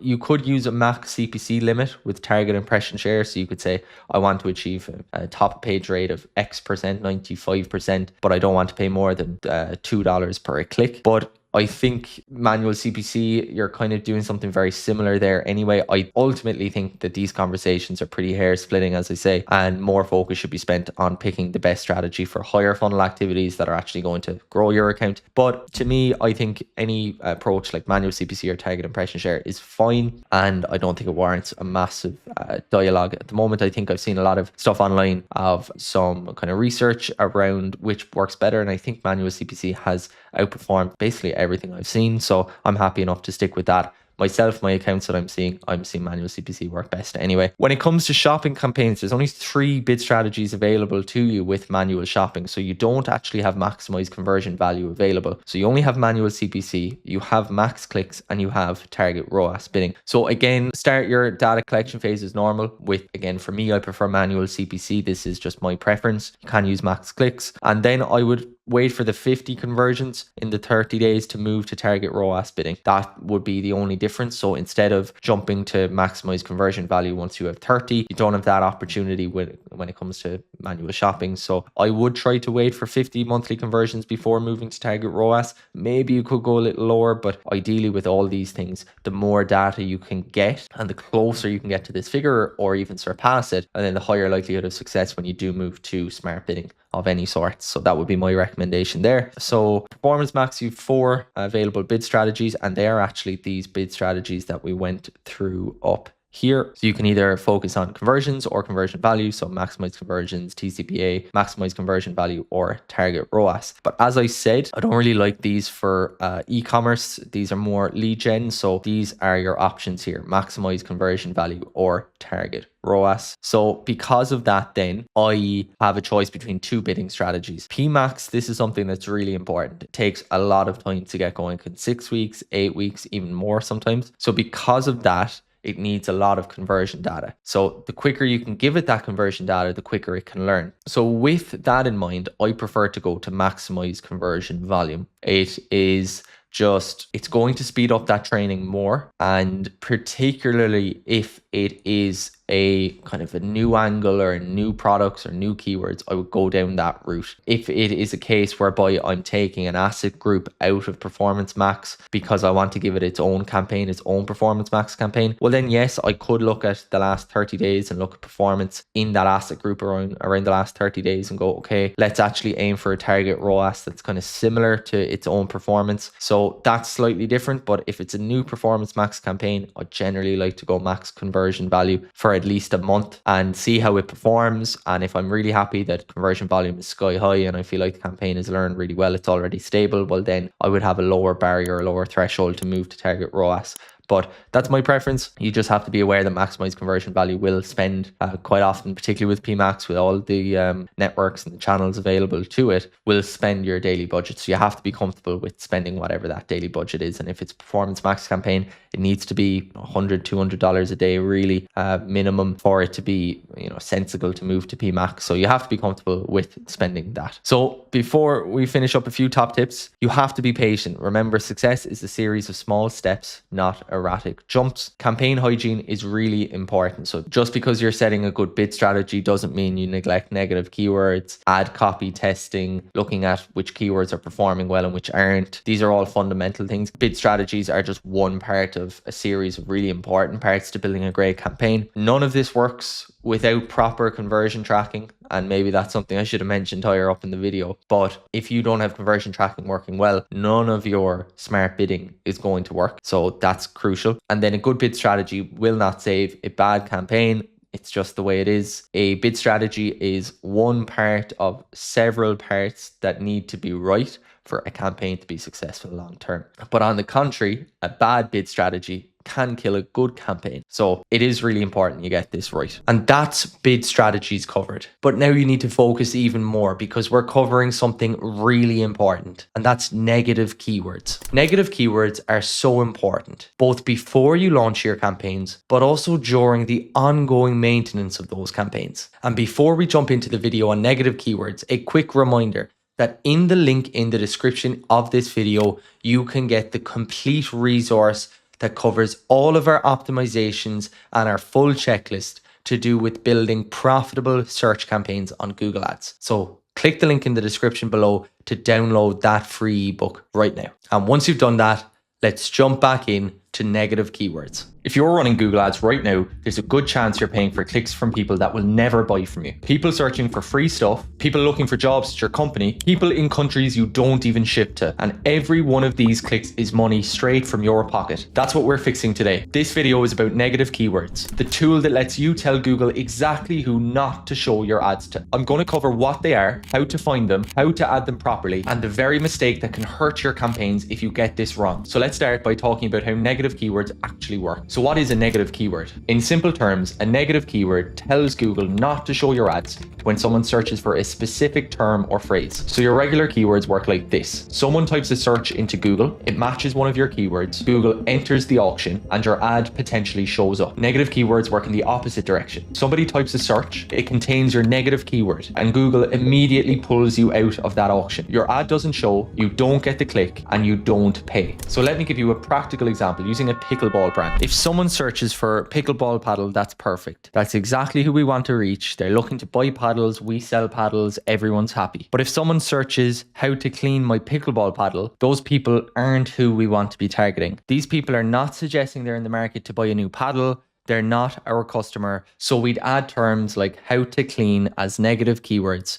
Now, when someone searches for these things, our ad doesn't show up. We don't waste money on that click, and we can spend that budget on people who actually want to buy. Same thing with used pickleball paddles or pickleball paddle repair. If we only sell new equipment and we don't offer repair services, those are negative keywords. We're telling Google these people aren't looking for what we offer. Don't show them our ads. And that's the core concept. Negative keywords are your budget protection tool. They let you be selective about who sees your ads. So you're only paying for clicks from those people who are most likely to convert. And here's why this matters so much. Google's default behavior is to cast a pretty wide net with your keywords. If you're using broad match, or even phrase match, Google will show your ads to all sorts of related searches. Some good, some not so good. Negative keywords are how you rein that in and take back control. Now let's talk about how they actually work, because there are different match types and that's where it gets really important. So just like your regular keywords, negative keywords have match types too. And it's really important to understand because the keyword match type you choose for your negative keywords will determine the types of searches that get through and allow you to serve an ad,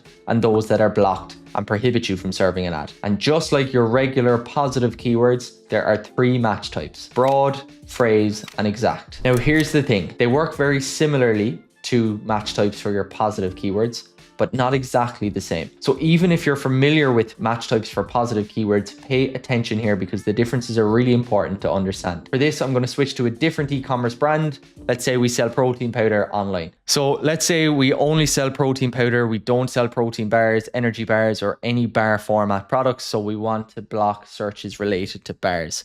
So let's start by going through broad match. So our negative broad match keyword here is bars. So what's blocked? Protein bars, best bars for muscle gain, whey protein bars, bars versus powder. Then what's not blocked? Protein powder, because the word bar isn't there, or bars. Whey protein, once again, doesn't contain the word bars. Best protein supplement also is not stopped from serving because it isn't containing the word bars. So broad match looks for the word anywhere in the search. So it says, does your search contain our negative keyword bars? And if the answer is yes, anywhere, if it's in any part of the search query, then our ad is prohibited from serving. Simple as that. So broad match basically blocks the widest range of potential search queries. So next up is phrase match, and the negative phrase match keyword that I want to use is mass gainer. So you can see we're using the quotation marks here to indicate that it is a phrase match. So if we say, for example, we sell standard protein powder, we don't sell mass gainers,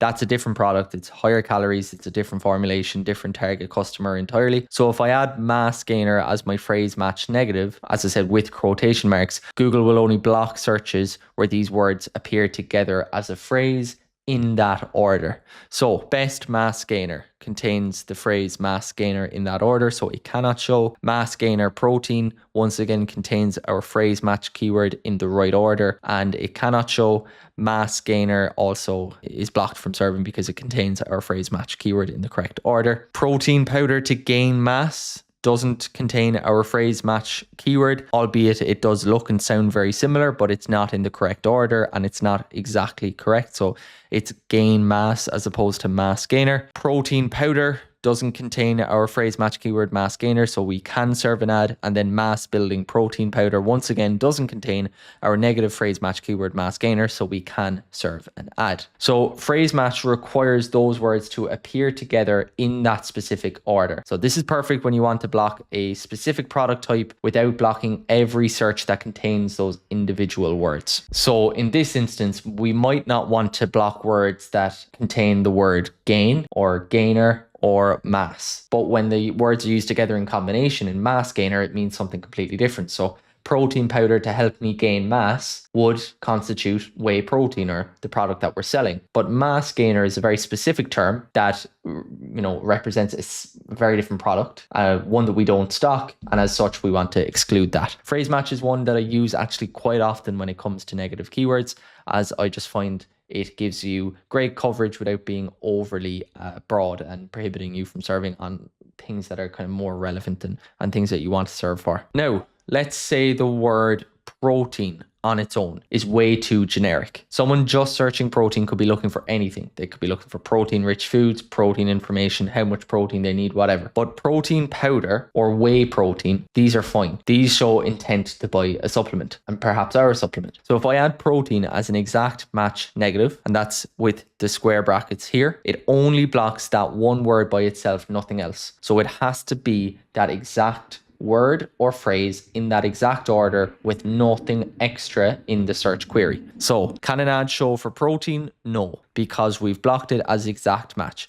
Protein powder. This contains an extra term alongside our negative exact match keyword, which is protein. So that means that it doesn't block it because there's an extra term there. Whey protein is the same principle, best protein the same. So exact match is the most restrictive. It has to be exactly the same as the search with nothing added to it for the block to actually trigger. Now, here's something really important. Google does not apply close variance to negative keywords like they do with regular keywords. So with your regular keywords, if you bid on something like protein powder, Google can automatically show your ads for protein powders, plural, or even minor misspellings. They apply close variance in that instance, but with negative keywords, they don't. So if I add protein here as an exact match negative, as I have done, someone could still search for proteins, plural, as I have here, and your ad still might show. And so you have to manually add both versions, both the singular and the plural. And then the same with common misspellings. If you see protein, and you can see here I've intentionally spelt it incorrectly, it's a misspelling, you then need to add that misspelling as a term if you want to block it. And that actually applies very much to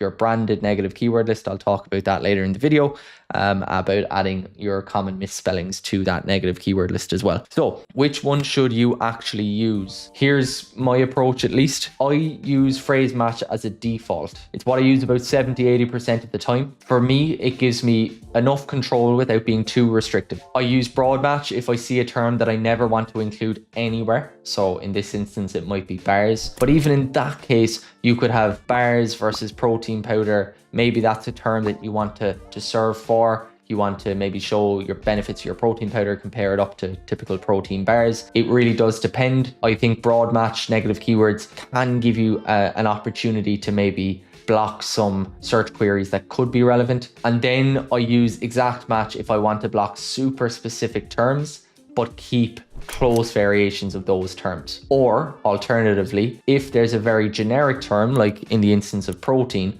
that I feel is very low intent, but I don't want to use broad match because I don't want to stop every term that contains protein from triggering one of my ads, as will be the case with broad match. And the same with phrase match, it would also block anything that contains the term protein. I really don't want that as a protein powder brand. So in that instance, using exact match would be much more intelligent and beneficial. The key is thinking about what it is you're trying to block and then choosing the match type that allows you to block that query without accidentally blocking other relevant queries to your business. Because if you're too aggressive, especially with broad match, you can block traffic that you actually want. And I'll talk more about that later in the video when I go through some common mistakes. But first, let's talk about finding negative keywords before you even launch your campaigns. Because the best time to start building your negative keyword list isn't actually after you spend loads of budget on really low intent terms. It's much better to do this during your keyword research phase. So let me show you. So inside in Google Ads, I'm going to go to Tools, Planning and Keyword Planner. And then I'm going to go to Discover New Keywords. And I'll enter a few seed keywords. So I have pickleball paddles, pickleball equipment, pickleball gear.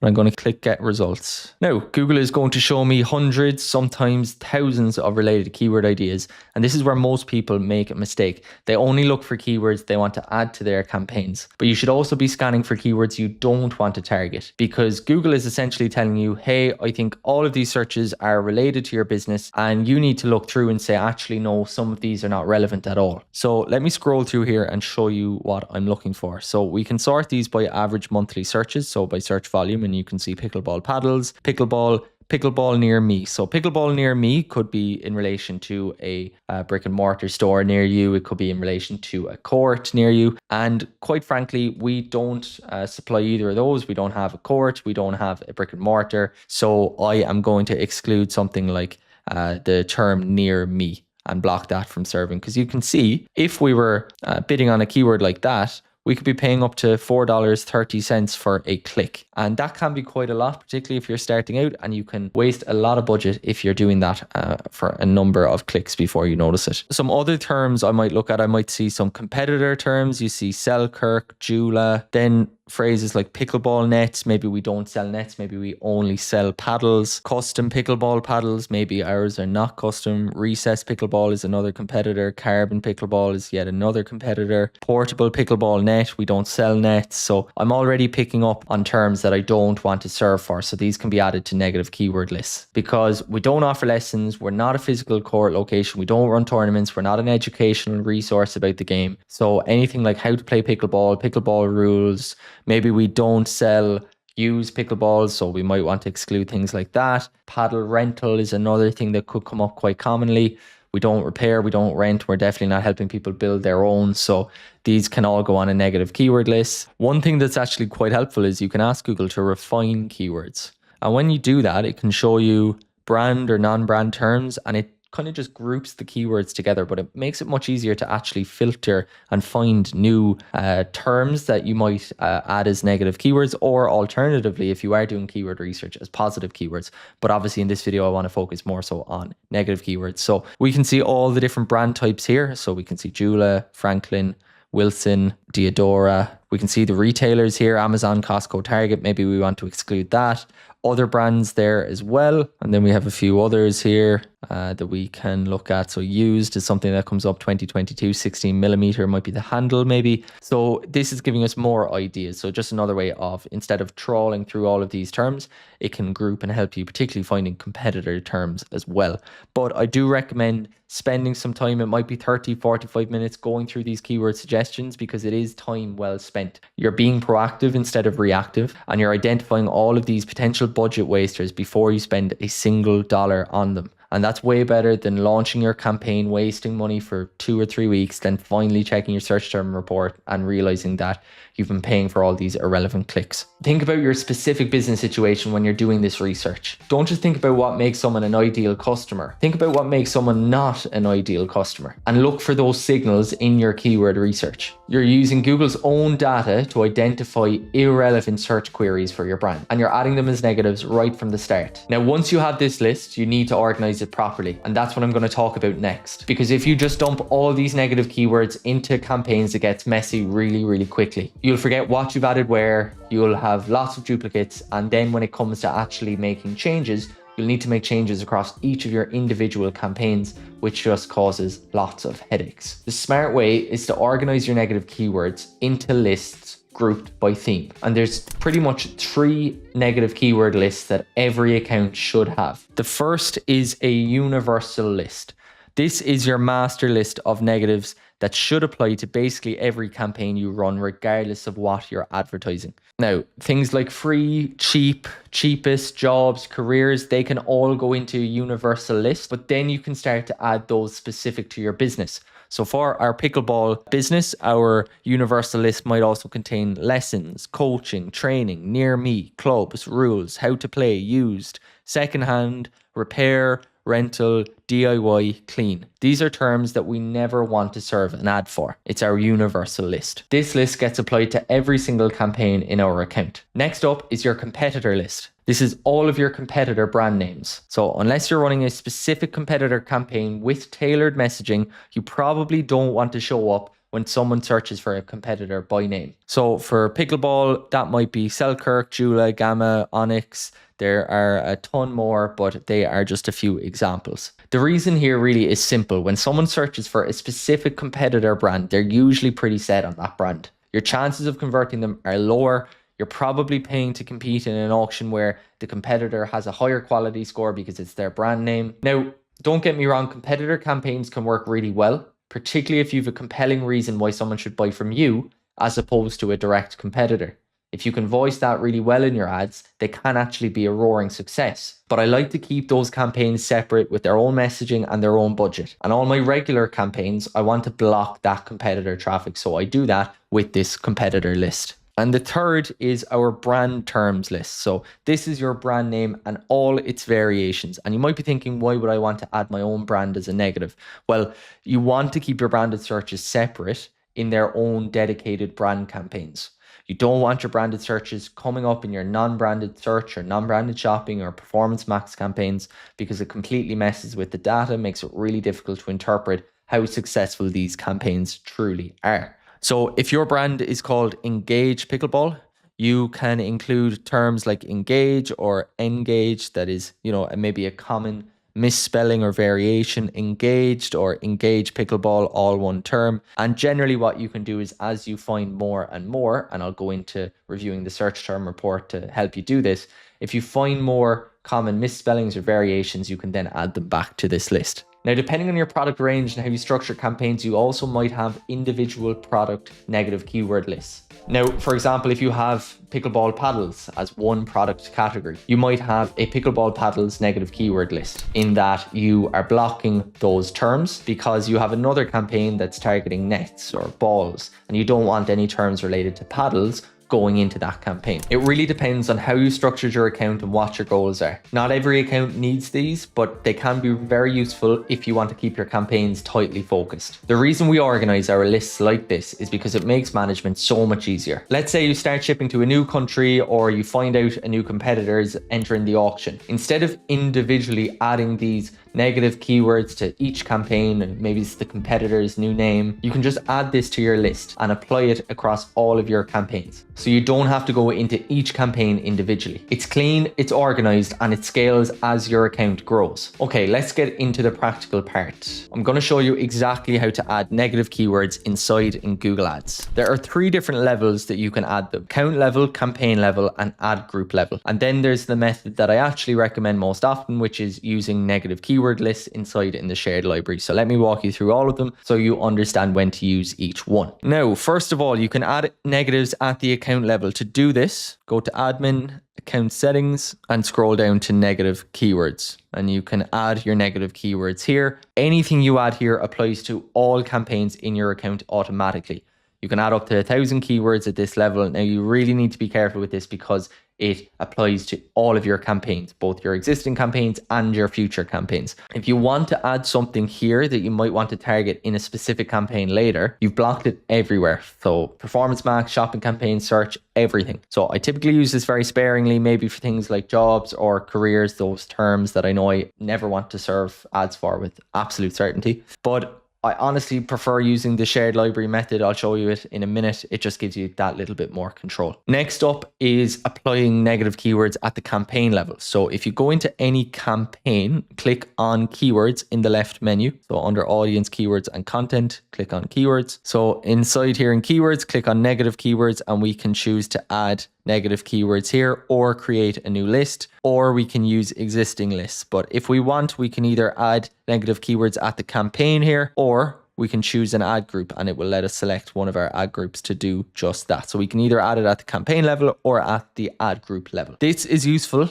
in certain situations, but here's the problem. If you're running multiple campaigns and you want the same negative keywords across all of them, you have to add them to each campaign individually, and that gets tedious really, really fast. If you want to update or remove a negative later, you have to go into every campaign and do it manually. So that's not ideal either. So instead, what I like to do is I like to go to tools, and under shared library, go to exclusion lists. And then we have negative keyword lists here. We can create a new negative keyword list and name it. You can see I've already set up 3. I have our universal negative keyword list. I can go back. I also have our brand list. I have our competitor list here. And if I want, all I have to do is apply it to campaigns. Our active campaigns would be coming up here. We could just click them and say, okay, I want to apply them to these campaigns, instead of having to add negative keywords to each individual campaign. As I said, it's very tedious.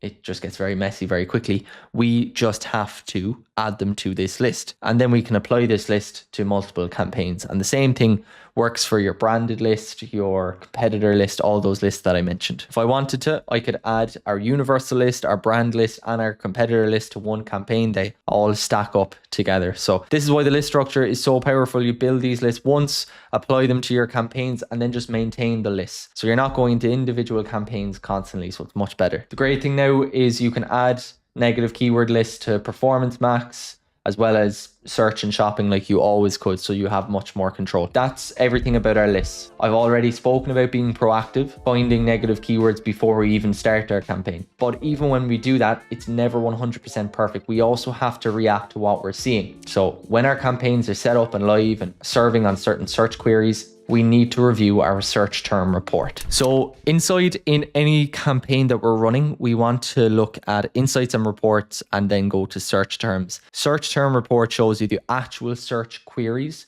that people typed into Google that caused your ad to show. So this is different from your keyword list. Those are keywords that you're bidding on. This shows what real people actually search for. Now, I do need to mention something frustrating. Google has been redacting more and more of this data over the years. You'll see a lot of searches grouped under other search terms or just not shown at all. Some accounts are missing 20, 30, 40% of their search term data as Google says it's for privacy reasons. It's frustrating, but we have to work with what we've got. So the data you see here isn't complete, but it's still incredibly valuable. Now, how often do you check? When you start a new campaign, check every day. That's what I personally do. If I have a campaign that's more mature, it can go maybe a couple of times a week or maybe even out to weekly, depending on how well grouped your search terms have been in recent periods.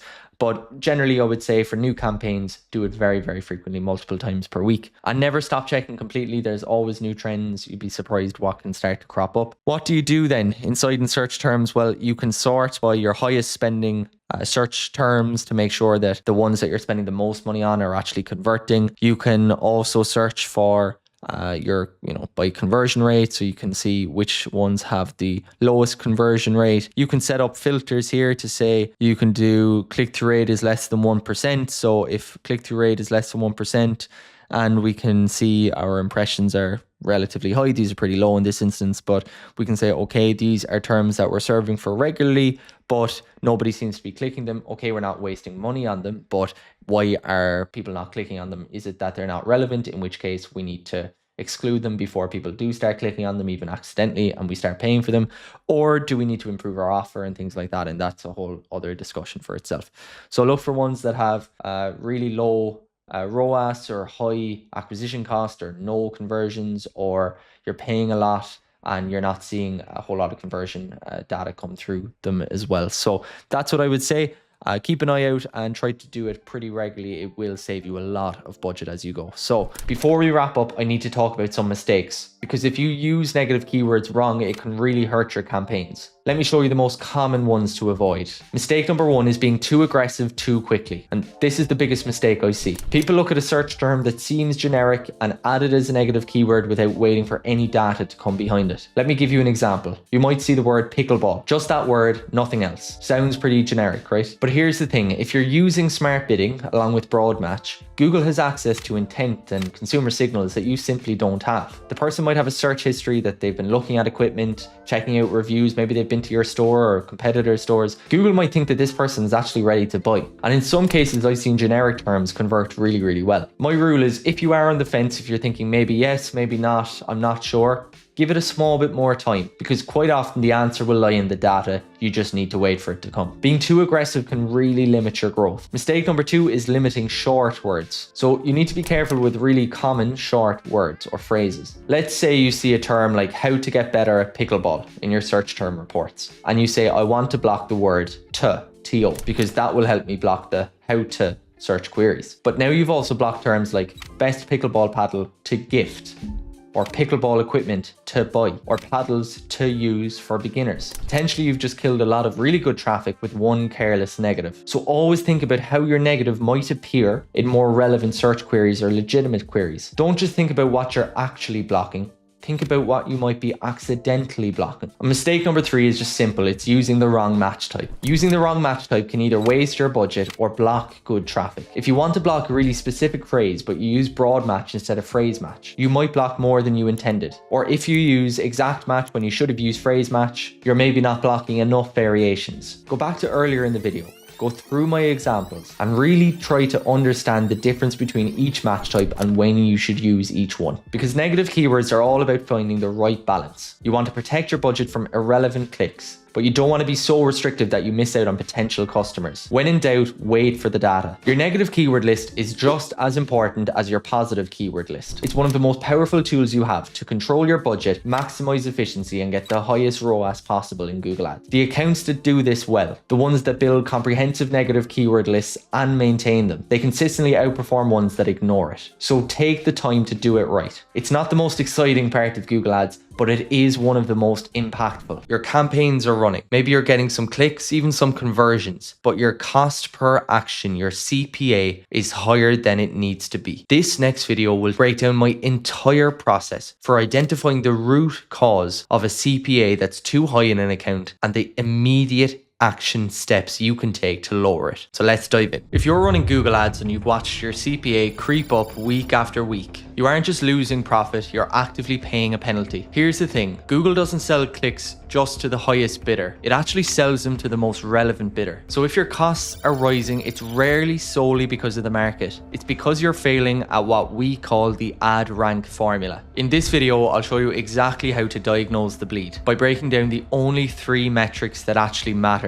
And I'm going to give you a step-by-step fix for each metric so that you can lower your CPAs without lowering your budget. For the past 5 years, I've used this exact diagnostic process to help 7- and 8-figure brands to scale profitably and stop wasting their ad spend. So let's get into it. So your CPA is up on search. You're reviewing your account on a Monday morning. So search or shopping, let's say. So what are you going to do? So quite often people are going to panic. They're going to pull back budgets. They're going to say, okay, well, if my CPA is this high, I can't afford to spend. I need to pull back my budget from $100 a day to $50 a day. That is not the first thing you should be doing. I understand if you're losing money hand over fist, you need to start peeling back budgets, correct? But you need to understand the root of the problem, because just because you're pulling back spend doesn't mean you're actually fixing the problem. If anything, you're just masking over it. So what I like to do is break down what CPA actually means. So your cost per action. So in this instance, we're going to say it's a purchase. Okay, so we're an e-commerce store and it's our cost per purchase. So our cost per purchase is dependent on our cost per click divided by our conversion rate. So an example of that is our cost per click is on average $1 and our conversion rate is 4%. So that's 0.04. That's going to give us a $25 CPA.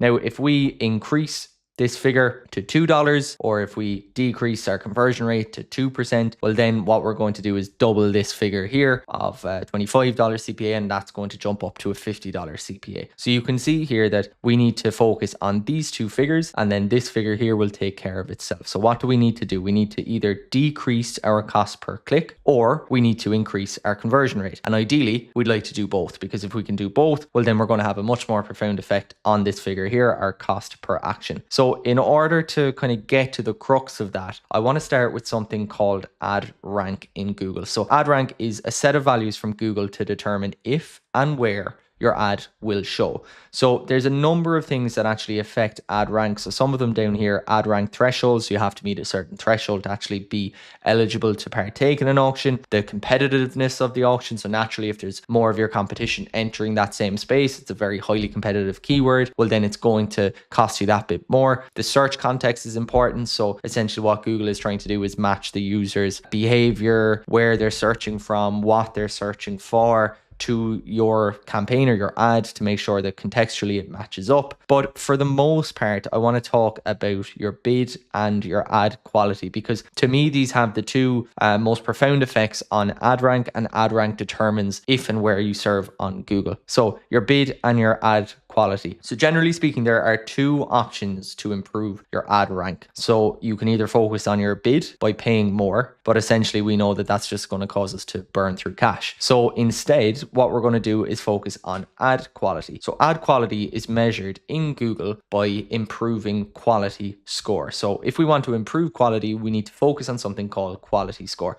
And quality score is essentially a grading system given to each of your keywords by Google to let you know how your ad quality is deemed across some certain different metrics. So we'll get into each of them right now. So the three metrics that underpin quality score are your landing page experience, your ad relevance, and your expected click-through rate. So there is no hard and fast rule of what percentage each makes up, but generally speaking, what I've found from speaking to other advertisers, what I found myself has the most profound impact is improving either landing page experience or expected click-through rate, and then to a lesser degree, ad relevance. Now they're all quite important. I just find that there's slightly more weight placed on this guy, landing page experience, and this guy over here, expected click-through rate. So how do we view it? So the quality score is determined at the keyword level. So what we do is we're going to go into one of our search campaigns, and then we're going to go through into an ad group. And once we're inside in the ad group, we're going to see our different keywords. We're going to see performance by keywords.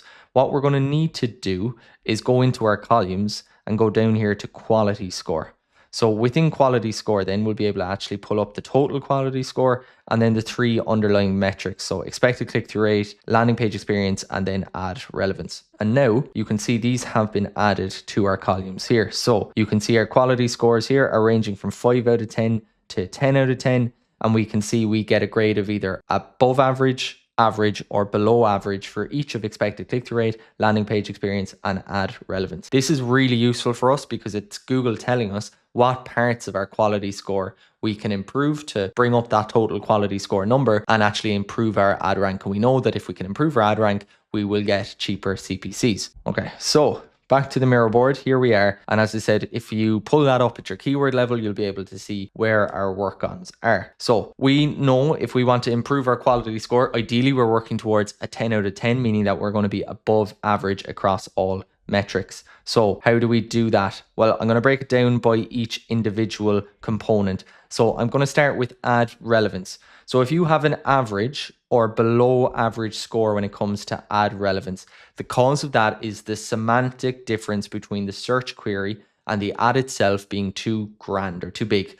So what do I mean by semantic difference? It's like essentially the search query is not closely enough related to the ad. So if someone is searching for Nike trail running shoes size 11 and you're showing them marathon shoes in size 9, well then there's the semantic difference is relatively large there because the sizing is off, the type of shoe is off. So it's quite a big difference. Google deems you as having an ad that isn't relevant to the user.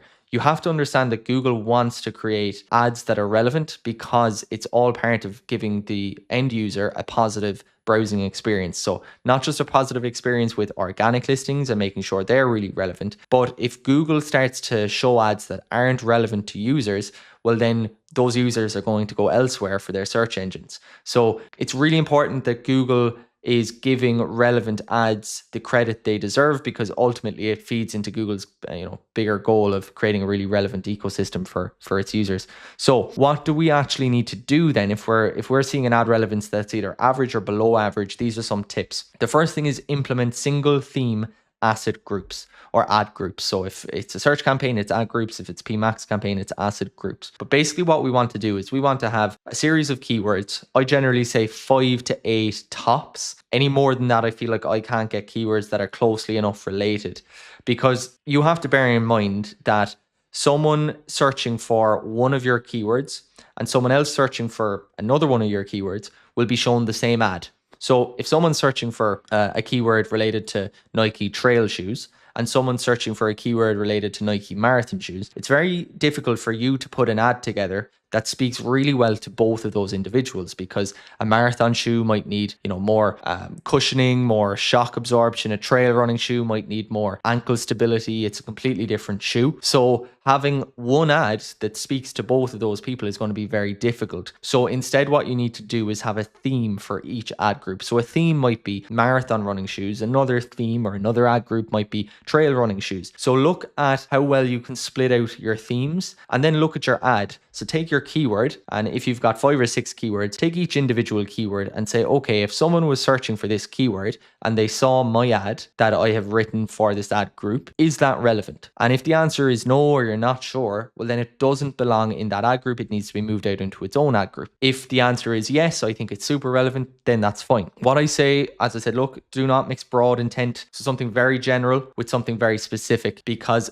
once again, it's the same principle. It's very hard to write an ad that appeals to the masses while simultaneously appealing to a really specific cohort of individuals. So try not to mix very broad terms like running shoes, very generic terms, with very specific terms like I have here, red trail running shoes size 10 US, very specific in comparison to running shoes. The next thing is add dynamic keywords to your ad copy. And what these do is essentially the keyword that gets flagged or triggered to serve your ad for actually gets spun back out in your ad copy. So you can say, for example, if your keyword is marathon shoes, then you can have your headline perhaps say buy and then dynamic keyword marathon shoes, but also it makes it relevant to whatever keyword was triggered. So ideally all our keywords should be really closely related, but dynamic keywords are one extra step to making sure that if there is a slight difference between our keywords, that when possible, our keyword that's most relevant to the ad gets actually sewn back into the ad copy itself. And then the last thing that I do, and this is more kind of a hygiene basis, and you should do this all the time regardless, is you should be auditing your search terms. So what queries are actually triggering our ads to serve? So if there's lots of terms with lots of different meanings across a broad spectrum of queries, of products, of things like that, then we need to consider where these terms are coming from. Is there one keyword or two keyword that's bringing in a lot of this dud traffic that's very distinct, very different to the rest of the traffic in this ad group? And if so, then we need to consider splitting that out into its own ad group if it is relevant. If it's not relevant traffic at all, then we just need to maybe get rid of that keyword. But you need to be looking all the time at your search terms to make sure that not only are your keywords closely related, but the terms that are triggering your ads to show are also pretty closely related as well. So that's how you bump up ad relevance. I know I said it's perhaps the least important, but it's one of the quickest to fix. You really should be making the effort to do so, because bumping that up will just help bring up your overall quality score. The next thing is your expected click-through rate. So if it is average or below average score, particularly below average score, Google predicts your ad will get fewer clicks than competitors in the same position. So if you were to serve an ad or your competitor was to serve an ad, Google would predict that you have a below average chance of getting a click relative to your competitors in that auction. And you don't want that to happen. If Google is expecting you to get less clicks, well, then it deems your ad to be less relevant, less high quality, and you're going to get penalized as well. So what are we going to do to improve our expected click-through rate? One thing that we can do, it's almost very primitive, is we can add more relevant site links, more callouts, add extensions. What ad extensions are, they're very like what the name suggests, is that they are little snippets of information that you add to your ad. And the basis of it is that it should give the end user more information as to why they might click on your ad. Your site links can bring them into different locations. Your callouts highlight maybe some USPs or some interesting kind of offers you might have. But the primitive side of it is that it just takes up more digital real estate. It takes longer to scroll past an ad if it has 4 or 5 site links, if it has 2 or 3 lines worth of description and call outs and everything like that, it actually increases the probability of clicking through. So that's one very simple thing you can do. The next thing that you should be doing, and this is part of your auditing of your search terms, is if you have a high volume of impressions but low click terms. So you can set up a filter for, okay, impressions over 100 or over 1000 and click-through rate less than 0.5% or 0.4% or something very, very low. And you can obviously increase or decrease those filters. But look for terms that are getting you a lot of impressions but not a lot of clicks.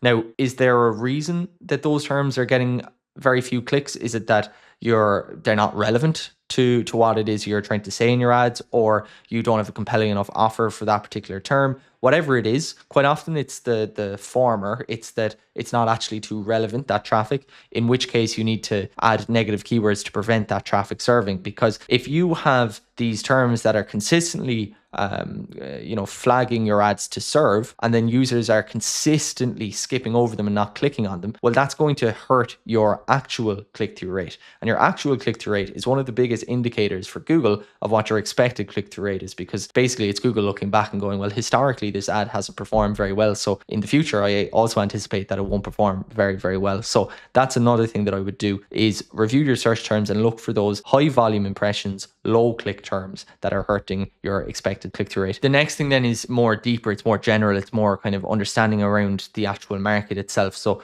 what you need to do is you need to look at what your competitors are saying for these terms, what their ads are. So basically just go onto Google and search your keywords in and see about your competitors who come up. What are they offering? What is their ad copy? What's their angle? What's their USP? What's their shipping threshold? What are they saying in their ad that could have a more compelling argument for someone to click on their ad as opposed to yours? If there is anything at all that you feel like you could highlight to stand out from competitors to make your offer more compelling, well, then you need to be including that in your ads, because that will increase your expected click-through rate and your actual click-through rate. So reviewing your ad copy, your offers compared with competitors, that's really important, because you need to give people a reason to click. It's all well and good, these tips and tricks about, taking up more digital real estate and making it more difficult for your ad to be passed by. But ultimately, you need to get to the crux of the issue, which is there's an offer issue, or there's a value prop that isn't being conveyed well enough, or you're just not positioning yourself in a way or a light that it favors your brand versus your competitors. So that's fundamental to improving your expected click-through rate. And the last thing then is your landing page experience. So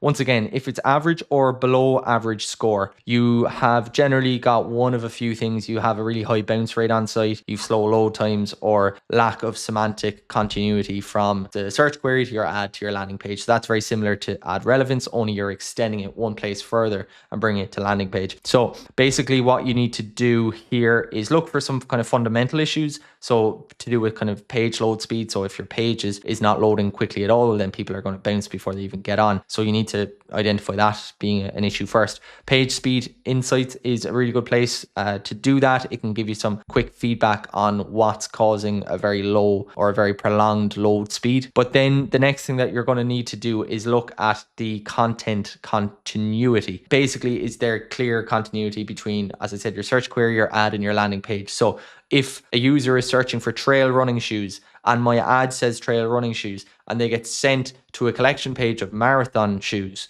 well, then that is not going to work. That is going to be a really poor landing page experience, because it's not going to match, I suppose, what the promise was made in the ad, and it's just not relevant to their search query. So either they're going to bounce from that page, they're going to bounce straight off site, or they're going to go somewhere else, but they're not going to have a really positive experience. Their chance of conversion is lower. So not only are you impacting your quality score, you're also impacting your conversion rate, your likely conversion rate. So you need to have a clear continuity all the way across that funnel. So sometimes it's as simple as just changing the H1 on your product page to make it more closely aligned with the theme of your ad group. That can have a really good impact, and it's very it's actually very low impact for you as either the Google Ads team or the CMO or the brand owner. That's something that you can do, or you can just make sure that you're sending people to the most relevant page on your site.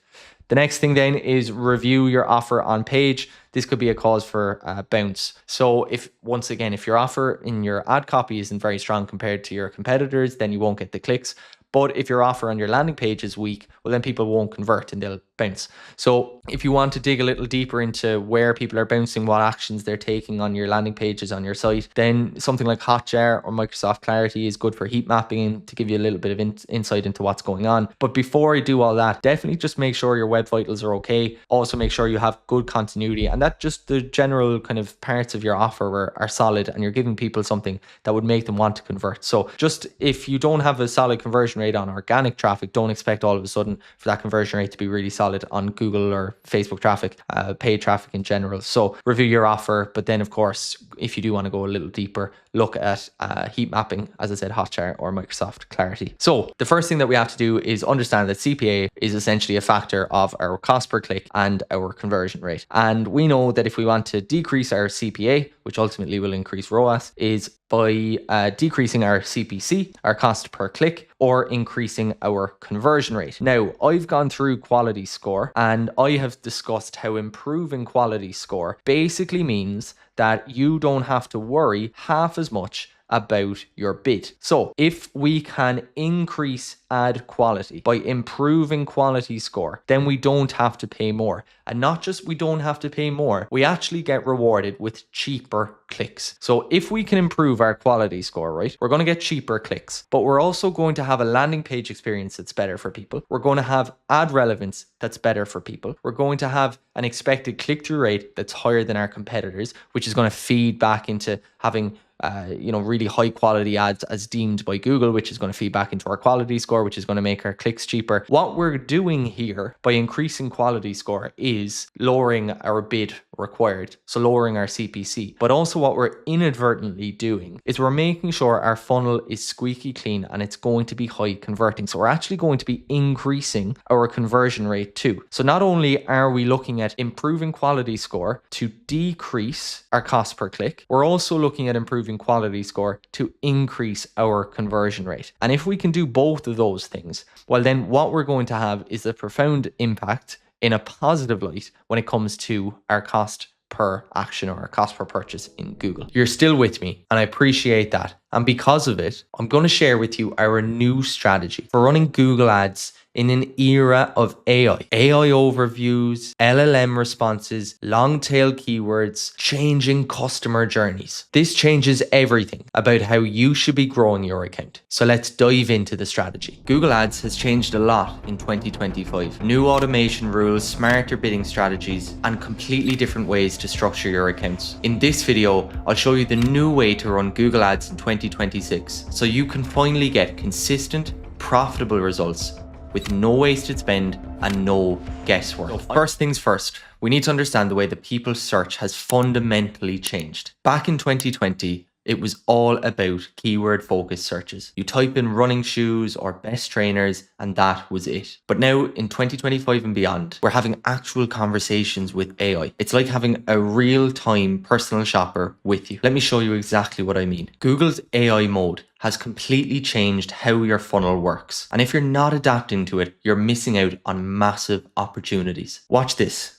I'm going to use Google's AI mode to speak with AI. I am training for a marathon and need a good cushioned trainer to support my Achilles that won't cost more than $150 in black or blue. See that? That's not a keyword search. That's a proper conversation. Shopping journeys now begin with these AI conversations, giving Google far more context, far more intent than we've ever had before. And people are refining these searches multiple times per session, having back and forth conversations with AI. But here's the thing, the final transaction is still largely unchanged. When I'm ready to buy, I'm still going to search something like buy Nike Pegasus 41 white size 10. So the bottom of the funnel is unchanged, but the whole customer journey, the fundamentals of that are vastly different to what they were 5 years ago. And look at this visual. It perfectly shows exactly what's happening. In 2020, searches started with simple keywords. Someone would type wireless headphones and that was it. But now in 2025, we get conversations with AI shoppers. Instead of just wireless headphones, people are saying, I need wireless headphones with 6 hours of battery life that won't fall out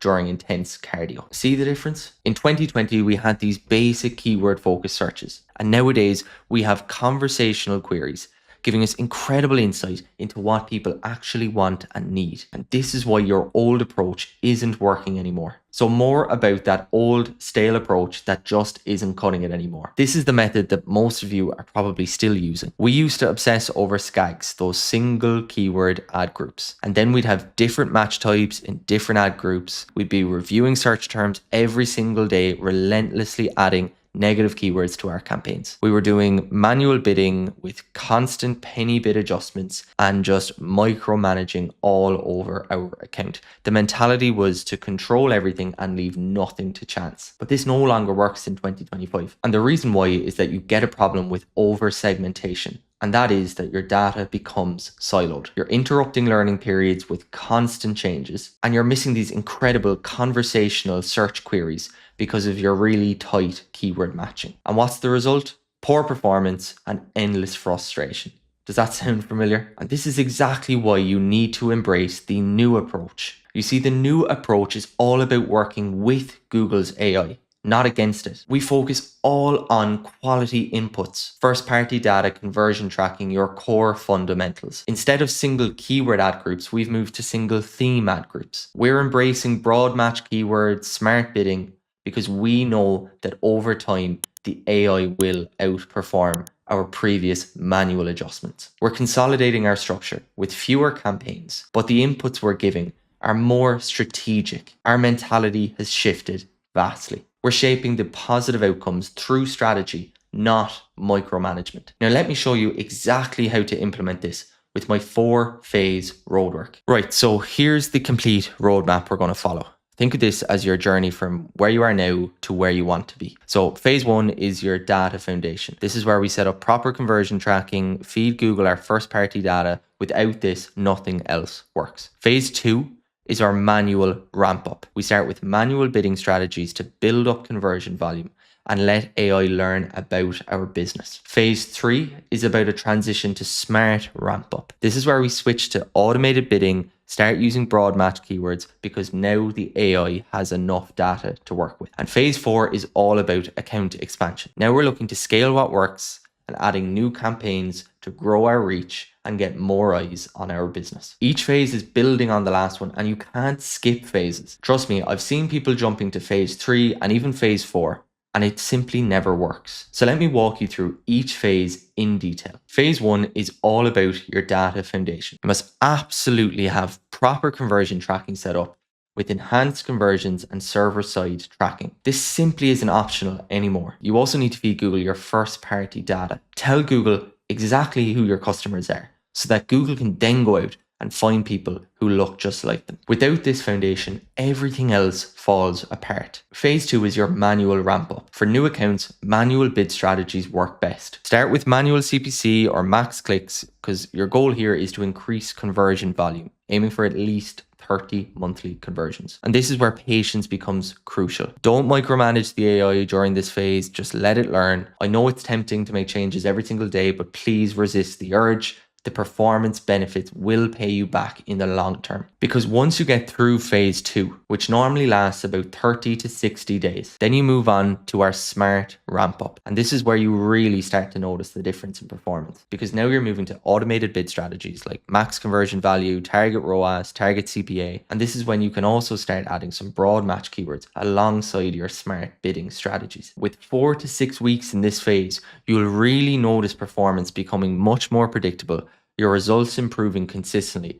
and this is because the AI is finally being given enough time and data to work with. And phase 4 is where the real magic happens. You're scaling your winning campaigns by gradually increasing budgets. You can start adding new campaign types like performance max, demand gen. You're moving up the funnel. And this is when we love to really focus on additional conversational search reach, going after those more conversational type queries and directing people to advertorials, which convert so well for us and bring people through the funnel. And with YouTube's vast reach, you can also start layering in some additional video campaigns. And now you're really beginning to see Google Ads for all it's worth. But you see, it's all about this fundamental mindset shift. Here's what the best media buyers understand in 2025 moving into 2026. You're training a machine and garbage in equals garbage out. We've heard it so many times when it comes to training ChatGPTs and custom GPTs. Everyone talks about having really solid inputs. But when it comes to Google Ads, everybody seems to forget that. So it's not just having really solid inputs that's important. You also have to consolidate.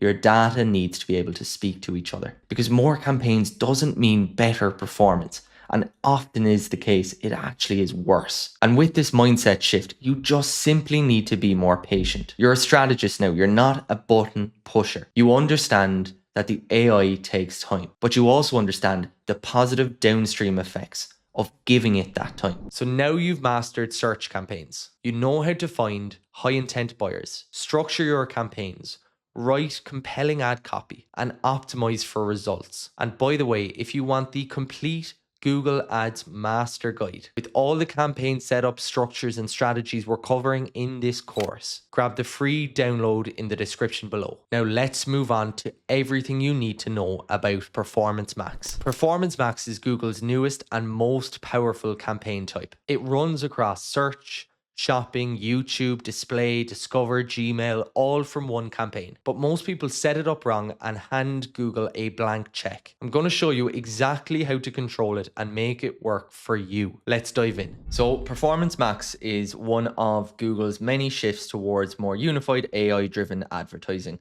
It came to be in late 2021 and Google recommended it as a single campaign that we could use to basically run ads across the entire ecosystem rather than running individual campaigns for each placement. So for people, this was a blessing and a curse. For those that advertise solely on search and shopping, it was maybe a better vehicle for them to get introduced to new placements like video or display or discover. But for people like myself who prefer being in control, PMax represented a threat to how we operate and how we managed our media over in Google. The concern for us was that it was just a cash grab by Google to basically fill up low quality inventory across Google Display Network and also get more people spending through YouTube. And at the time, it felt like this was another play by Google to just create a fully autonomous platform where advertisers lost almost all control. Now, the reality here in 2026 is that Performance Max is achieving what it set out to do. It is causing people to spend more money on YouTube. YouTube AdSense for Google is going up year on year. And it's also been a way for new advertisers to access the platform. It's an easy intro into Google Ads. You just give Google your assets and it creates this Performance Max campaign across all networks. Now, I don't really like that whatsoever. I don't think it's a good place for new advertisers to start. But nonetheless, that is the reality that we're seeing at the moment. After generating over $10 million in Performance Max across dozens of e-commerce accounts, what I've learned is that it does work incredibly well and only when it's set up correctly. You have to have a really clear understanding of where it sits and how it interacts in the context of your wider funnel. So that's both within Google Ads, but also your media mix. So Meta, TikTok, and organic. You have to have an understanding of how it operates within that. It should not be viewed as a starting point. It's not good for new advertisers or for new accounts. But if set up correctly, it can be a really powerful tool to grow your Shopify store. And that's exactly what I want to show you today in this guide. So the official definition of Performance Max is a campaign type that shows across all of Google's advertising. So search, in that it acts like dynamic search ads that you might be familiar with. Shopping, very similar to the smart shopping of old. Display, YouTube, Gmail, Discover, Maps, and this is all coming from one single campaign. Why Google created it? Well, I mentioned already that what I think it is Google basically forcing advertisers into all placements. So is it a cash grab by Google to increase their YouTube ad revenue and use up that low demand inventory across the display network? What Google says the reason is behind creating Performance Max was to find more conversions from existing data. It's designed to find more of what's already converting. It's not starting from scratch. It's building on your existing conversion data, and then it's using that data to find similar audiences across all of their ecosystem. So it's important to understand the key differences between traditional campaigns and Performance Max campaigns. So first of all, traditional campaigns are keyword focused. So particularly search campaigns, we pick the keywords that we want to target, whereas Performance Max campaigns, our targeting is much more based on audiences or intent. So that's a very fundamental difference that you have to understand. Within that targeting, then obviously with our traditional campaigns, we had more manual targeting options. So we could target individual audiences. We could actually target them rather than observe them. We could target specific devices and we could target specific keywords. But the targeting is very much automated in Performance Max. We can give it recommendations, and these are called audience signals, and I'll talk about those a little more later in the video. But for the most part, it's automated. Traditional campaigns are single placement, so a traditional search campaign or a traditional shopping campaign, whereas Performance Max is, of course, as I mentioned, across all placements. And with traditional campaigns, we used to have manual bidding options possible. We still do, in fact.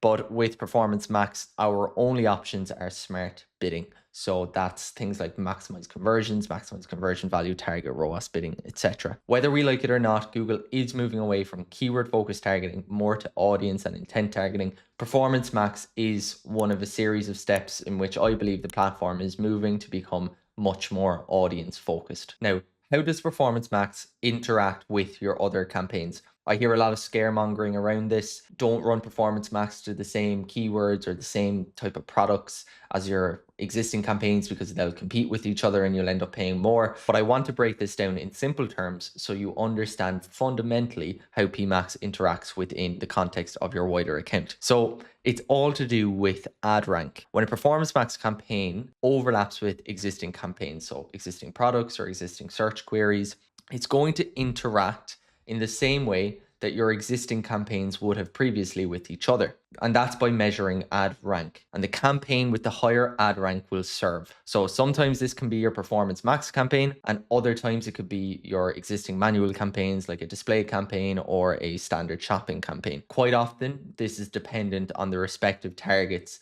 that you have for your existing standard campaigns versus Performance Max campaign. So if you have a really high target ROAS on your Performance Max campaign, it may not be able to bid quite as aggressively as, say, your standard shopping campaign if that has a much lower target ROAS. And as a result, your ad rank will be lower in your Performance Max campaign, and in that instance, your shopping campaign will serve. Now, it's not quite as straightforward as that. It's not quite as if your Performance Max is a target ROAS of 300 and your standard shopping is a target ROAS of 250, it will always win. One really important exception is to do with exact match keywords.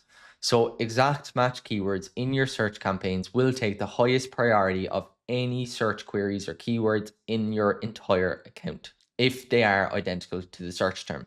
So an example of this, for the search term tennis racket, the identical exact keyword would be exact match tennis racket in your search campaign is prioritized over any broad or any phrase keyword or any Performance Max campaign. So this is very useful to know. We use this information quite a lot if there are particular high converting terms that we want to target manually via our search campaigns, because maybe we want to use our Performance Max campaigns to go out and find more long-tailed keywords to target that maybe we're not targeting as well in our search campaign.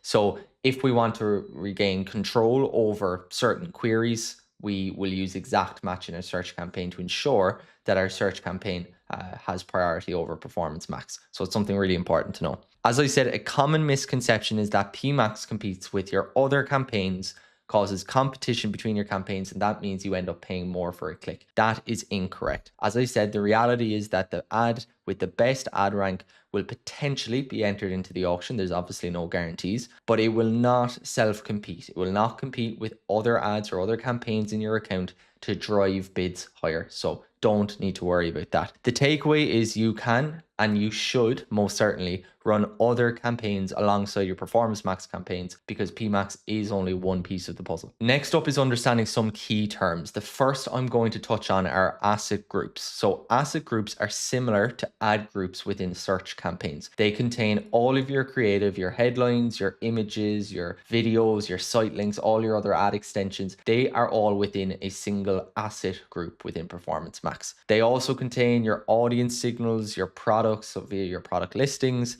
So basically everything lives inside of a single asset group. And this is just an image of basically a Performance Max campaign where you input everything within your asset group. So images, logos, videos, headlines, long headlines, descriptions, call to actions, etc. So this is what a typical Performance Max campaign may look like. You could have 3 different asset groups. Within each individual asset group, then you will have your assets, which are your ad copy, your images, your YouTube videos, your ad extensions, etc. You'll have your listing group, which are just your products, and then you'll have your specific signals, which are your search themes and your audience signals. One of the most important principles you have to understand when it comes to setting up Performance Max campaigns correctly is all about how you segment and structure your asset groups, because there is a tendency to basically fill up all the available assets in a single asset group. So you might take all of your top performing creatives from Meta and throw 20 of them into an asset group, and then you might take your top performing ad copy and do the same. But the issue is with this approach, you could have an ad delivery that doesn't really make much sense to potential customers, because you could have image assets from some products, you could have text assets from other products, and it basically is all just mumble jumbled together in a random concoction of an ad. So an example of this would be if you were a footwear brand and you sold footwear across different product categories, so running shoes, hiking shoes, everyday shoes. And then if you sold across different genders, you might have men's shoes, women's shoes, kids shoes. So an example headline could be shop men's shoes. An example description could be explore our ladies footwear range today, get 10% off your first purchase. Our site links could be to kids footwear, running shoes, ladies dress shoes. The image that populates could be of a kid's sandal, and then we could have a similar ad then where instead of an image we have a video and it's a UGC style YouTube short of a man unboxing shoes. And you can see how basically none of these when paired together are going to make much sense to a prospective customer.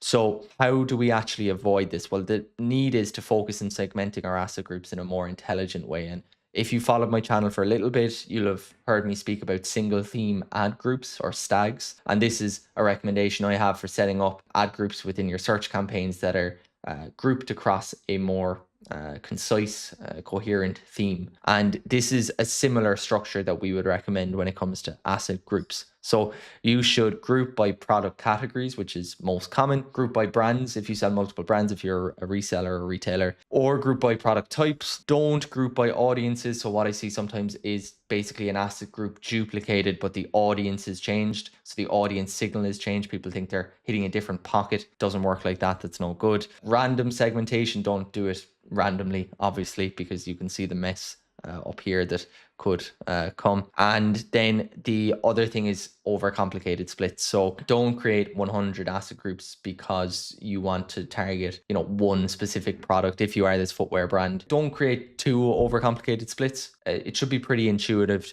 to you. The key rule is that your asset groups should make sense for the images, videos, and ad copy you're creating. So I always look at everything I've put together in an asset group. So you'll actually see maybe here, you'll be able to look at your headlines, your descriptions, your images, your site links, your videos, pair them up and go, okay, if I paired this text with this image, would it make sense? Would it be coherent? The same with this video and this description, this video and this headline, this site link and this product. This is what you need to do to make sure that you are grouping around a coherent theme. Now, if you group according to product categories or product types, then you should be able to do this pretty well. So an example here, you might have a bestsellers performance max campaign. Your asset group 1 could be men's running shoes. Maybe that's a leading line for you. And then your products could be all of your men's running shoe category. Your images would be men running in these shoes, or you could have close-ups, product flat lays with the shoes. Your ad copy would be specific to men. It would be to do with maybe performance, comfort, durability, but it would be specific to men's running. And then your audience signals, I'll speak about those in a minute. They could be running enthusiasts, or it could be people who've previously bought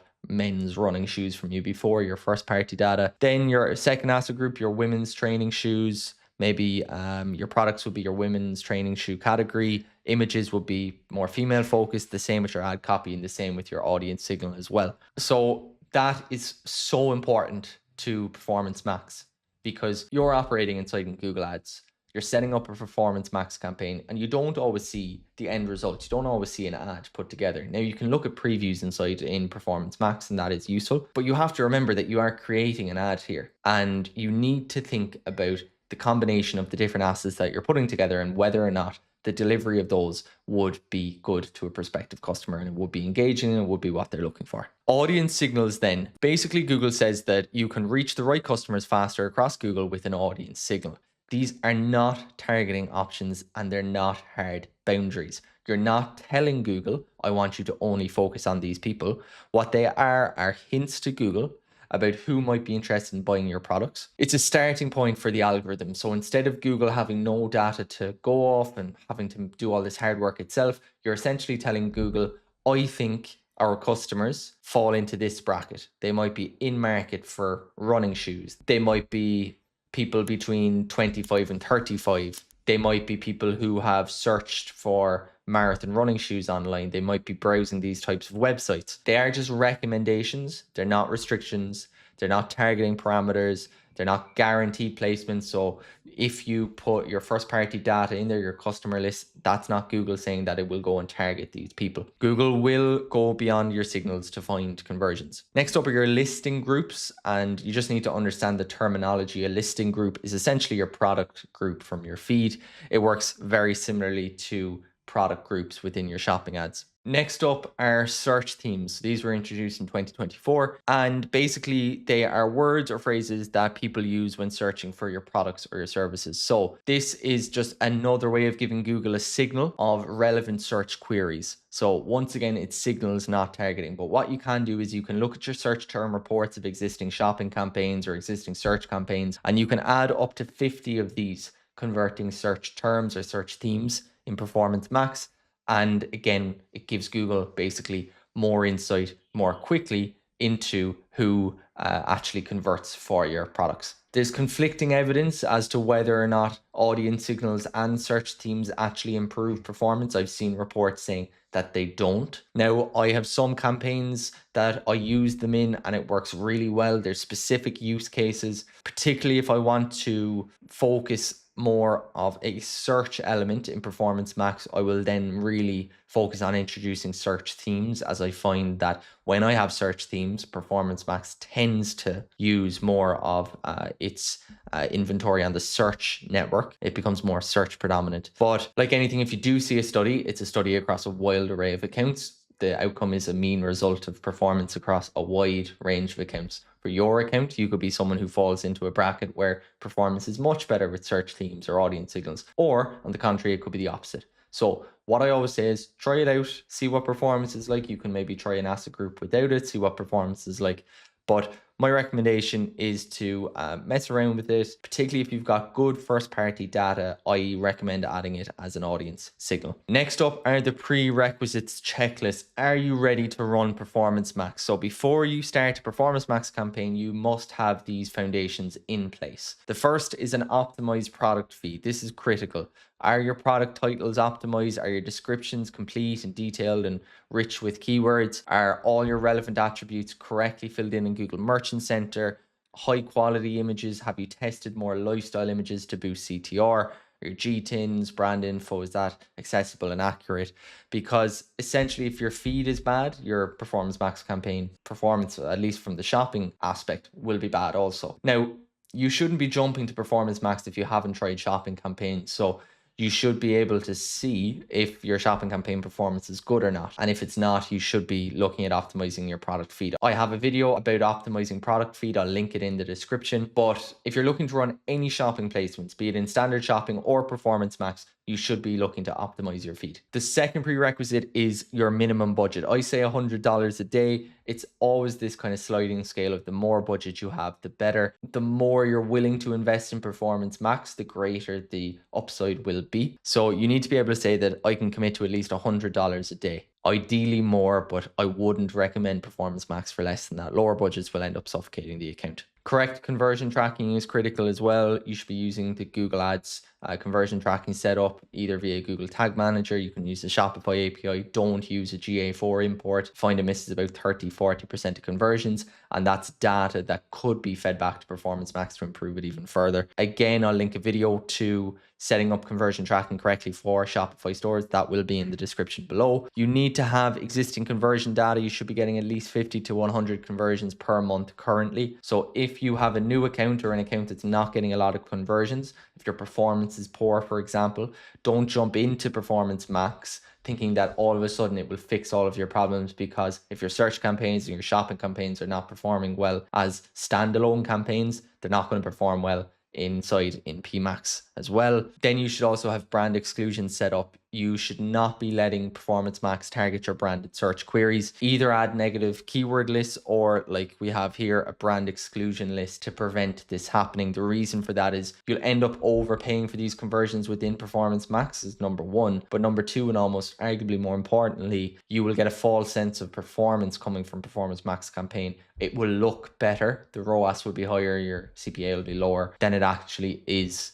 based on more like cold traffic or based on non-branded terms at least. So make sure you have brand exclusion set up. If you can't do those 5 things, then don't start Performance Max. You should instead focus on getting search and shopping profitable first to standalone campaigns, building that conversion volume, ideally 100 plus per month, optimizing your product feed and fixing your conversion tracking, because the greater performance you can get from those standalone campaigns in search and shopping, the more profit you'll be able to put together to one side to then use to scale Performance Max campaigns. So that would be my recommendation. Now, what I've walked through in the video is just the beginning. I've got a series of videos coming to break down my entire Performance Max master guide for 2026. It includes the strategic framework for structuring your campaigns, how you can build other campaigns around Performance Max to lift up overall account performance, and the best scaling strategies we've been using to take Google Ads accounts from 20 or 30K per month up to the 6-figure and beyond range.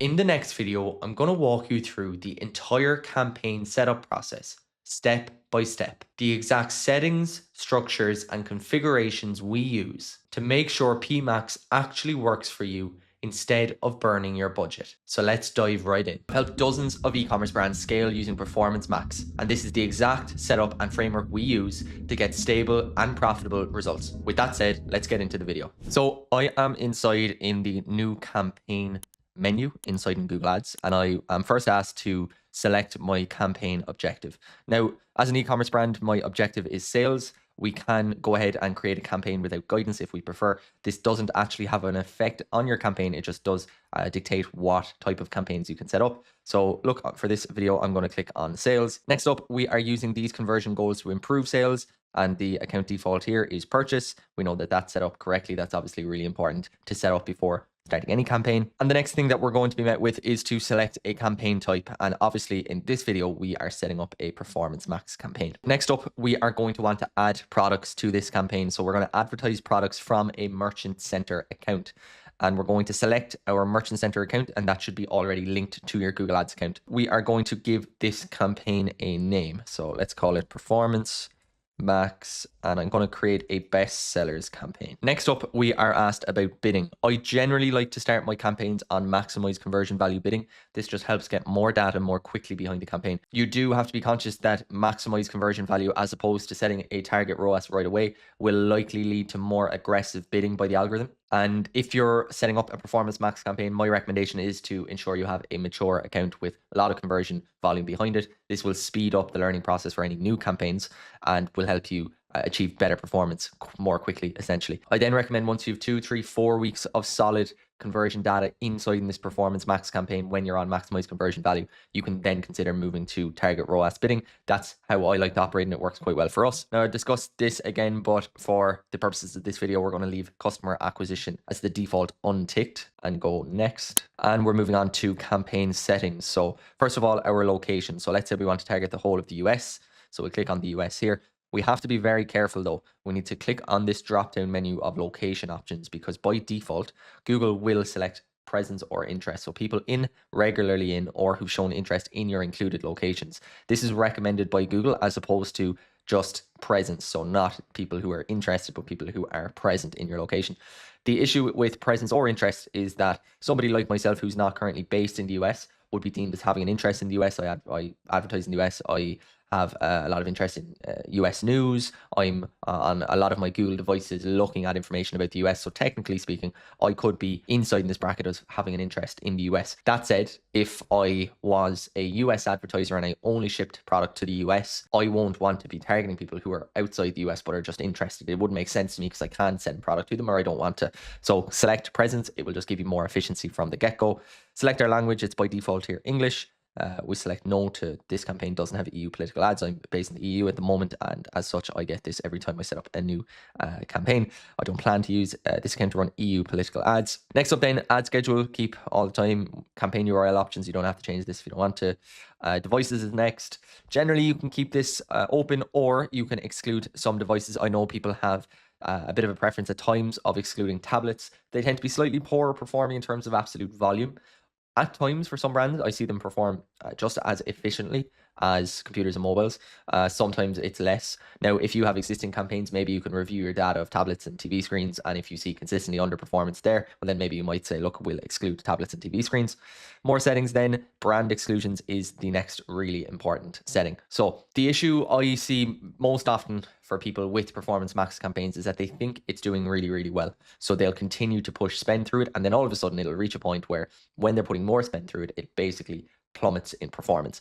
And generally speaking, what I see most often as the cause of this is that the Performance Max campaign is cannibalizing their branded traffic, either from branded search placements or by using shopping placements on branded terms also. That gives a false sense of performance, giving you the idea that performance is actually much more efficient than it actually is. So we have lots of room to scale, when in fact your non-branded performance could be quite low, but it could be being supplemented by really efficient branded performance. And as a result, then you get this really murky picture. So generally speaking, I like to exclude brand in two ways. I like to add negative keyword lists, so my branded negative keyword list to my Performance Max campaign. And the second then is via a brand exclusion. So we can add our brand list here, and we are not going to click on allow shopping ads on searches that mention excluded brands. We don't want to do that. Beyond that, you have demographic exclusions. This is new inside Google Ads. It's not something I've tested quite extensively.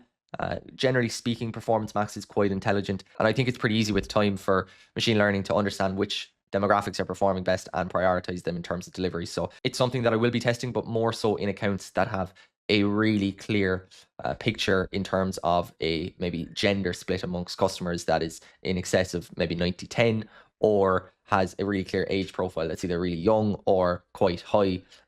But if you're somewhere in the middle, I don't see the benefit of doing this. I would let machine learning do its thing. So next up is asset generation. This is where we let Google AI help us generate assets. Once again, it's not something that I like to use too often myself. I prefer having intentionally added assets that either we know are performing well or we're testing with a reason, as opposed to having Google's AI test a lot of assets. I don't think it is the approach, at least for now.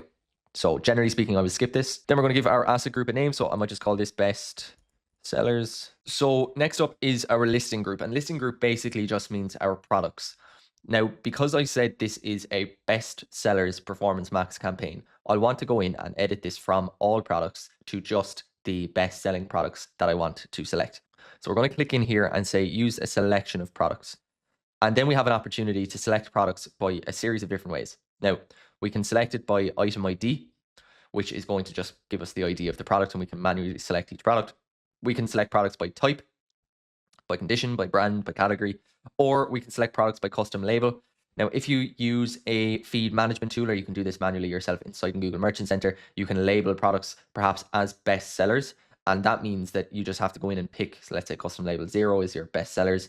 And then you can actually change which products come in and out on that. You can create rules to move products in and out, or you can do it manually. Let's just say for the sake of the video, I will pick 3 products from our list of products using item ID, and these will be, let's say, my 3 bestseller products that I want to target. Next up then are brand guidelines. So we're going to provide some logos along with our business name. So if we can provide a variety of logos, so horizontal, square, that just helps us with different placements. We can also give information on our color preference for our main color and our accent color along with our font. And next up, we are into asset creation itself. Inside in our assets, there are a number of things that we need to set up. The first is our final URL. This is where people will go after they click on our ad. Now, I've just said basically www.yourwebsite.com. Obviously, I'm getting the error message here. It doesn't match this Google ad account, which is fine. And next up is our first ad text requirement, which are headlines. Headlines are up to 30 characters in length. We can add up to 15 of them and a minimum of 5. Somewhere in the middle there between 8 and 10, 8 and 11 is generally where I max out, unless I have specific ones that I want to test more of. I personally find that maxing out across all of our assets generally leads to filling these gaps with poor quality text or image assets, for example. It also means that we don't get as quick feedback because Google has to test a wider variety of assets across different ad placements. So sometimes I actually think it's better to start lower with assets that you're more confident in, because you get quicker feedback into what's working and what's not, and then you can obviously change out what's not working. You also have long headlines, which are up to 90 characters in length. Again, you can have between 1 and 5 of these. Somewhere in the middle, once again, is good. Descriptions up to 90 characters. Again, just to be aware that long headlines and standard headlines won't interact with each other in an individual delivery, so you can repeat it yourself here, but just be conscious that your descriptions can be paired up with your headlines. So don't obviously repeat word for word what you're saying. Not that that would be good practice anyway. But in terms of ad text, a few principles: add keyword centric terms. So you should be creating an asset group around a common theme. So make sure that that common theme is basically given back in your ad text. So if it's a particular hero product, if it's women's shoes or men's shoes, and make sure you're talking about men's shoes and women's shoes in your headlines and your descriptions. Social proof, really strong offer, strong and specific call to actions really helps. And then benefit, outcome focused language. They're all principles I discuss in my Google Ad Copy 101 video. I'll link it here. Images are next. You should have a variety of images, so square, horizontal, landscape. It just allows you to create ads for different placements. Be conscious of text across images because Google can sometimes flag it for a policy violation, but also some of your placements can be quite small. So text can be difficult to read if it's not very legible. So sometimes what might work on Facebook or Instagram in feed actually won't translate as much to a display ad that could have a slightly smaller placement and relative size compared with some of your Facebook creatives. UGC style images work really well. Native style images work fantastically well as well. But once again, you need to keep your images consistent with the asset group theme. I'll keep saying it. All of your assets need to be centralized around that common theme. I'll mention it in my last video about performance max campaign structure. But make sure that you are putting in images that are most relevant to your common asset group theme. The next assets are videos. Now, first of all, in order to use videos, they must be uploaded to YouTube. They can be unlisted or private, so they don't have to be public, but they have to be uploaded to YouTube in order to be used on Google Ads. So ideally, test a mixture of horizontal, which is quite often more kind of longer VSL style, or could be more hi-fi, and also have some YouTube short content, which is more similar quite often in nature to more native content on Facebook or Instagram. So use a combination of vertical and horizontal, use a combination of different video types, as I said, more hi-fi stuff, professional, VSL, and then traditional UGC like unboxing or testimonials work really well as well. So what you need to remember is that people are on YouTube for A, entertainment, and B, educational content. And quite often it's the latter that will do well because people are looking for maybe reviews of your type of product, or they are just looking to be educated on what it is your product does. And this type of content can work really well. Next up are your ad extensions, site links. First of all, make sure that they are, once again, closely linked to your asset group theme. Call to action, you can either keep this automated or you can select something like Shop Now. You have other asset types: callouts, price, promotion, structured snippet. Once again, these are all gone through in far more depth in my ad copy video, but just always look to provide more value with your ad extensions. They're a great way of taking up more digital real estate. They're also a great way of creating more ad relevance by front loading some really important product terms that the user might be searching for. So don't just rush through them. Try to give as much value to the end user as possible. And next up is asset optimization. So there's a few different optimizations that Google will by default turn on. So the first are text optimization. So it will basically use information from your landing page to create its own headlines and things like that. So it operates quite like DSA. Quite often I will turn that off. And the second one is final URL expansion. Now, final URL expansion is quite an interesting one, and I'm going to speak about it in more depth in my next video. But basically, if I'm starting out with a new campaign, I will generally speaking turn it off. And once I have more consistent performance across my campaign, then I might look to turn it on. If I have it turned on, I will have very strict boundaries on what it is that I'm looking to target or important pages that I'm looking to exclude. But basically speaking, if you're very confident in all of the assets in your landing page that you have put together for this asset group, well, then you will probably not want to put a lot of these enhancements from Google on. So you've got text enhancements, you've got image enhancements in terms of it can change the formatting and the layout of your image in order for you to be able to serve on different placements. So once again, it's something that I generally turn off. And video enhancement as well. Basically, it can turn your horizontal video to square video, or it can create a shorter video from a longer video. Once again, I've seen end products of these that are quite poor. I've seen ones that aren't bad, but I've also seen ones that really leave a little bit to be desired. And as such, it's generally something that I also turn off. And that brings us on to signals. So signals provide valuable information about the people you want to reach. They help guide who sees your ads on Google search, YouTube, and more. Now, the important thing that you need to know with signals, be it search terms or audience signals, is that they are just signals. They are not you telling Google to target someone in particular. They're you telling Google, I think this is important information for you to have, either in search themes about the type of queries that people type in looking for our products, or in terms of audience signal, these are important people either for our business in terms of our customer list or the psychodemographics of people that buy from us. So search themes essentially are where we provide words and phrases that describe what our customers are likely to search for. So if I am a running brand and let's say I sell running shoes, then some of my search themes, maybe I'll be able to see from other campaigns, so search and shopping campaigns, what people are actually searching and converting on. So it could be men's running shoes, it could be running shoes for marathon, it could be running shoes with cushioning, and it could be white, lightweight shoes for running. We can add up to 50 of these. Now, search themes allow us to tell Google the type of terms we either believe will or no to convert. So if it is something that we've seen in our search term reports, great, or if it's something that we believe is an important term. Personally speaking, I've had mixed results with search themes, and I know that the literature out there speaks a similar picture. Generally speaking, performance actually tends to be worse. Last year, I read a report that search themes did not necessarily have a net positive impact on performance, and the same to a lesser extent with audience signals. Now, that is a macro level report. If you're an individual business, you could fall in one end of the scale or the other. You could be a business where search themes or audience signals work really well for you, or you could be the opposite. But on average, they found that it didn't have a net, great positive effect. So I generally speaking will use it for new Performance Max campaigns more often than anything else. And that just helps guide the campaign a little bit more. The only other time I use it more consciously is when I'm trying to prioritize search placements in a Performance Max campaign, because when you have more search themes, I have just found from personal experience that you will see more traffic, more clicks, impressions, etc., run through the search element of that Performance Max campaign relative to a campaign that doesn't have search themes. So if I have a conscious reason to push more search in a Performance Max campaign, then I will look to add search themes to help me do that. But again, you do have to remember they are just a signal. It's not a direct targeting method. It's not you saying to Google only target people who are searching for these terms. They're not keywords. They are just a guide. With search themes, it's important to understand how they interact with search campaigns. So if you have existing campaigns on search in your account and you are creating a Performance Max campaign and you're running search themes, if you have exact match keywords and somebody has searched for that exact match keyword and you have an exact match keyword in your search campaign, that will get prioritized over Performance Max. So exact match keywords get prioritized over search themes in Performance Max. On the contrary, phrase and broad match inside your search campaigns will compete directly with your Performance Max kind of search portion.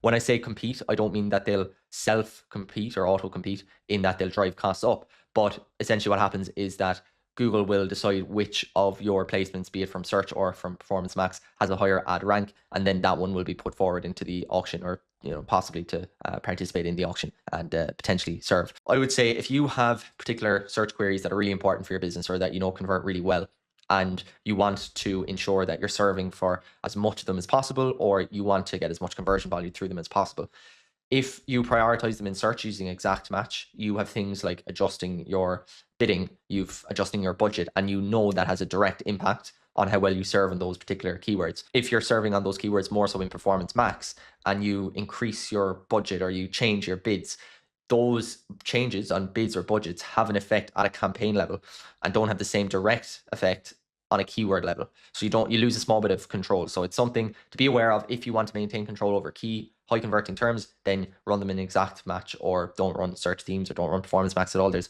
100 ways to skin a cat, but just to be aware. The difference with audience signal then versus search themes, I would say search themes are intent-based buckets. So search themes are saying if someone is searching for X, Y, and Z, these are high intent terms. This is intent based. Whereas audience signals are saying, okay, Google, go look at people like audience A, B, and C based on identity, who they are. My recommendation to create a good audience signal is to include first party data. That's at its core the most important, because that's a really good way of you telling Google, these people are customers. They have bought my products before. Go look at them on a wider level and analyze the psychodemographics within this cohort and go find more people like those. Because if we can find more people that share the browsing tendencies, the demographics, the interests, the affinities with our existing customers, then there's a higher likelihood that they'll also find the value that our customers do from our brand and our products. So first party data is very useful. So you can also add different in-market segments, affinity segments. I use these less than most others. The only other audience that I tend to use a small bit is creating a custom segment of competitor URLs of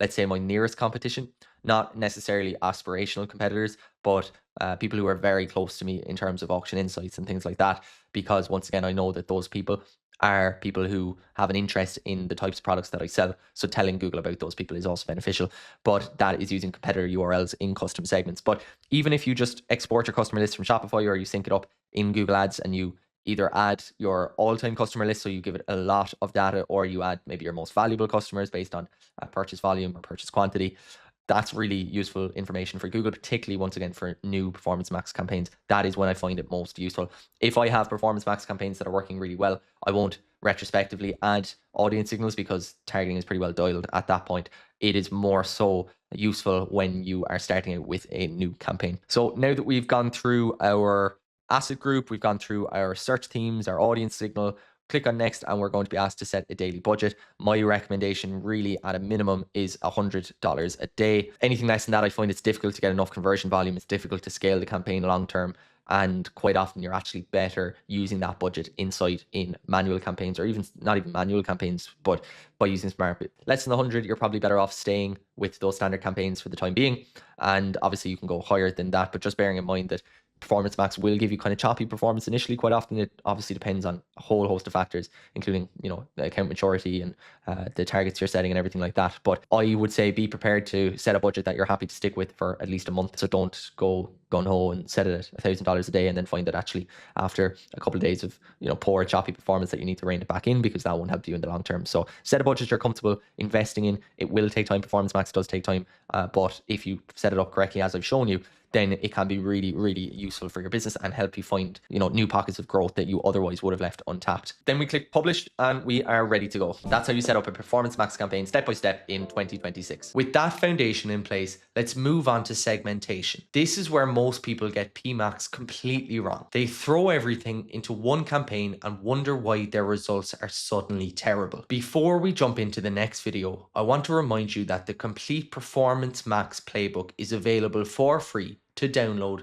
via the link in the description below. All the campaign structures, the optimizations, all the checklists are inside for free. So go ahead and download it right away. And now let's dive into how you can segment and structure your Performance Max campaigns effectively. Most e-commerce brands advertising on Google Ads could be getting much better results with their Performance Max campaigns. And what's stopping them is their structure is a mess. Google's Performance Max is one of the most powerful campaign types right now, but only if it's set up the right way. If you throw everything into one campaign with random asset groups, Google won't know what to push together and you won't be able to scale profitably. So let me show you the exact Performance Max structure that I use for campaigns and asset groups to get the best results for our clients. And this approach has helped me generate over $50 million for dozens of e-commerce brands across multiple verticals. So let's get into it. So Performance Max campaign structure is one of the most important things to get right when it comes to building your initial campaigns. If you over segment your campaigns, you risk losing really important data that allows the machine, the algorithm, to learn on itself. This is so important for all of your campaigns across Google, be it search or shopping, but in particular, it's vital with Performance Max. And the reason for that is Performance Max relies so heavily on machine learning. So the better data, the greater data consolidation you can provide, then the better performance you'll see as a result. So if you over segment, you lose that data. But then if you consolidate incorrectly, which is essentially the opposite, you can end up serving ads that are just a mix of all different asset types and it makes no sense and performance is really poor as a result. So what I want to show you are some key fundamentals of campaign structure along with some of the favorite campaign structures I'm using at the moment that I'm finding working really well inside in ad accounts. So let's start with asset group structure and then I'll zoom the lens out to look at campaign structure as well. So the way I treat asset groups is similar to the way I would treat ad groups inside in search campaigns. They should be centralized around a common theme. So all of your assets are linked to that common theme. Now, for you, that may be an individual product. It could be a hero product. It could be a product category, or it could be even a specific angle that you're pushing for perhaps your hero product as well. The importance of congruency around a centralized theme is so important because it creates, number one, ad deliveries that make sense. Because if you jumble everything up, if you've some assets from product category A and others from product category B, and then they're all just jumbled up into one ad delivery, for the end user, the prospective customer, for example, it wouldn't make any sense. So by centralizing around a common theme, you avoid that possibility. But the other thing then is it helps you boost ad relevancy for your core search queries, even within Performance Max. So unlike the approach that people will take sometimes in Meta, where you just want to maybe put a lot of your ads into one campaign and just see what performs best, that's not the approach to take here with Performance Max. So an example of how not to do it, right? So you have inside in Performance Max, you have things like text assets, there'll be headlines, descriptions, you'll have ad extensions like site links, and then you'll have creative assets like say images and video.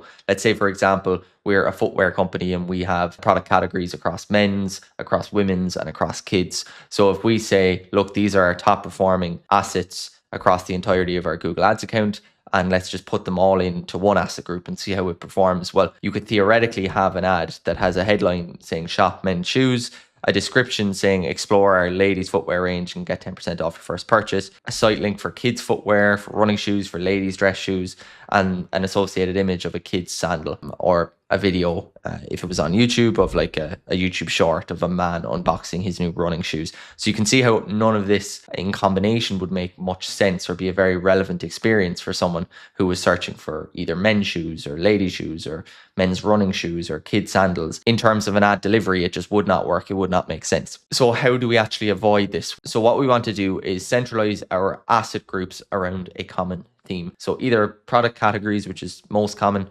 brands, if you are, say, a reseller, if you have particular brands, or product types. And you can go more granular. As I said, you can go into individual products, particularly important if you're an e-commerce brand that has, maybe 20% of your products to 80% of revenue and you want to break them out that bit more. You can go at a product level. What I wouldn't do is to group our asset groups by audiences. So just duplicate an asset group and then test a different audience signal. That's not how we approach things.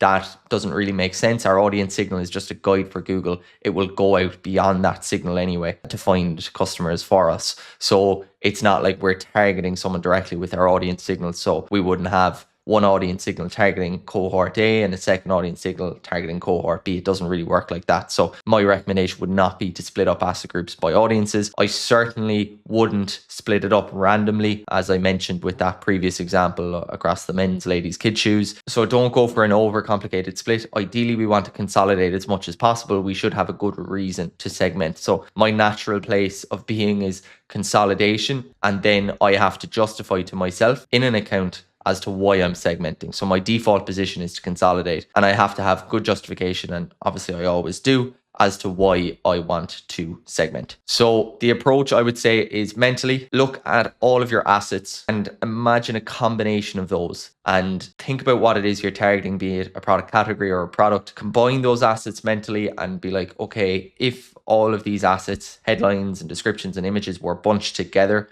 would it make sense for someone searching for the type of product that I'm selling in this asset group? So if we were looking at, say, maybe a bestsellers Performance Max campaign and we had two asset groups and one of them was for men's running shoes, let's say that's one of our lead product categories, well then the only products we would include in that asset group in our listing group would be our men's running shoe category. Our images would be of men's running shoes again, or close-ups, or it would be of models of men as opposed to females wearing the shoes. Our ad copy would be all to do with obviously men's running shoes and the performance element, the comfort, durability, etc. And maybe our signal would be running enthusiasts. Maybe we could drill down deeper into demographics. I'll talk about audience signals again, but we would have a very clear delineation that this is an asset group targeting men, specifically men's running shoes, and all of our assets and our listing groups make sense around that common theme. Then let's say we had an asset group targeting women's training shoes.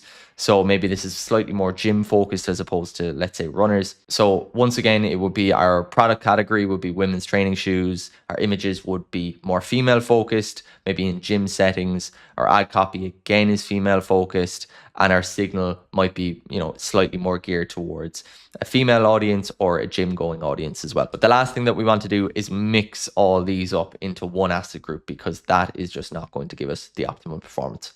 So that's asset groups. Moving on next to campaign structure. So I've said this before and I'll say it again. If you're starting out as a new store or you're new to Google, maybe you're an established store but you haven't used Google before, my recommendation is to avoid Performance Max.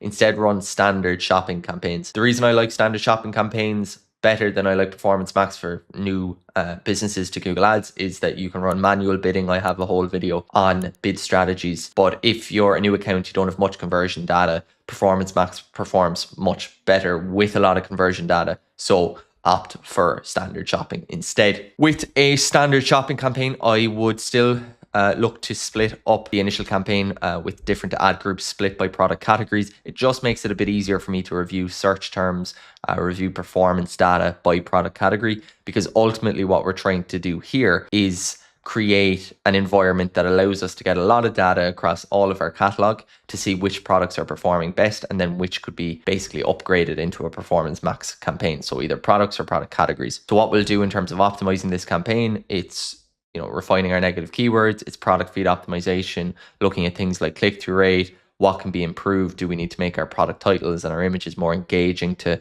drive more qualified traffic through our listings. And we're keeping an eye out then for products that are leading the way in terms of clicks, click-through rate, but more importantly, conversion volume and performance, be it ROAS or CPA. So moving on then to creating our first Performance Max campaign. So with the first Performance Max campaign, this is going to contain the products or product categories that have performed well in that initial standard shopping campaign. So we still want to make sure that we're sticking to that asset group segmentation that we went through in depth at the start of the video. So we're breaking it out by product category, or once again by product itself at a more granular level. People might say, okay, well, why don't you just create a separate Performance Max campaign for each product category? Once again, my default position is to consolidate when I can, and there are reasons when I will not, when I will segment. But if I'm just starting out and I'm moving over and I want to devote maybe $100 or $200 a day to Performance Max, for me, based on my experience,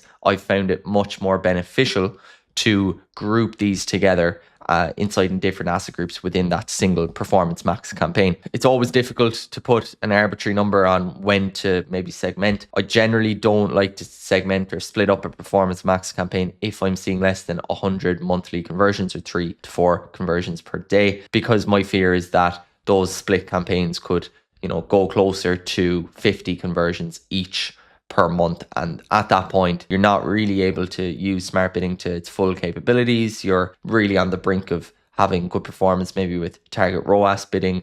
And for me, it would make much more sense most often to consolidate to a single Performance Max campaign. Then for our other products, so it's not that we've forgotten about those and there's just a moment in time where we say, okay, we've winners and we've losers and the winners get upgraded and we forget about the losers. It doesn't work like that. We still keep a standard shopping campaign, and that is acting as a catch-all campaign. What we want to do is find more products with time that we can basically push more spend behind, be it in Performance Max or standard shopping itself. And with those products that are maybe not the first group of best-selling products that we found, again, what we're going to try and do is improve their performance by using core shopping fundamentals of feed optimization and good campaign structure. So one Performance Max campaign, 2 asset groups or 3 asset groups or 4 asset groups, depending on what makes sense to split by product category or by product or by brand, and then a standard shopping campaign right next door, acting as a catch-all for our other products across the catalog. So maybe that runs for another month and we find another product category that does well, or another product in itself, and we just create another asset group. So we graduate that over from the standard shopping campaign, we move it into Performance Max, and it gets its own asset group following those same segmentation procedures that I mentioned earlier. And we just have a series of asset groups now within this single Performance Max campaign. Now, breaking out Performance Max campaign. So as I said, my default position is to consolidate when I can, but there are definitely times when Performance Max segmentation is required and would be beneficial. 2 of the most obvious ones are location. So if you want to advertise in different locations, then my recommendation is to split those Performance Max campaigns into their own locations. So let's say you're advertising in the US and also Canada. It makes sense to have a Performance Max campaign for the US and another separate Performance Max campaign for Canada. If you have vastly different goals for your campaigns, you can also segment. I'll speak a little more about this, about margin bidding. I have changed my stance somewhat on this over the course of 2025. I'll get into it shortly. But other times you may consider segmentation, so budget control.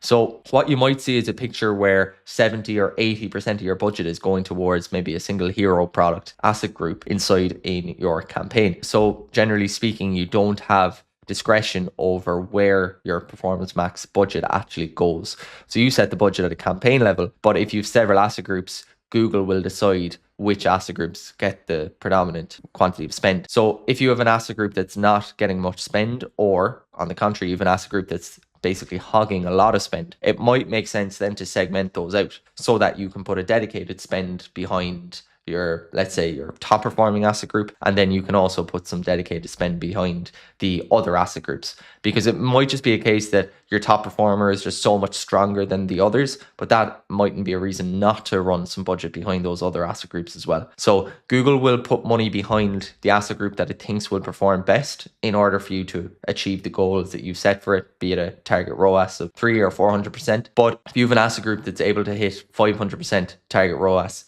but your others are still able to hit your KPI, well, Google will still prioritize the one that's going to perform best. But it still might make sense for you as an advertiser to put budget behind the other asset group. So in that instance, I would split them out so you have that bit of control. The same thing applies with inventory. So if you're coming up to a point where either you have a lot of inventory that needs to be cleared, or you need to pull back because you're running a bit low on some stock in some product categories, so what you can do is, once again, segment out your Performance Max campaigns to allow you to have that budget control to either push more budget through stock that you're holding a lot of, or pull back a little bit on stock that you're kind of worried you might be running low on. As I said, if you've an asset group not spending, kind of gone through this already, but you can prioritize spend through it by isolating it into its own campaign, and that can apply if you have several asset groups not spending as well. The next one is slightly controversial, and I see a lot of people advocating for this, and I probably would have been more so in this bracket at the start of the year. And that is where if you have a wide product catalog and you have a series of products that are higher margin and you have a series of products that are lower margin, well, then those products do need to be treated differently at a macro level for your business, but also in terms of your media as well. So one way of doing it is splitting your, let's say, high margin products into one campaign. Let's call it a Performance Max campaign, and setting a more aggressive target ROAS. So in this example, let's say 300%, and then moving your low margin products where, you know, your margin is maybe 25, 35% as opposed to 60, 70, 80. Let's then put those into their own campaign with a higher target ROAS, because we need to achieve that higher target ROAS in order to be profitable at that lower margin. Now, in theory, this makes a lot of sense. And generally speaking, it does have a positive impact, because you will push more high margin products at a lower TROAS, and you will push more low margin products at a high TROAS. But the issue arises with a customer journey. So let's say you have a product at a margin of 75%, and you say, okay, well, actually we can be nice and aggressive here. We can go for a 200% target ROAS. That makes sense. And we can really use this to push volume. Great. Somebody clicks on an ad of that product in your Performance Max campaign. They browse, they like the product, but they start browsing on the entirety of your website, and they actually go and buy a different product. And let's say that product has a margin of 25 or 30%. If they convert, if they purchase that low margin product, your high margin product inside in Google Ads will actually get credited with a conversion, and it will look like someone has come through and converted on a high margin product. But in fact, they haven't. And you've acquired this customer at a ROAS of, let's say, 200%, which is actually loss making for you as a business on your low margin products. Now, I've seen varying reports on how often this actually happens. It's obviously not easy to track, but reports have gone from 30 to 60% in terms of how many people actually buy the product that they click through. So something to be really conscious of. It still will have a positive effect, but it's not bulletproof. And as a result, it's not something that I'm doing as much. And I know I've seen some people talking about it. Some people are pro it, some people are against it. I'm leaning more so to the against point, because it's not, as I said, bulletproof. POAS, so profit on ad spend bidding, is an alternative profit metrics, or a company that help integrate that. So what you're actually doing there is you're optimizing for gross profit as opposed to optimizing for, say, ROAS. And that can be a better workaround if you are an advertiser with a really wide variance in margins across your product catalog. So not one that I recommend. I know I've spoken about it at length because it's quite topical, but My recommendations for segmentation are more so to do with budget control and more so to do with having multiple avenues to push budget through different asset groups. If, for example, you have asset groups that are not spending as much as you feel they could be. So in that instance, we might have, say, Performance Max split out by either location, as I said, the US versus Canada, or by goal, or if we wanted to split it out into its own budget or its own target ROAS. I don't feel as strongly on that, but let's say budget, for example. So let's say we have 2 top performing asset groups. Let's keep them in this Performance Max, and then these asset groups weren't performing as well in that original Performance Max. We segmented them out and we gave them its own budget, and we still had that standard shopping campaign to catch the remainder of our products and continuously look to improve performance horizontally across our catalog to find maybe new products to push into Performance Max. One other thing is using Performance Max for low performers or zombie products. Once again, I've seen this recommended by people. Low performers is zombie products. So zombie products are those that are not getting clicks or impressions really. Generally, they're just not getting any spend behind them. There can be a series of reasons for this. It can be that Google is prioritizing other products, or it can be that Google doesn't know enough about these products, and that's to do with your attributes inside Merchant Center and general feed optimization or a lack thereof. I don't like the idea of using Performance Max to test these products. I don't see Performance Max as a really good testing vehicle. I much prefer standard shopping. The reason for that is if you're not seeing much volume through them and you just lump them into Performance Max campaign, your conversion pixel doesn't know much about it. Your account in general doesn't know much about these products because it's not seeing, as I said, that conversion volume through it. And what you're going to see is really erratic performance. And okay, you could get lucky and it could work, but at least in my experience, a higher likelihood of that not happening. So you need to understand the root cause of the reason behind its low performance, or the fact that it's getting no spend. And for me, a better place to do that is more controlled environment like standard shopping, where you can have manual bidding, you can gradually increase the bids, or you can run it on max clicks as well. So I would, instead of just pumping everything into Performance Max as a bit of a hit and hope, I'd focus on the fundamentals of shopping. Ask yourself what can be improved with these product listings. So first of all, is price competitive? You can use the price competitive service inside in Google Merchant Center. There's loads of reports there to tell you maybe what the benchmark price is, whether you're over that, under, or at benchmark. Is your traffic relevant? So again, I find it slightly easier if I have these products in their own ad group in a shopping campaign. I can review search terms and I can go, okay, well, that traffic isn't really relevant. No wonder people are not clicking through and the click-through rate's really low and the click volume's really low. There is a fundamental issue with search terms. So I need to take a step back and look at my feed. Is my product title optimized for the quality of traffic that I'm looking for the type of traffic I'm looking for, and things like that? Do I have enough attributes provided to Google about these products, like my GTIN, for Google to understand exactly what it is I'm selling? So I've said that if traffic's relevant, review search terms, review product title, review, all your other attributes, Merchant Center. So say the click-through rate is low, say your traffic is actually qualified, but click-through rate is low, you have an offer issue there, be it in terms of price or be it in terms of your product title and your image. It's just not enticing enough. Reviews, make sure they're coming through. They can help improve your click-through rate as well. And then is click volume low? So you can review your bids versus benchmark CPC. So if you actually go into your listing group inside in standard shopping, you can see benchmark CPC, which is basically what people are paying for clicks inside in the auction that this product is involved in. And if you find that you're way below benchmark, well, that could be your issue, is that you're not competing at a high enough level in the auction. So maybe you're not getting the highest placements in terms of the shopping listing. So that could be another recommendation. But these are the questions I would be looking to answer rather than just pumping everything into Performance Max and hoping that it works. To wrap up some of the core principles of Performance Max segmentation: centralize your asset groups around a common theme, and that helps with ad delivery and it helps with ad relevance. We know that Google loves ad relevance and it rewards you with cheaper CPCs. Cheaper CPCs helps you with the economics of paid media, helps you acquire customers at a lower cost, and helps you just be generally more profitable. Consolidate at the campaign level in Performance Max when possible. As I said numerous times in this video, that is my default stance, and I segment only if I have a good reason to. And if I do segment, I really aim for each of my segmented Performance Max campaigns to be trending at least, or be quite close to having 100+ conversions per month, ideally far in excess of that.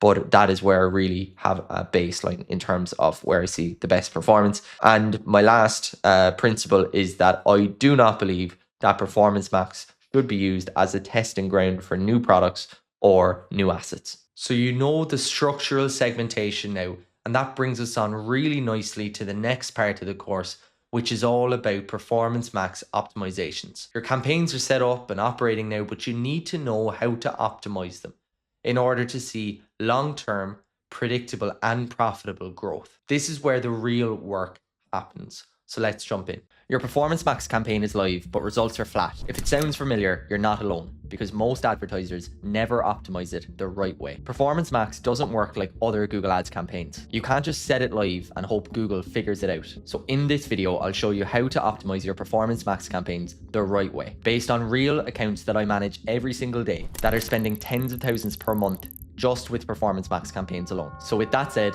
let's get into the video. So the first thing I want to discuss are budgets and bidding. And the reason I want to touch on this first is it's the first opportunity for you to make good or bad decisions when it comes to optimizing your Performance Max campaign. So in terms of budgets, initial budgets, in my opinion, should be at least $100 per day. And it should also be at least 3 times your average CPA. So for example, if your average CPA in your account is $60, well then $100 per day won't cover that 3 times your CPA. And in that instance, I would recommend looking at $180 or even $200 a day as a starting budget. And the reason for this is that you need to get enough conversion volume through the account. Ideally, 3 conversions a day or 100 conversions on approximately per month.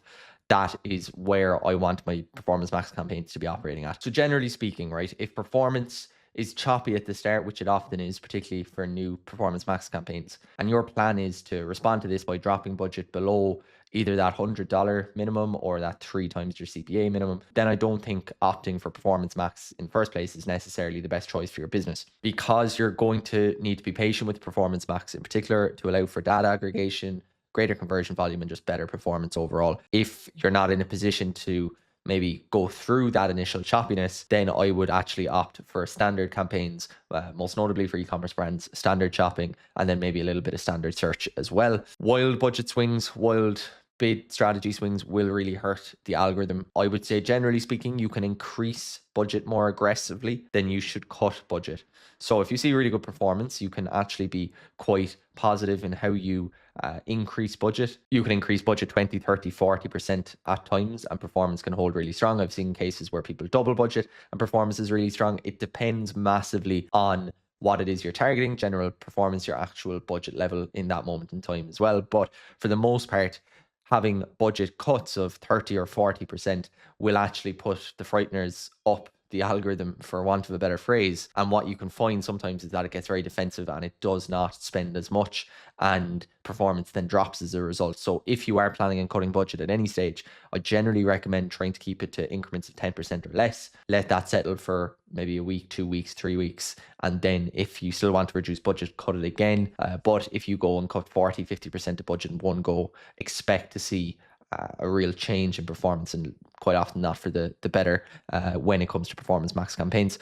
The same thing applies to bid strategies. So I said in a previous video that I recommend moving from maximize conversion value for new campaigns, then after 3-4 weeks into target ROAS bidding once you see more consistent conversion volume and more stability in your performance.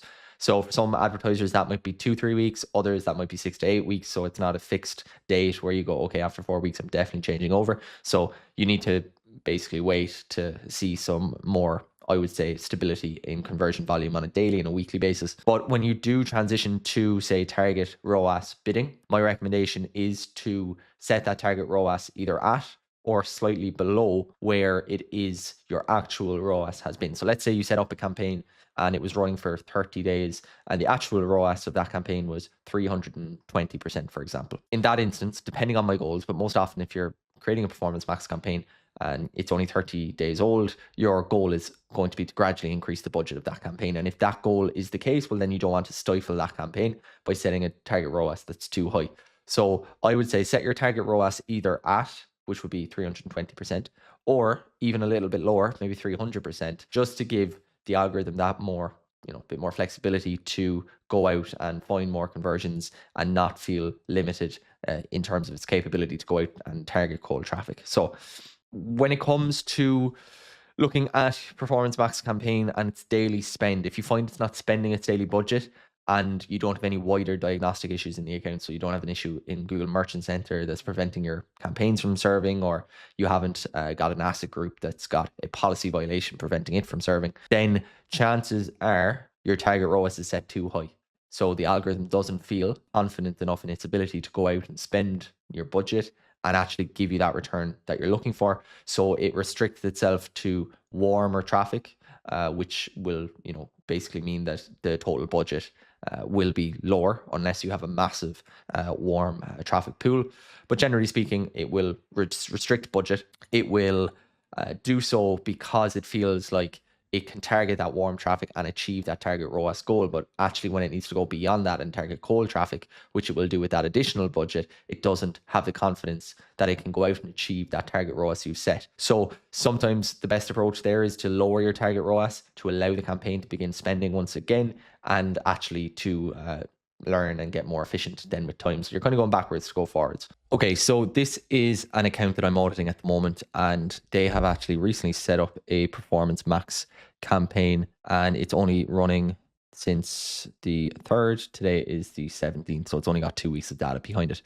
Now, one of the first places that you can look when it comes to analyzing performance of Performance Max campaigns is into insights and reports. And the first place I'm going to go is search terms. And the reason I'm looking at search terms globally, my question is this Performance Max targeting branded traffic or non-branded traffic? And based on my understanding of conversion rates in this account for non-branded traffic, I was quite concerned at actually the level of conversion rate in the Performance Max campaign, which was quite high relative to other non-branded campaigns. So that made me suspect that it was full of branded traffic. And now obviously I have to hide these terms for privacy's sake. So what I'm going to do is I'm going to create a search term filter that does not contain the brand name. So when you actually look at this, I can go down to the bottom here and I can see that in our campaign, we have 350 conversions across the last 2 weeks, cost per conversion of $16.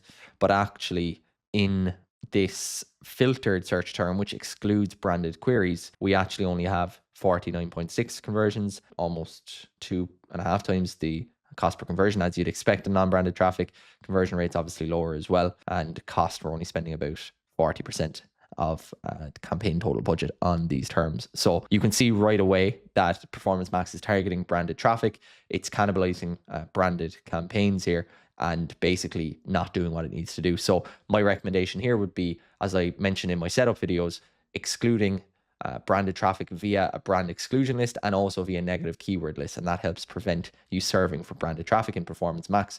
And the reason you don't want to do that is, firstly, you'll overpay for this traffic. And secondly, it can give you a false sense of heightened performance of your Performance Max campaign, which unfortunately this brand owner has, until I obviously relay some of this information back to them. So you can also see some of this information here under insights, and you get categories of your search terms. So they're kind of grouped together in categories as opposed to individual search term data that you have in the search term report. Now, not only is it good to establish if you're serving branded traffic, okay, but let's say you fix that or you set up your Performance Max campaign in such a way that it was never going to be a concern of yours about targeting branded traffic because you followed the right steps that I showed in previous videos. What can you use the search term reports for? Well, first of all, it's very good for you to get an understanding of what Performance Max is going out and targeting. Secondly, you can also use it for keyword mining. What I mean by that is, if you see search terms that are performing quite well in your Performance Max campaign, maybe they're slightly longer tailed keywords, or maybe they're keywords you just generally hadn't thought about before. You can go and target those directly using search campaigns, or you can add them to your product listings and your product titles if you feel like they're important terms that you want to serve your shopping ads more predominantly for. So not only would I use search term reports, search term insights to get a sense of branded traffic, I'd also use it as an opportunity to find new keywords or new really important search terms that you want to be serving for. So the other really valuable insight you get in this menu is the audience insight. So you can understand your top audience segments, their performance, and how unique they are for you. So first of all, you will get a share of conversions. So what this means is essentially how many of your conversions came within these segments. Now, the thing is with share of conversions, I don't think it's as valuable as the index, which I'll discuss in a moment, particularly for segments that are quite broad. So fashionistas is quite a broad segment. It's basically anyone who's looking at any fashion website, any apparel website, and it's affinity audience as well, which is not as tight as like an in-market audience. Share of conversions is most useful when you see a really specific segment rather than a really general segment, because a really general segment will have just greater volume of people and you'd expect a greater share of conversions just by pure mathematics. But if you've got a really niche segment that's contributing a large share of your conversions, that's something you should really pay attention to. The same thing applies with the index. So the index basically means how much more likely is someone in this segment to convert in this campaign compared with the general population. So an index of 1 would be that they are equally likely as the general population. So you wouldn't say that this is a particularly strong segment for you. It's the same as general population. So if you have, you know, really high share of conversions in a segment, but like this one here, the index is pretty low, I wouldn't really read too much into it. Now, also in the context of this campaign is 2 weeks live, so this data is quite immature as of yet, so I wouldn't really be drawing too much information from it. But let's say with time, we found quite a specific audience segment and it had a really high index, let's say 4 or 5 times. What that means is that that particular segment is 4 or 5 times more likely to convert than general audience segments or general population. So you can use it to help the algorithm for a new campaign. But one thing I have done quite often recently, and this has performed really well, is, and this isn't a direct example of one I've used, but it's very, very similar. So let's say you sell watches and you see a segment that is a bit of a surprise to you and it's an in-market segment for golf equipment. Well, then what we actually did was create an asset group that was specifically for this persona. So it wasn't just the audience we were targeting, and we kept everything else the same, because I have mentioned before about asset groups that you need to have a common theme and you shouldn't just duplicate an asset group and change the audience. That doesn't work, or at least in my experience. But what we did was we then had dedicated ad creative, which showed off our watches, but in a golf setting, and it had like copy, it was like luxury style on the green, and our messaging then was tailored to a niche audience that had been proven through a lot of data in other campaigns. And it actually worked really well. Now, it wasn't as wide a pocket of an audience as more of our general audiences, but it was another avenue that we could dig deeper. And we actually took those insights into Meta, then it worked really well also. So audience insights, very insightful. And it's also something I would look at with time. Again, this campaign is 2 weeks old. I wouldn't read into it too much. But if you have a campaign that's 2 or 3 months old, you've got lots of conversion data behind it, and you see something that's quite niche with a high index, I would pay attention to it and see what you can do on a larger business scale. So I'd also look at things like when and where ads showed. So mobile, computer, tablets, TV screens, just to make sure we've got no outliers there. If mobile performance is low, I would be really looking into our landing pages. Are they mobile optimized? Can look at when ads showed, where ads showed, so locations as well. So if we find a location performing really poorly, well, then maybe we'll choose to exclude that location. But this would be something we do only when we were really confident. Again, machine learning will take care of a lot of this stuff. It's all about just giving it really good inputs. And I find that it does, over time, do really well to predominantly serve in your better placements. But you need to be getting a wide understanding of Performance Max and not just looking at your 4 KPIs on the overview page. You actually need to be understanding what's happening across all different levels of the campaign. So next up is channel performance or channel reporting. It's still in beta, but it works by Google providing us with more data on the different channels and how they are performing within our campaign. So previously we would have used a script to extract this information into a Google Sheets. Mike Rhodes, who would be pretty well known in the space, had a fantastic script that a lot of accounts would use, and that would give us this information. Now, what you'll see here, it takes a small bit of understanding, and it looks a little confusing at the start, but you can see your impressions, your interactions. So for a lot of ads, that's going to be clicks. And then for some of your video ads and stuff, that'll be engagements. And then your results here, in this case, is purchase. So we see discover, display, Gmail, maps, search. And what's interesting in search is search actually encompasses shopping as well as search itself. So this is impressions from search ads using product data, which is shopping. And this is impressions from search ads not using product data, which is not shopping. So it's search. And then YouTube then also. So we can see the different levels of spend through each, and we can see what level of clicks they're driving. And then also we can see which campaign types are driving performance for us. So you can see this is predominantly search and shopping. And again, they are the only two things that are actually driving direct results in this campaign. You can also go down here where you can get a little bit more information. I've segmented this according to ads using product data and ads not using product data, because let's say I want to go a little deeper into this search segment here. Well, I can see, okay, we have about 3,000 clicks thereabouts. Half of them are coming through ads using product data, 1,600, and ads not using product data. So our search ads are 1,300. We have 184 conversions through shopping, 160 through search, and we actually have a higher purchase conversion volume through search for a lower amount of conversions, so our average order value here is higher. Then I've also added our conversion value by cost, which is ROAS. So you can see our shopping ads have a lower ROAS there as expected, with the higher average order value through search, and then our cost per conversion is almost identical. So you can get more of an insight into how each individual channel is performing at the campaign level. It's quite useful. I'm still kind of skeptical on some of the data that comes through Discover and Display and things like that, but it is very useful. It is quite good for newer advertisers who maybe wouldn't be as familiar with using scripts. But again, it's another source of information about performance across different levels of your campaign. The next thing I want to talk about are keywords, and specifically negative keywords. So Google has very nicely added the option of us adding negative keywords to our Performance Max campaigns. So previously we would have either added them at an account level, in which it would have affected all of our campaigns, including Performance Max, or we would have had to reach out to a Google rep directly to actually add a negative keyword list. But now this makes it much easier. So when we're reviewing our search terms like we would in a search campaign or a shopping campaign, we can either add negative keyword lists, which is where I'd add a branded list here. Maybe we would add a universal list as well of terms we never want to serve for. And then we can also be adding negative keywords as we go. So particularly for a new campaign, this is quite useful. If you are seeing a lot of garbage traffic, then you might want to add some negative keywords to prevent you serving from that and wasting ad spend on it. Just be careful not to add too many negative keywords. Google has access to contextual signals that we don't have. And sometimes we might look at terms that don't make a whole lot of sense for us, but actually end up converting. So it is a fine line of looking for terms that you feel will never convert, are not relevant to your business, and you never want to spend money on them. And then when you find, okay,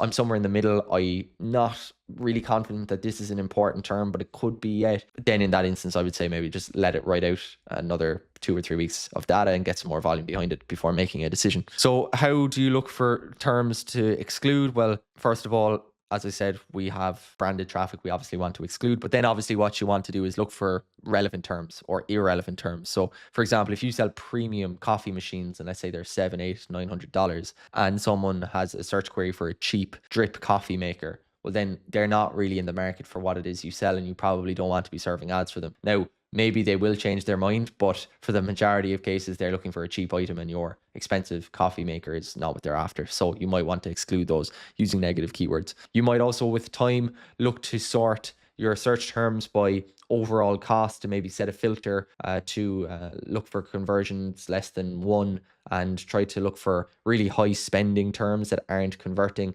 Again, just be careful with these. You'd be surprised, sometimes performance is higher with time on some of these terms than you'd expect. But if you have a really mature account and you find yourself consistently spending money and you're not seeing any performance come through a term, then there could be justification to exclude that also. So next up is asset group performance. Okay, so I start by looking at what is campaign performance like, what's asset group performance like, what's individual assets like, and what are my product performance looking like as well.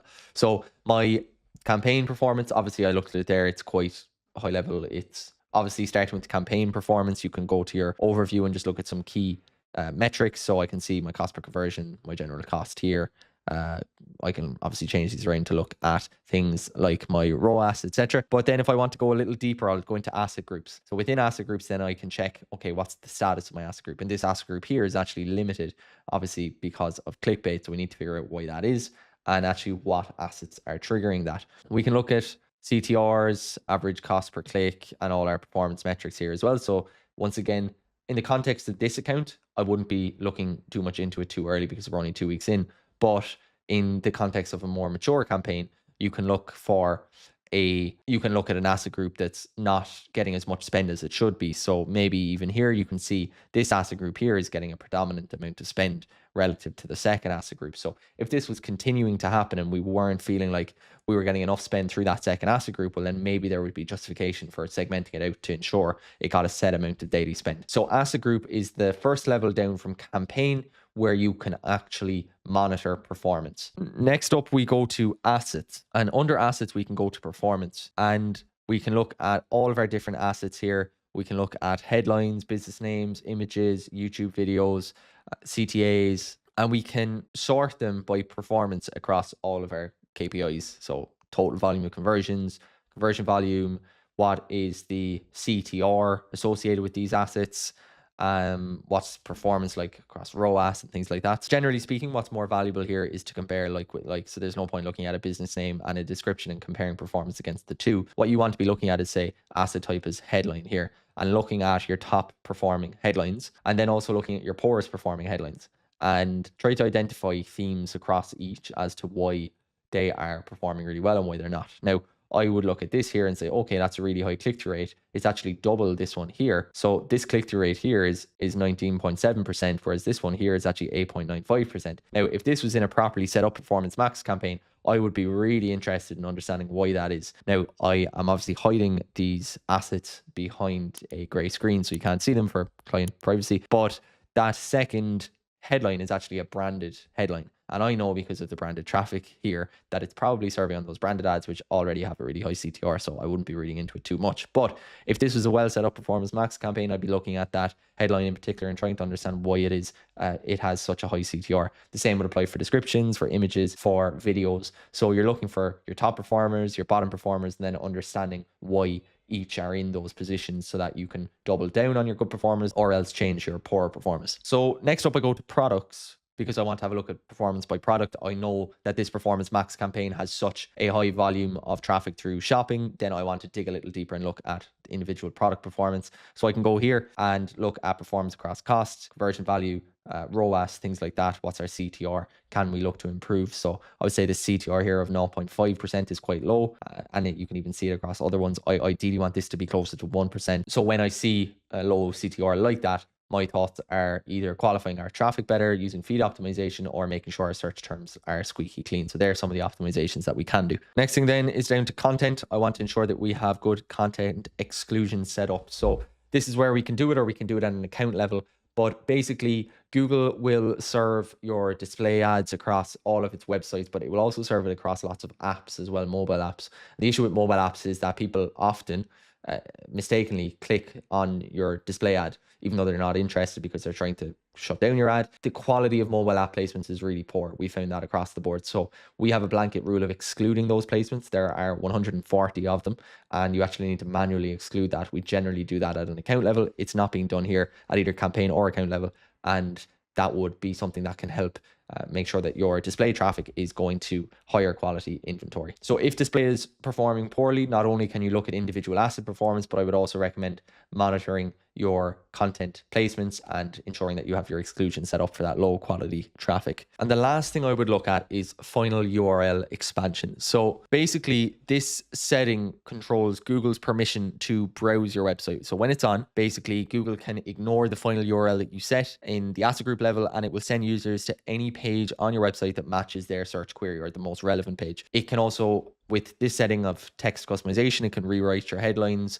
so it acts as like a dynamic search ad essentially. And what I would say with final URL expansion is generally I start with it off in my Performance Max campaigns before turning it on. If you turn it on, my recommendation is to exclude some URLs. So your privacy policy or your returns policy, they're not pages you really want to be sending people or you want Google to be creating headlines from. You can use page feeds to actually give Google a set of pages that you want to run it to, rather than having the opposite apply where you tell Google run it to all pages except for A, B, and C. You can actually say Google only run it to these 20 pages. So that's another thing you can do. If final URL expansion is on, then you can expect more cannibalization from your other search campaigns inside your ad account. So if you find the performance across search as a whole is decreasing, then maybe it would make sense in that instance to turn off final URL expansion, take the reins back yourself in your manual or standard search campaigns, and actually control more of search via that. So that would be one thing to look at. If search performance is down, obviously you're looking at things like your search term report, making sure, once again, your traffic is qualified. The other thing I would recommend doing, particularly if you do have final URL expansion on, is to go back out to your general overview page, and then under insights and reports, you'll actually be offered landing pages here, and you can look at landing page performance. Then I would filter landing pages by campaign and then select your Performance Max campaigns, and you can actually see the performance of your individual landing pages here. So this is important if you final URL expansion on, because I might say, okay, well, our ROAS here, for example, is 1.54. And that's much lower than the average we're seeing at the campaign level of 3. So maybe it warrants turning that off or excluding that from final URL expansion. So that would be the next thing I would do if search traffic quality was poor. So there's lots of different things you can do. There's so many different places you can go to actually get more of an insight into performance in PMax and actually understand where and why it isn't working as well as you'd like. So an absolute hatful of optimizations, and I've gone through them there at length. So my recommendation is start high level and look at campaign performance, and then drill down into asset group performance, asset performance, product performance, landing pages, everything like that. When you're looking at your channel reporting then, and you see an individual channel lagging or dragging down your overall performance in Performance Max, make sure, first of all, you look at it in the context of the campaign. So sometimes for YouTube and Discover in Performance Max, that might be targeting kind of slightly higher funnel activity than your search or shopping. So as a result, you mightn't see as high direct ROAS or performance. So don't necessarily cut it. But if you do see prolonged poor performance, or you just feel like a particular channel is lagging behind, there's a few things you can do. So for search campaigns, look at final URL expansion, review your search term reports, make sure your asset groups are congruent around that common theme,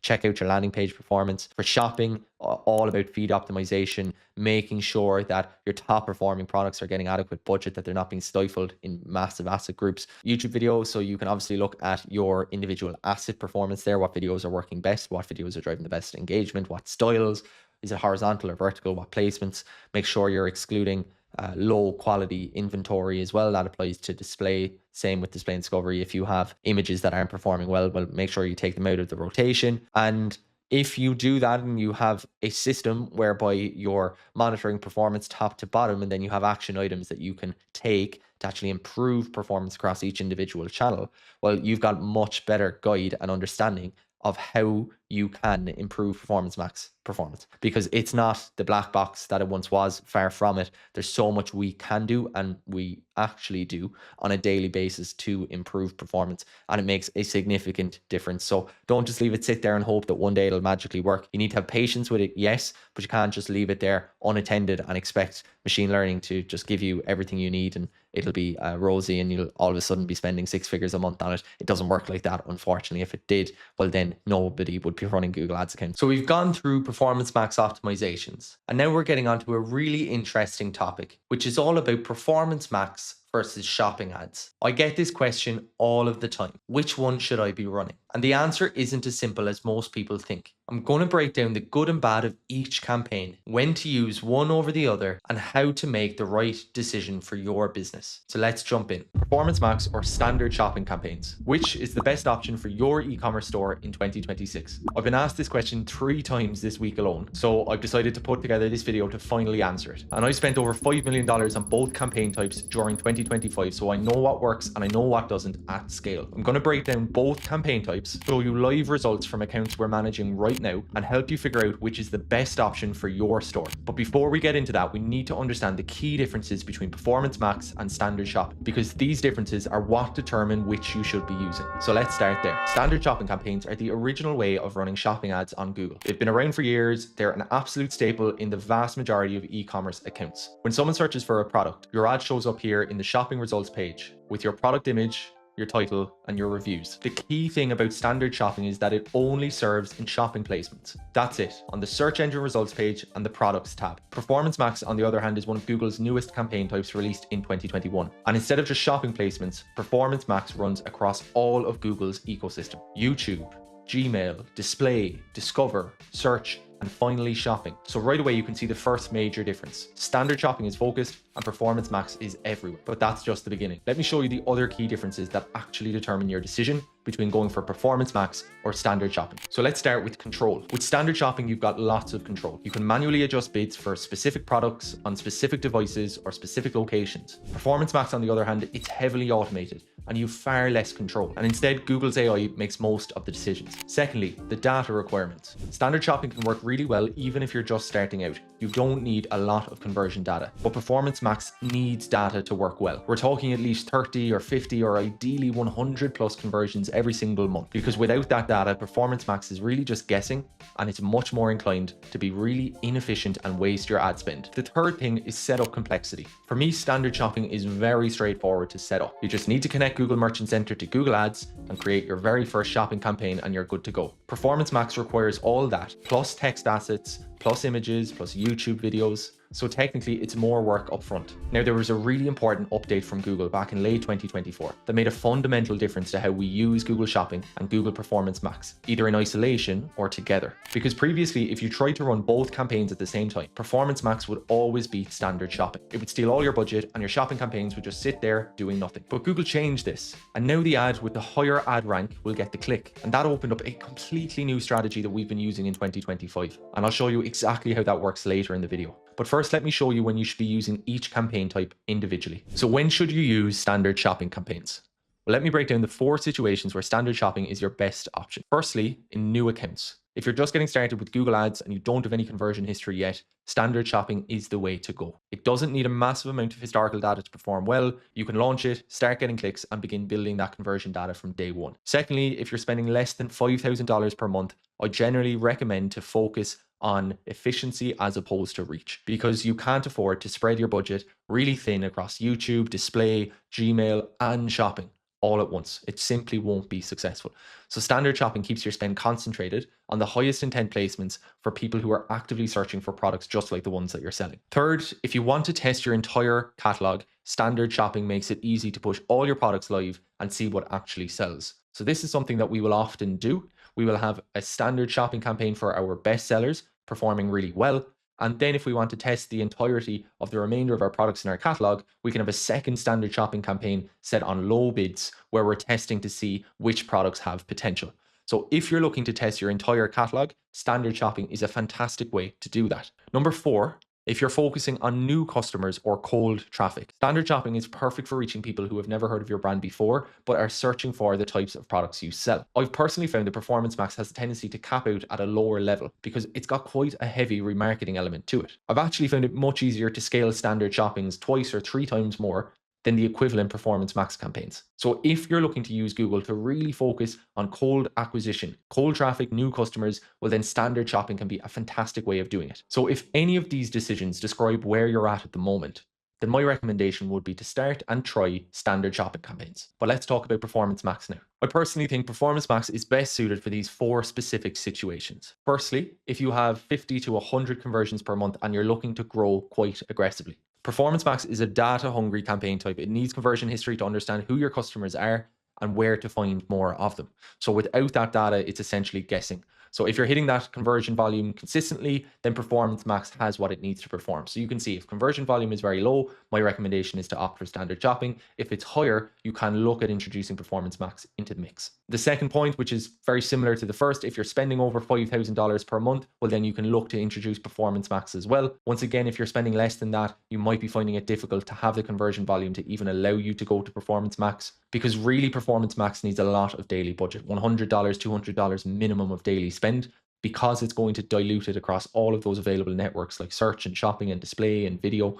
So you need a really high budget. So as I said, if you're under $5,000 per month in ad spend, I would generally recommend opting for standard shopping instead. Number 3, if you've got clear best-selling products, Performance Max tends to work really, really well, especially when you have proven winners that are converting consistently. Google's algorithm via Performance Max can take your proven products and scale them across the entirety of Google's ecosystem. But once again, if your catalog is still unproven or you haven't found those winners, my recommendation is go to standard shopping. And number 4, if you're looking to focus on retargeting or warm traffic. So maybe you've got a big promotion coming up and you want to use it for remarketing, well then Performance Max can be a good option. It's got built-in remarketing properties across all of Google's ecosystem. So if someone visits your site or they interact with a particular product, they can be remarketed to with that specific product on places like YouTube or the display network. It is just such a vast remarketing potential that you can't get with standard shopping. So once again, if you're in any of these situations, then Performance Max could very well be worth running. But here's where it gets really interesting. Most people think it's either or.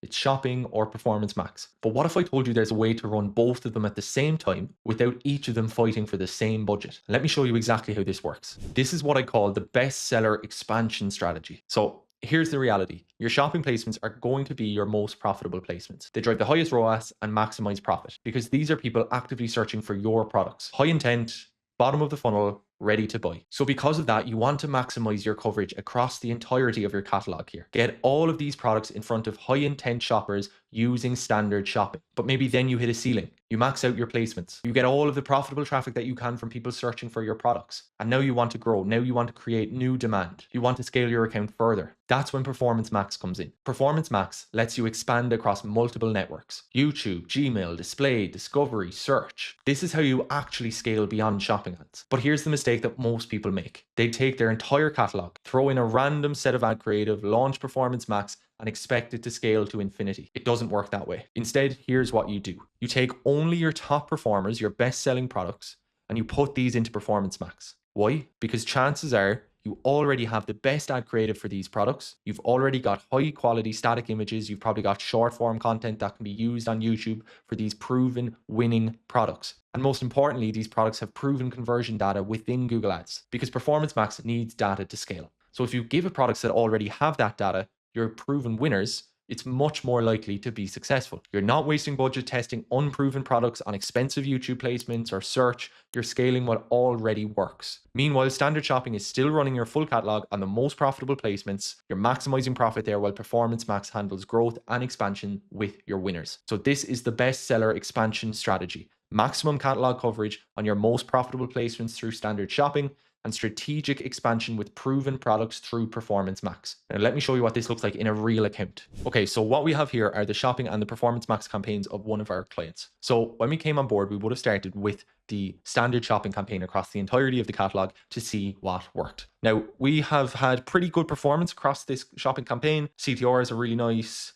Conversion value divided by cost, so our ROAS is where it needs to be. Our goal here is just over 3.3, so we're hitting that goal. That's perfect. And our conversion volume here, this is our highest converting shopping or Performance Max campaign by conversion volume. So we said we wanted to expand on our catalog. So this has got our full catalog. So we wanted to take our top performers, our winning products, and move them into a full build Performance Max to make most use out of them in terms of growing across all those available networks to us. So we now have 2 different Performance Max campaigns.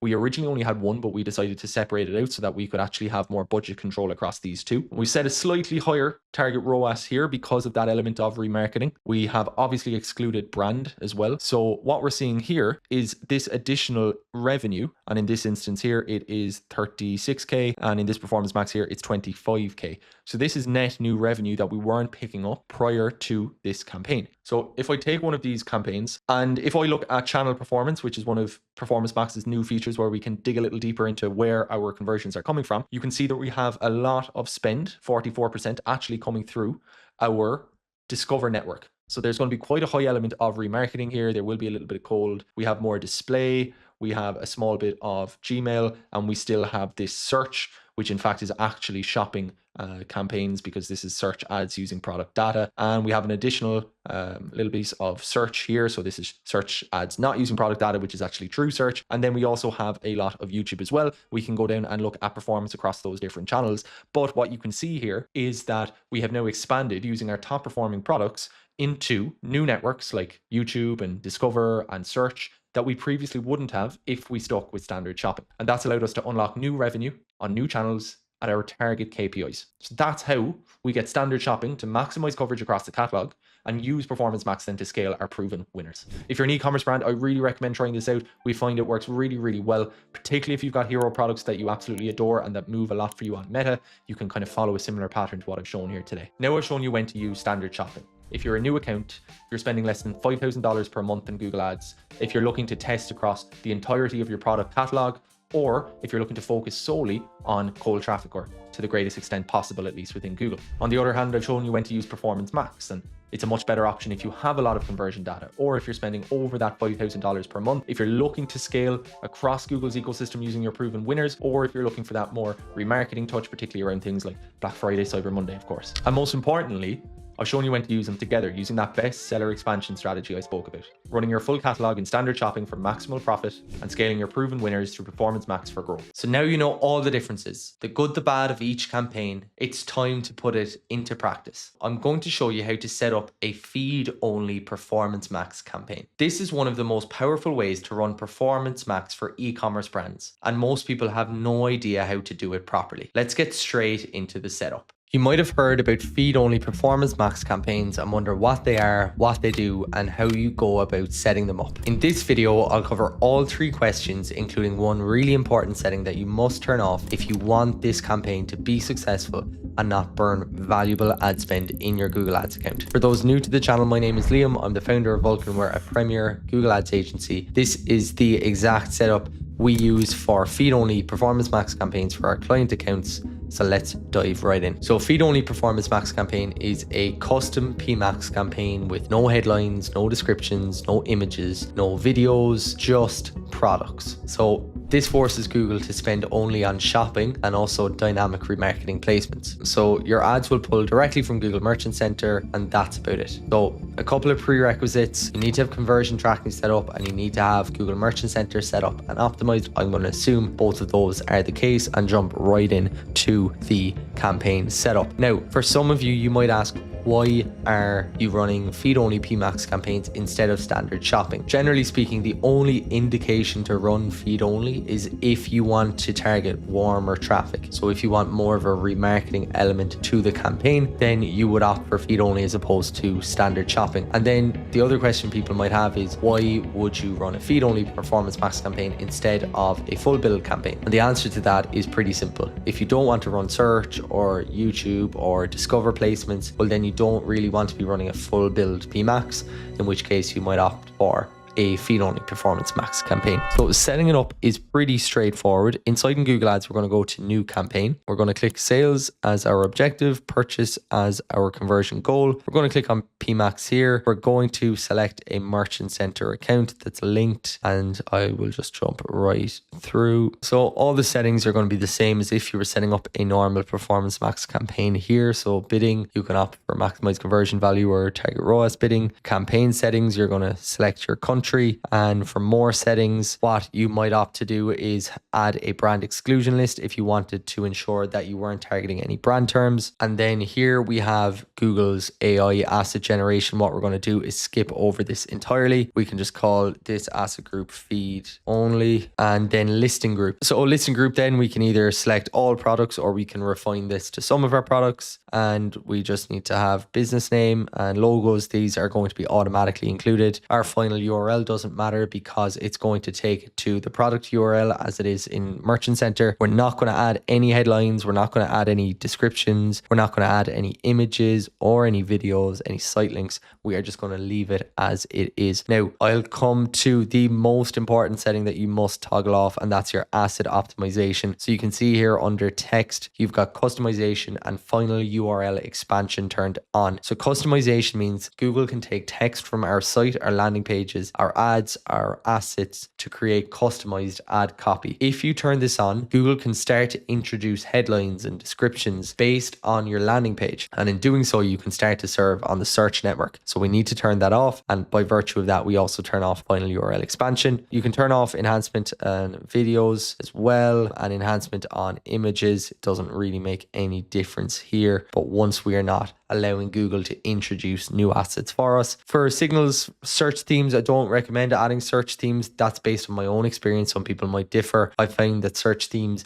promote more search network usage. Again, once we set this up fine, it shouldn't be an issue. But generally speaking, sometimes I'll layer in an audience signal of first party data, my customer list, but quite often I'll leave it blank. I'll just click next, set our average daily budget, and then our campaign is ready to publish. So sometimes what can happen is that you set up a performance max campaign, but it doesn't actually let you set up a feed only campaign. It encourages you and actually forces you to add assets. So in that instance, my recommendation is to go ahead and just add some placeholder assets and then pause that asset group in PMax and set up a new asset group from there. Quite often, it's much easier thereafter to actually just set up a new asset group. Once again, we can go in and just call this feed only. Go ahead and click all products. And I'm going to skip that. Again, I'm going to skip everything here, click on save. And now I have my feed only and I can just go to listing groups and I can see that all products is showing here. So that's the alternative way of getting it set up. Now, if you want to double check that your performance max campaign is spending on either shopping or dynamic remarketing, with time you'll see channel performance and you can actually begin to see that the vast majority is coming through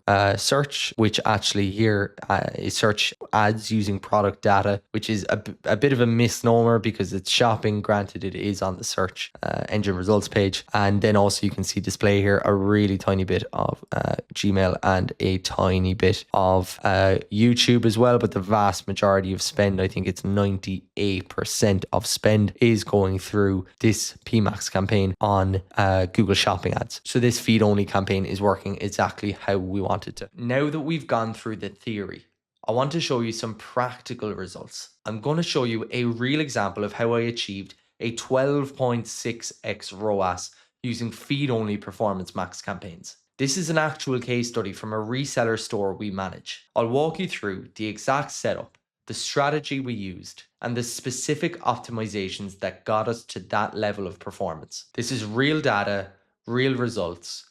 Let's dive in. What if I told you that we took an ecom brand spending 45k to generating 566k in just 90 days with Google Ads? You'd probably think I'm full of shit. I'm about to show you the exact campaigns, the exact structure, and the exact strategy we use to get a 12.6x ROAS. And if you're running Google Ads and not getting the results your business deserves, you're almost certainly making one of these critical mistakes that I'm going to expose later in this video. And by the end of this video, you're going to have a complete blueprint on how to replicate these results inside in your business. So grab a pen, take notes, because this is going to be a dense one. Look, I'm not here to waste your time with theory or some bullshit course that I'm trying to sell you.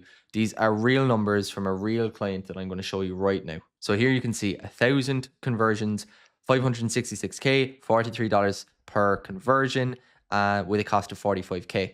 So July through to October. So you can see these figures are real. I'm even going to refresh the page so you can see it for yourself. I'm not making this up. So 566k, 45k cost. And this was over just 90 days. And when I go to compare it to, let's say, same time last year, what does it look like? Increased spend by 35k, increased cost per conversion by $30. You might say, okay, what's going on there? Increased purchases by 237k.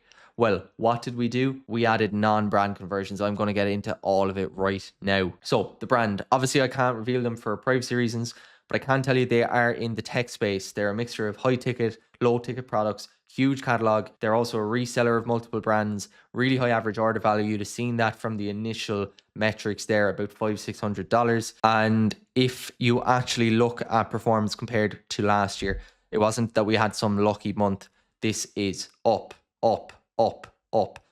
every month on last year. So year over year, systematic, predictable growth. But before I show you exactly how we did this, let me tell you what was broken when we first got our hands onto the account. So this is what most people get wrong with Google Ads. I guarantee you're making at least one of these mistakes right now. Mistake number one, they think more campaigns equals better results. Simply doesn't. I see people running 15, 20, sometimes 30 different campaigns thinking they're being sophisticated. They've got separate campaigns for every single product, every single keyword, every single audience. It's chaos. You know what doesn't scale? Chaos. Mistake number 2, they think Google Ads is like Facebook. They're obsessed with creative, with video ads, with trying to interrupt people while they're going about their day. That's Facebook mentality. Wrong platform, wrong strategy. Google Ads 2025, it's still predominantly about capturing existing demand on search and on shopping. Creative matters way less than structure. And mistake number 3, they completely ignore Google Merchant Center. This is the big one. They spend all their time optimizing their shopping campaigns, completely ignoring the foundation that makes everything work inside in shopping. Merchant Center, it's like the engine of your car. It doesn't matter how good your driving is. If your engine's broken, you're going nowhere. So here's exactly what we did, step by step. This is what you're waiting for. First thing we did, we looked at their existing structure. Wasn't terrible, but it wasn't optimized for scale. So what do? We start from the bottom up. We started with their brand campaign. Sounds really boring, right? Wrong. Look at this. Average CPC, 23 cents. We are saving so much money. We're not paying $1, $2, $3 for a click on our branded traffic. We got our brand campaign so dialed in. We were spending just 23 cents per click. So what do we do with all that extra budget? You guessed it. New customers, non-branded search campaigns, non-branded shopping campaigns. That's what you need to do when you save money, when you run branded campaigns right. It frees up budget to go looking for new customers. And what does a business grow on? New customers. Most people are setting their branded campaigns to automated bidding and then wondering why they're paying $2 or $3 for a click on their own brand name. But here's where it gets interesting. Obviously, as I said, we had a decision to make with the remaining budget, and I wanted us to go find new customers. And most agencies would have said, let's run search campaigns for all of our product categories because we know people are searching for our products. Or let's run YouTube campaigns. Let's create more demand for our products. Let's run display campaigns. Let's try some fancy creative and see if we can get people interested in our products. We said no. Why? Because when we looked at the keyword research, the demand already existed. What do I mean by that? People were already searching for these products. We didn't need to create demand. We needed to capture it. So look at this search volume, thousands of searches per month for the exact products they sell. So what did we do? We went all in on shopping, but not the way most people do it. Now, normally with shopping campaigns, I like to consolidate everything into one campaign if I can, or at least consolidate as much as possible. Keep it simple, but in this case, the brand was different. They had a huge catalog, they had different price points, different consideration phases for each product type.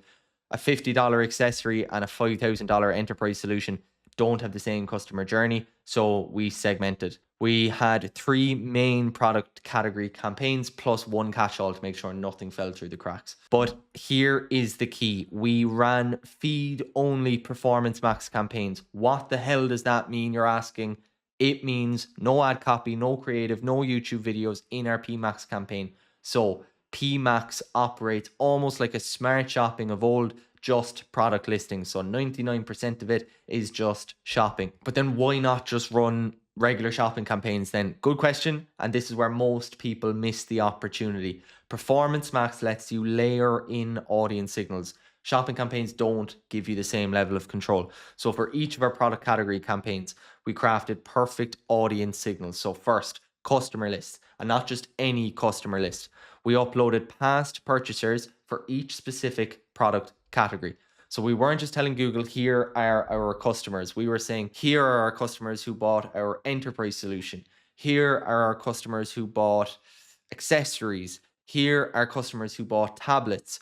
These were specific signals for our specific campaigns. The second thing we had, custom audiences based on competitor URLs. So every competitor or every other reseller that sold similar products, we added their websites to our audience signals. The next thing, search-based audiences. So for a tablet campaign, for example, we would have added terms like 12-inch tablet, high-resolution tablet, long battery life tablet, terms around search queries around our core product terms. These are the kind of queries that really high intent audiences had, and we wanted to let Google know, go after these people with our shopping campaigns. And this is what you simply have to do in the new age of AI and advertising when it comes to Google Ads.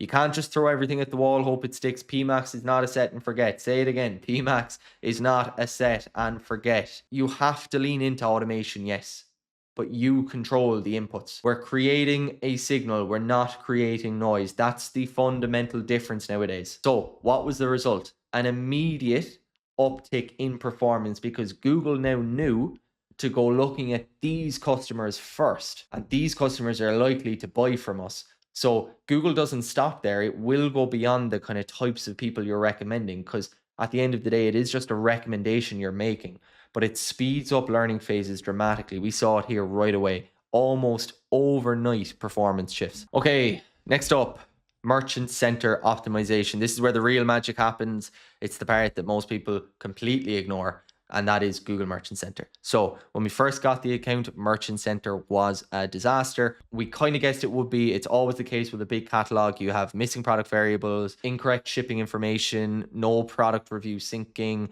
disapproved products everywhere. It doesn't matter what you do inside in Google Ads if Merchant Center is broken. I said it earlier, Merchant Center is the engine, you're just the driver inside in Google Ads. Broken engine, broken car, you're going nowhere. So half their products couldn't even serve because of policy violations or missing information, so we fixed it one by one. It's not pretty, but it works. First, we made sure their most important products were able to serve. This is something I say to everyone. If you have a massive catalog, you can't fix everything overnight, but you can prioritize your money makers. So start with the most important products first. The next thing, sync up your reviews. So if you're using one of Google's official partners like Trustpilot, you should be able to sync it up pretty quickly. Brands using something like Judge Me, it is a bit more of a rigmarole. Don't get me wrong, but it is worth it, always. This isn't the brand, obviously. I've just typed in a random search, but look at these two listings here. We have one from Lidl and we have one from this other brand. There are a whole host of reasons why this one is a far superior product listing, but the one I'm going to focus on right now, the reason why it is better in my eyes, are the product reviews. Over 1,000 of them. Compare that with this. Now, Lidl might get away with it. They've got a really cheap price. They're a really well-known brand, at least over here in Europe. But if you are competing directly with other resellers or other people in your space, similar size, similar brand equity, you need to get every marginal gain possible. And one way of doing that, product reviews. It looks well. Not only does it look well, it also converts well. CTR is up. You get more clicks and more impressions because Google thinks you're trustworthy. You're much more likely to get the top quality store badge. I'm going to talk about that in a minute. Do it right now. Pause the video and just do it now. We did it here. We saw CTR increase across the board. Impressions, clicks, everything went up. We started trending in the right direction and we weren't even increasing ad spend. And then third, as I mentioned, we went after the top quality store badge. It's Google's way of saying your store exceeds competitors in your niche. And that's all you need to do. You need to be better than the people around you. And look at this. Google literally tells you that you can rank higher when you get this badge and it costs you nothing. Plus, it'll show up in your ads as social proof.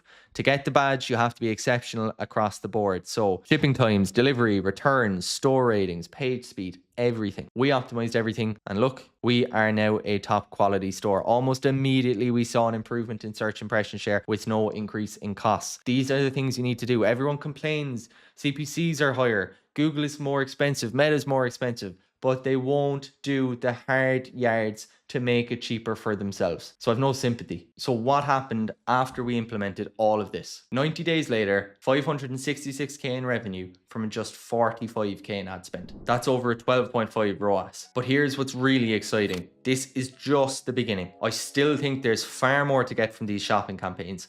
And we haven't even layered in search campaigns yet. We haven't touched YouTube and we haven't gone near any demand gen campaigns either. We focus purely on capturing existing demand and absolutely crushed it. And now 2026 is lining up to be a record-breaking year for this brand. Now you might think that this only works for tech companies with huge catalogs. That's not true. This works because we focused on fundamentals. Number one, campaign structure. We knew where we could get the most from our limited budget. Number two, audience signals. We fed Google impeccable data about who to target. And number three, merchant center optimization. We built the engine that made everything else work. Most people want to skip on to the advanced tactics. They want to run fancy video campaigns and complex audience layering, but they haven't mastered the basics. And as Michael Jordan says, winners don't just learn the fundamentals, they master them. So now you know how to set up, structure, and optimize your Performance Max campaigns the right way. You've now got search, shopping, and PMax all covered. That's the core of any profitable Google Ads account. But here's what most e-commerce brands are missing: YouTube ads. So let's jump into YouTube ads for e-commerce brands. This is where you can scale beyond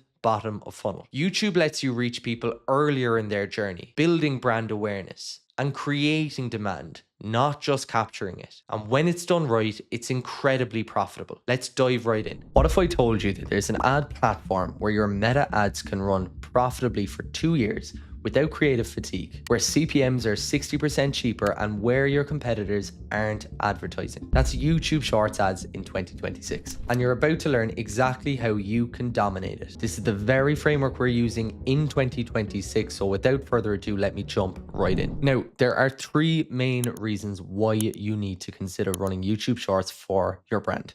Now, for context, if your brand is already doing 50 to 100K per month, you're advertising on Meta, but you haven't tried YouTube yet, well, then you're guaranteed to be leaving money on the table. The reason for that are threefold. The first is CPM arbitrage. So on Meta, you might be paying 10, 15, 20, 25, 30, $40 I've seen in some accounts for your CPMs. So at that level, you either need to sustain such a high average order value, you need to have crazy lifetime value, or you need to have a skyrocketed conversion rate. And if you don't, it's very difficult to be profitable long term. And the thing is that Meta keeps going up. Every month, every quarter, every year, Meta's average cost of advertising, their CPMs continue to rise. And that's basically across all verticals. So YouTube, on the other hand, I've yet to see extortionate increases in CPMs to the same extent that I have seen it on Meta. And sure, it is rising a small bit, but the vast majority of advertisers are seeing CPMs less than $10. If you offer that to a Meta media buyer, they would bite your hand off. The second reason then obviously is somewhat linked to the first, but it's first movers advantage. So the first movers advantage, the fact that there aren't as many advertisers on YouTube, is obviously testament to why CPMs are lower. But it also means that people who are consuming content on YouTube, your prospective customers, aren't as desensitized to ads because they don't see the typical direct consumer ads as often as they do on platforms like Facebook and Instagram. You've got a competitive moat there. If you can capture traffic consistently and profitably on YouTube, then it's a whole blue ocean that other advertisers are not able to basically take advantage of. And then the next thing that I see that I don't see anybody talking about is the longer creative life cycle. I don't know why, but anecdotally at least, we've seen the same ad creative that's operating on Facebook or Instagram for, let's say, 3 or 6 months. But what's not important is the timeline or how long it's been operating for. It's actually the level of spend that's gone behind it or the level of purchases seen with it. I think that's much more representative of a creative life cycle, because there's no point me saying that we can have ad creative on YouTube lasting for 2 years if I'm only spending a tenth of the daily budget that it is on Meta. Well, then you'd expect that. But what we're seeing at the same relative daily budget is ad creative lasting 3 or 4 times as long. I don't know, is that linked to that level of desensitization that people have when it comes to direct response creative on Meta and Facebook compared to YouTube, or if it's something else entirely. But at least from our perspective, our clients that are running content on YouTube are not in that hamster wheel of having to every single week, every single month find new ad creative. We're worried about creative fatigue here, blah, blah, blah. They don't experience that. And I think for brand owners, generally speaking, that's one of the most frustrating things on the planet. You find a winning piece of creative, but you're straight on to the next one. Where's the next one? Where's the next one? Where's the next one? And it's just that hamster wheel. The last thing with YouTube Shorts is a massive halo effect. And this applies to YouTube in general. You'll notice I'm only really speaking about YouTube Shorts in this video, but the halo effect is huge. Increase in branded traffic, so you'll see branded search volume just skyrocket. Meta ROAS will improve because you're targeting that traffic also. Increase in Amazon sessions and orders, everything like that. Your business will just be elevated due to this halo effect. So a very quick overview on the ad types within YouTube. You've got 3 main ad types right now. You've got skippable in stream. So you're going to see those as the horizontal video types. Obviously, you can skip those after 5 seconds. Then they're great for brand building. They're also really good for like hi-fi content. So if you watch a lot of YouTube on your laptop, you'll see, I know at least the ads I get are from ClickUp or all other project management tools. And generally speaking, they're quite high quality content. And that's in keeping with a lot of the SaaS platforms in general. but a lot of brands in general have very hi-fi content going through this kind of skippable format. Non-skippable then, generally about 15 seconds in length, tend to appear before a video or in between a video. Naturally speaking, you can't skip them. For that reason, they're very good for remarketing because people are obviously encouraged to remember your brand because you're forcing them through a 15-second video. We like to use them for remarketing. We don't have them too much at kind of top of funnel. They're okay for brand awareness, but generally speaking, we only kind of use them for remarketing. But YouTube Shorts is the purpose of today's video. It's that vertical format, that traditional direct to consumer ad creative, your top of funnel vehicle essentially. And in my opinion, YouTube Shorts are the best entry point to YouTube if you are a meta dependent e-commerce brand, which obviously 80% of e-com brands tend to be in this day and age. How do you then set up YouTube Shorts ads? I'll go through a very quick setup, then I'm actually going to dive into what makes a really good YouTube short. Set them up through demand gen. So the video campaigns of old on Google are now deprecated. So you actually run them through demand gen. So you'll see when you're setting up your campaigns, instead of search or performance max, these video campaigns, they're not going to exist for much longer. We run everything through demand gen. Then for channels, you can actually manually decide which channels you want to show for. So I think previously what would have been a big concern for us on Google was that Google was sending a lot of traffic to maybe the display network through demand gen or even Discover in Gmail. Display in particular, I find a lot of really poor quality inventory. Discover in Gmail, I think, is slightly better. But when we can actually refine our videos to only show in YouTube Shorts, that's when performance is up another level, what we've noticed at least. And then devices, YouTube Shorts can appear on all devices, but generally speaking, we refine them to mobile when we're trying to have that kind of top of funnel initial touch point at least. For bid strategy, what we want to do is give the algorithm time to breathe. And I think this is where most people kind of fall off and they end up kind of stifling everything before they even get going. Instead of setting a very constricting target CPA at the start, what we recommend doing is maximize conversions, let the algorithm learn. Once you hit kind of 50 monthly conversions, or you're getting at least a couple of conversions every day, then you can start to move to target CPA and try to put a lid on that CPA and then scale within your target. Now, when it comes to audience targeting, I see a lot of people go back and forth on this, and this is what we've seen work best. I can only speak to what I see work best, and this is what we're seeing working best at the moment. Previously, I would have been more so in the boat of more broad targeting, let Google figure it out. And that's very much the rage on Meta at the moment. But I'm actually somewhere in the middle now when it comes to Google.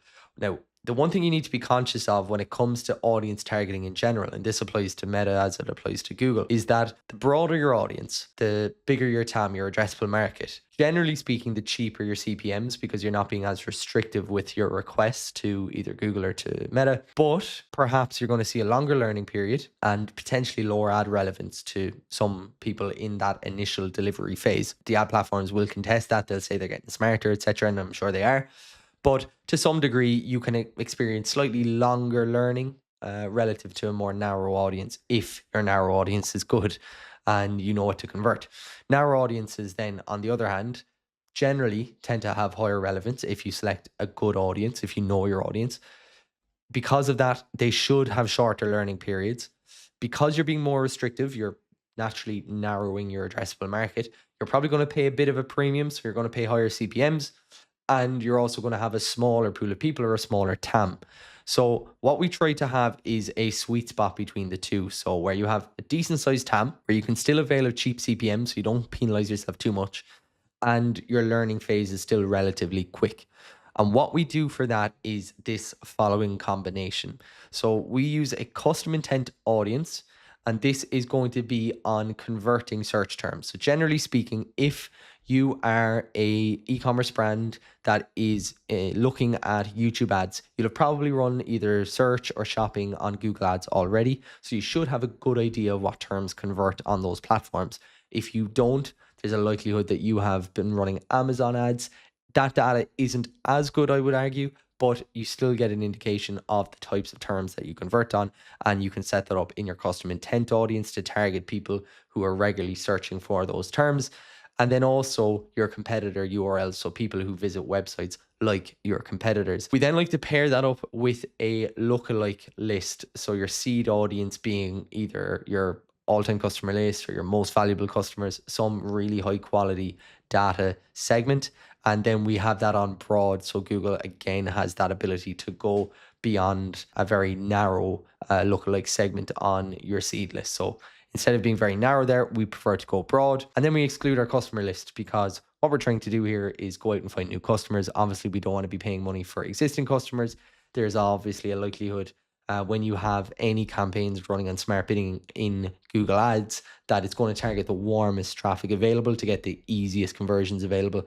One way that we help to kind of mitigate against that is and actually add some level of incrementality to the business is by excluding customer lists on these campaigns. And then we generally turn on optimized targeting, or else sometimes we will wait maybe 30 days and then turn it on to kind of expand into new audiences. But generally speaking, I turn it on. I think performance has been pretty solid, at least in the last 3 months. We've seen optimized targeting actually outperform our base audience quite often. So for that result, we turn it on. And then a couple of very quick winning formats before I actually delve into the content itself. I think the whole premise with winning formats on YouTube and how they often differ to Meta is that you have to understand why people are on YouTube in the first place. They're on YouTube to be entertained and to be educated, generally speaking. So the type of content that does really well on YouTube is like things like docuseries or things like customer reviews of different products. They absolutely explode organically on YouTube. So what can you do? You can try to mirror these. So podcast style ads do really well, particularly if you can borrow some really good authority from someone in your space. So, you see people doing that with influencers. I also see people kind of taking cuts of, Andrew Huberman or, well-known people like that, and then linking it to their supplements or something. That is slightly more rogue behavior. You can often get caught out for that. I don't recommend it, but you can see borrowed authority generally does quite well. If you can get real authority, that does even better. Founder-led content is good because it can be more storytelling, and that can fit in with that more kind of native style on YouTube. And again, customer testimonials, because YouTube is full of customer reviews as it is. So customer testimonials fit really nicely into that ecosystem. Then the anatomy of a winning YouTube short. There's so many different ways that you can create a winning YouTube short, but this is what I'm seeing working best at the moment. So there's 4 real things we need to focus on: is the hook, having some form of curiosity spark, a story, and then a solid CTA. Now, you're obviously going to hear a lot of people talk about creative on Meta, and there's so many different ways to run it on Meta. This is what I see work best on YouTube. This may not work well on Meta, but this is what's working on YouTube. So you need a strong visual hook. So people need to understand what's going on, even if the audio is off. And what I think works really well is either a before and after a scene. So you can see this is hymns here. So this is like their first shot is before, second shot is after, and the audio hook here is like, you won't believe what results we were able to achieve in just 30 days, blah, blah, blah. The other thing then is that I see work really well on YouTube is like split screen. So right away, because people are scrolling through shorts really quickly. So you've got like half a second to capture these people. So it's split screen that right away shows the before and after is a great way of stopping and getting their attention. Now, getting their attention is only one part of it, but if you have a solid hook rate, it tells YouTube that essentially this is a pretty solid ad, and start delivering it to more premium audiences, etc., and lower CPMs, blah, blah, blah. But next up then is curiosity spark. So you've got someone to stop, but now you need to hook them in. So you need to make a bold and specific claim, not just a vague thing of "this improved my life," which would be a very bold and general claim, but something more specific we've seen work really well. So I fixed my hairline in 60 days for less than a price of coffee. Right away you can be like, okay, it's like $5 a day and it's in 60 days and I can get results like these. Wow, tell me more. So they're invested because it's a specific claim. Or I changed one tiny thing in my diet and started hitting PRs in the gym in just 7 days. So an outcome that lots of people in that niche will want to achieve. 7 days, nice and specific. Okay, the story then. What problem were they previously experiencing? So let's stick with this hymns one. Well, experiencing hair loss was, talk about the pain points of that and more the emotional side. I was always so worried anytime there was a puff of wind that my hair would blow up and everyone would see my receding hairline. I tried to cover it up with A, B, and C, or I used products like X, Y, and Z, but the side effects, I just couldn't stand them. That's the failure, the attempted solution into the failure. And nothing seemed to work until I found, and then your product is inserted. And that's how you have that more natural hook. So show them the before and after, make that really specific claim to keep them engaged, bring them through the story, each part of the story, delivering them closer and closer to that coveted solution, and position your brand as the solution. Then the CTA. What I like to do before a CTA is cut once more to the before and after. So make it natural, just say, and until I found hymns, and then I was able to achieve 60-day transformation. And then you can either cut to the split screen, or you can the before and after comparison again, dramatic cut into an on-screen CTA. So I don't even have anything audio based, because generally speaking, this will be more of a UGC piece of content, audio based on-screen CTA. You can see hymns have something here. It's just very simple. Hymns, get started today. That's all you need. There you have it. Very simple, but that's the logical process that we're using. Ideally, we get a winner first try. That isn't always the case. It's that creative at the end of the day. So how do we monitor if something has potential, if a concept has potential, and what to actually improve in that concept? Well, generally speaking, we are going to look at a few different things. We're going to look at the hook rate. If the hook rate is poor, we need to improve that. Then we're looking at view rate. So how many people actually achieve the view compared to just watching a very short part of the video or an impression. And then what percentage of the video are people watching? Are they watching to 25, 50, 75, 100%? So we can start to monitor where that drop off is. So if our hook rate's really strong, but we're not getting people 25% through the video, well, then we know we've got either a hook that's too clickbaity and doesn't link well to our curiosity spark, or our curiosity spark isn't strong enough. We need to improve it. Then we're looking at CTR. We obviously want to get people through to the landing page, so CTR reflects that. So if we don't see a strong enough CTR, can we improve the CTA at the end, or are people even getting to the end? If they're not getting to the end, are they dropping off, or are they clicking through? We need to establish what's actually happening through the entirety of the journey. A couple of benchmarks that we generally aim for: view rate of kind of 6 to 12%. I know that's quite a wide variance, but that's just what we see in YouTube Shorts. If we have an ad in that sweet spot of 6 to 12%, generally speaking, it does quite well for us. Below 6%, we've got an engagement issue, and we really need to dissect that ad. CTR, again, we look for above 1%. That said, though, we have a lot of winning ads that are below 1% that still do well. So just because CTR is low doesn't necessarily mean that the ad can perform well. We expect higher CTR in skippable and non-skippable ads than YouTube Shorts, so we will tolerate a bit lower for YouTube Shorts. We aren't just looking at in-platform performance. As I said, we're looking at branded search volume. Is that naturally increasing? Are we seeing that halo effect? What are new customer numbers like? Have we got third-party tracking attribution set up? Even those are not very efficient at monitoring YouTube. There's lots of reports out there of how under-attributed YouTube is. That's why we're looking at MER, new customer numbers. We're not just taking what it's saying in platform. We're not just saying what it's taking in triple whale either. In terms of once we have launched, though, the daily budget we aim for as an absolute minimum is 3 times our actual CPA, and more often than not 3 times our average order value. Now, if you sell a product and your average order value is like $25, at a baseline, we say $100 per day for your daily budget is ideally what you want to be looking to run. Be really patient in the first 2-3 weeks. You'll see a lot of fluctuations in performance. That's normal. Don't be looking at your lag indicators like purchases. Look at your lead indicators. What's engagement like?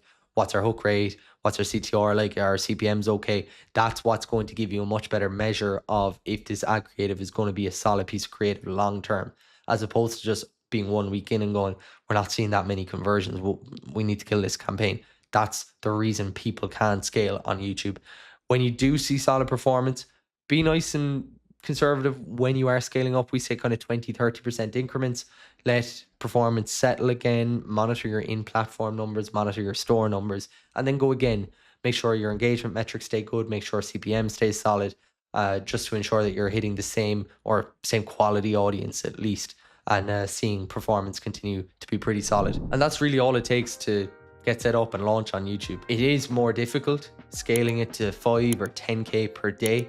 It takes a lot more interpretation. It takes a lot more active management, a lot more creative iteration. That's just how it is. But anything worth having is worth working for. That's our opinion. But quite often than not, it shouldn't be yourself. The issue I see most often though is people treating YouTube like Meta and expecting the same results from the same strategies. And it just doesn't work like that. Okay. Now here's where things get really interesting. We're going to go through the best account structure for 2026. You've learned search, shopping, performance max, and YouTube ads. But knowing how to run each campaign type individually isn't enough. You need to know how to structure your entire account so these campaigns work with each other, not against. Most people throw campaigns into their account willy-nilly at random and wonder why their results are inconsistent. I'm about to show you the exact structure we use to organize and scale our accounts profitably and predictably. Let's dive right in. In this video, I'm going to run through the exact structure that we use to set up our Google Ads accounts for e-commerce clients. I'm going to run through the 3 main phases from setting up a foundation, building and growing on that in phase 2 to phase 3 being all out scaling. I'm going to break down the exact campaign types we use, how to set them up for success, and how to know when you're ready to move on to the next phase. So without further ado, let's jump into it. So phase 1 is our foundation phase. So this is a phase that we're going to use for any new e-commerce accounts. So you might just be someone who's opened up your e-commerce store and you're jumping into both Facebook and Google ads. You might be someone who's maybe doing 50 to 100K per month primarily through Facebook ads, and you've decided that now is time to move over to try Google and YouTube. If you're in either of those positions, well then you're going to want to start with phase 1 or a foundation phase. Likewise, if you're spending anywhere less than 10K per month, you're probably best off staying in phase 1 or foundation phase. So the very first campaign type that we're going to set up for the vast majority of businesses is branded search campaigns. Branded search campaigns serve search or text ads. So they will serve in the search engine results page, the organic listings. So the reason that you're going to want to run these campaigns is particularly if you've any competitors bidding on your brand name, it's really important that you don't lose out that potential traffic. Now, if you don't have competitors that are actively bidding on your brand name, then you might say to me, Liam, I don't see the point in bidding on branded search and wasting money on people who are going to click through our organic listing and who are going to make a purchase regardless of whether they come through organically or via the sponsored branded search campaign. And to that, I say that's a good point. I, for the most part, agree with it. If you don't have a lot of competition on your brand name or any competition at all, then there often isn't a place for a very aggressive branded search strategy. But when you're just starting out in Google Ads, it's really beneficial to feed the algorithm some early conversion data. And that just helps speed up any optimization or learning on the algorithm side. Easiest and the cheapest way to do this is via branded conversions, because branded conversions are very likely to come in quite quickly and at a higher volume than non-branded conversions will, at least in the initial phase. So that would be the one instance where I would say, okay, we don't have a lot of competition, but still I think it's beneficial to run a really low level budget and sweep up some of that branded traffic to help with overall machine learning and to really kick us into a solid gear from the get-go. And we consistently see the lowest CPA when using these settings. And this setting is starting with manual CPC bidding. And this is where we set a max bid that we're willing to pay for each keyword we're bidding on. So unlike other bid strategies, we really take control. So it's not an automated bid strategy. It's not something where Google is let bid really aggressively and sometimes we feel like we're overpaying. We have full control. The other alternative that I see mentioned quite a lot in terms of bid strategies is something known as target impression share. And with target impression share, you're essentially saying to Google, I want us to serve X percentage of the time, either in position 1 or in position 1 through 4. Quite often people will say, set a target impression share of 90 to 95%. And that means that I want Google to ensure that we're serving ads 90 to 95% of the time on our brand name. In principle, it's a good process to follow. You do want to be serving on that percentage of branded queries if you are opting to go after branded traffic. It does make sense. However, we feel and we have found with experiments with data that a manual CPC bidding approach where we dictate the exact bid outperforms target impression share. And as such, we always recommend manual CPC bidding. The next thing is keyword selection. So 2 things here. You are targeting branded traffic. So you want to make sure that you're only picking up branded traffic. So one way to do that is keep your keyword selection very tight. So choose brand name, obviously, but also choose some brand misspellings, maybe some iterations on your brand name. You might have a hero product that often often get searched, but don't select broad match keywords because again, you're going to open yourself up to collecting non-branded traffic. And that's not what you want to be doing in this branded campaign. So we say focus on exact match and also add in some phrase match on your key terms. And the reason for that is that it allows you to find maybe new queries that people are searching when they are searching or showing interest in finding your brand. I'll often have a brand review. So if I'm Nike and there's a query for Nike reviews, often have that as a keyword that I'm targeting and direct that traffic directly to a either customer review page or testimonial page or things like that, or results page or something to build that social proof. Because if someone's searching for reviews on your site, they clearly are a little bit hesitant. So direct them there where you can have your customers singing your praises and just lowering that objection to buy. Next up then, just keep the budget low. This is fairly self-explanatory. As I said at the top of the video, this is not going to really help you with finding new customers. It's not going to have, a strong incremental growth aspect to your business, and it will tap out at a certain volume once you've achieved it. But for the start, I would keep it low budget, generally no more than 10% of your total budget. You want to be using Google as a vehicle to find people who wouldn't have otherwise found your website. So next up, we have hit branded search, and now we want to go on to branded shopping campaigns. And branded shopping campaigns are going to target the same type of queries as your branded search campaigns, but they're going to do it in a very different manner, serving very different ad types. And if you've seen my last video, you'll have seen the difference between search and shopping campaigns. Search campaigns are very text heavy, whereas shopping campaigns, you have this picture card essentially, whereas shopping campaigns, you have this product card that has product image, product title, store information, delivery information, everything like that. It's very visually appealing and it gives the customer a whole lot of information before they make that click. And as such, it's really powerful for e-commerce businesses. But again, shopping ads can serve preferentially in order over search campaigns. So if you have a competitor who's bidding on your brand name, for example, and they are using shopping campaigns to do so, then they will serve preferentially even above your branded search listing. So what you're going to want to do is add that layer of brand protection, but on the shopping network. So we set up campaigns a couple of different ways, but generally what we'll do is we will have our shopping campaign that is targeting branded terms set up in such a way that it mirrors one of our prospecting campaigns. It's targeting the same devices, the same locations. So what we do then is we set our branded shopping campaign to a low priority setting. And that means that preferentially, this next campaign type that I'm going to talk about, non-branded shopping, gets all the queries first. It gets an option to serve ads for all the queries first. But the thing we're going to do here is we're going to put up a bit of a wall and we're going to stop any branded queries coming through our non-branded shopping campaign. Everything else can go in here, but our brand queries can only go here. And that's dictated by these priority settings. In another video, I'm going to go into a whole lot of detail about how we set this up, how we make sure that the keywords flow correctly into the right campaign types. But for now, use a low priority setting. We generally focus on our best sellers here because again, these are the products that people who are familiar with our brand, who've maybe seen us on Facebook or Instagram, are going to be looking for. We will focus on those best sellers, and then quite often what we'll do is we will front load those products with our brand name when it comes to our shopping campaigns. So what do I mean by that? I mean in our product titles. So if we go to say Nike, for example, Nike will have Nike Vaporfly 3. And the reason for that is instead of saying running shoe for men size 10, Nike Vaporfly 3 or whatever the shoe may be, people who are actively searching for Nike need to have their eye drawn to the brand name right away. And by front loading your product title in shopping ads, you're drawing the eye to people who are searching for your brand. So really powerful, and it's something that really improves CTR on our branded shopping campaigns. The next campaign type is your non-branded shopping campaign. And what we're going to use this for is to capture demand of product category searches. So this is really important. It's your first step in finding customers for your business that otherwise would not have found you. Like I said, instead of low priority setting like we have in branded search, we want to have a high priority setting with this campaign type. So by default, all queries will flow through this shopping campaign. Again, starting off, you're going to focus on your best sellers. Something I see far too often when I go into Google Ads accounts that are spending anywhere in the region of say 3K all the way up to even about 20K per month is that they have a shopping campaign or just a campaign set up in general that's spread so incredibly thin when it comes to budget between a whole variety of SKUs.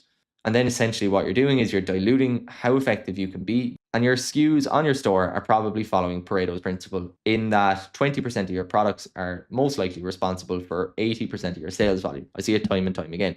Yet Budget split on Google is right down the middle. Each product is being given an equal budget and it just is not effective. It is okay when you're further down the line and you're looking to increase your TAM on Google and you're looking to, tap into new audiences, new pockets, things like that. It does make sense. Add in new products, test new products. When you're starting out and you're spending that, 15 to 20K even per month, you're looking for Google to be successful for the get-go and then you'll reinvest. So don't spread yourself too thin. Focus on bestsellers. Next thing is so important. Exclude branded keywords. Like I said, you want to have this really clear delineation between branded shopping and non-branded shopping campaigns. I think the most important reason is you want to be able to see performance of your non-branded campaigns, because that is what you're going to really judge Google's success or failure on, is how well our non-branded campaigns are working for us. Now, the issue I see far too often, it's in shopping campaigns, search campaigns, PMAX campaigns, is that you have this mix of branded traffic and non-branded traffic. And I'll ask a brand owner who maybe has an agency working for them, I'll say, okay, what ROAS are you seeing on Google? And I don't ask that because I'm particularly interested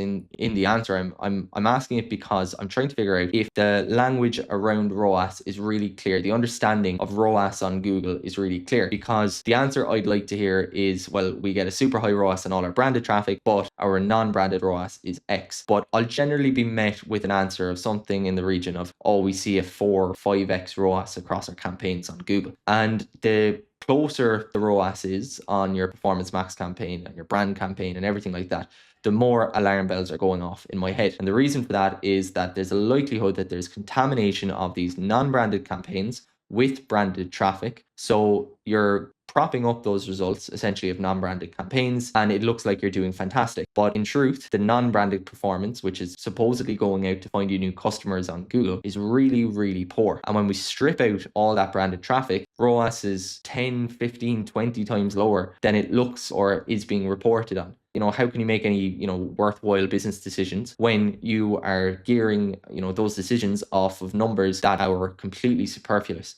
I would say that's the number one important reason for separating branded and non-branded campaigns. Everything else, it's to do with cleaner data. But for me, the main reason to have that clear split between branded and non-branded campaigns is so that you can see how well non-branded campaigns are working. And if and when you do look to scale those up, you're doing so with a lot more confidence than you otherwise would or could be doing if branded traffic was leaking into all your other campaigns as well. Then the last thing I'm going to say here is to try and consolidate your data. So back in the day, 5, 6, 7 years ago on Google, we would have a lot of separation of campaigns, of ad groups, of products. Things were very, very manual. We were managing a lot of things ourselves, so that separation gave us more clarity on what was doing what. Now, the train of thought across the whole industry is to consolidate where possible. And the reason for that is because Google's algorithm is getting stronger and stronger. And with each quarter that passes, we're leaning more and more aggressively into smart bidding, whereby Google dictates how aggressively we'll bid in particular auctions. It's more of an automated bid strategy than us having that manual approach. So we still have manual approaches on, those branded campaigns, but for the most part, we're going to try and move these non-branded campaigns into an automated bid strategy where Google is dictating our competitiveness at the auction. Now, in order for Google to be more successful when it does that, we need to feed Google consolidated data so it learns quickly. So instead of segmenting all these non-branded shopping campaigns into individual campaigns or splitting them out, what we generally try to do as much as possible, at least when it makes sense, when targets are the same, when we're in the same region and things like that, is we will consolidate into one ad group, one campaign, and that just allows for better data aggregation and quicker machine learning.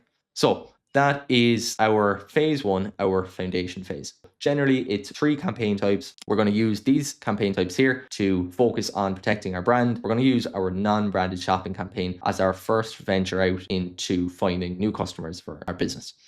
So next up, we are going to have our expansion phase. And our expansion phase is still going to follow these 3 campaign types to start with. And this is the important thing here. Each phase is going to differ by the new campaigns we add. We're not taking away campaigns. We're building on the existing campaigns that we have already created and optimized in the earlier phases.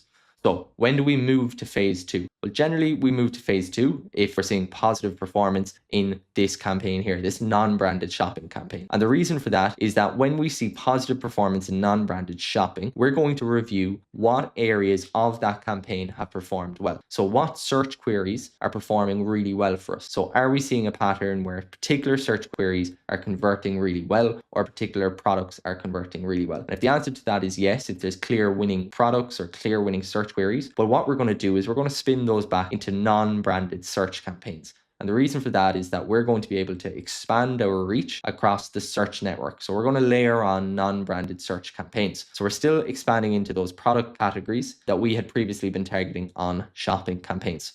So the same rule applies here as it does in phase one. We want to keep a clear separation between branded search and shopping, our branded queries, and all of our non-branded campaigns. We're going to exclude branded keywords here, and we're still going to exclude them here as well. This is non-branded search.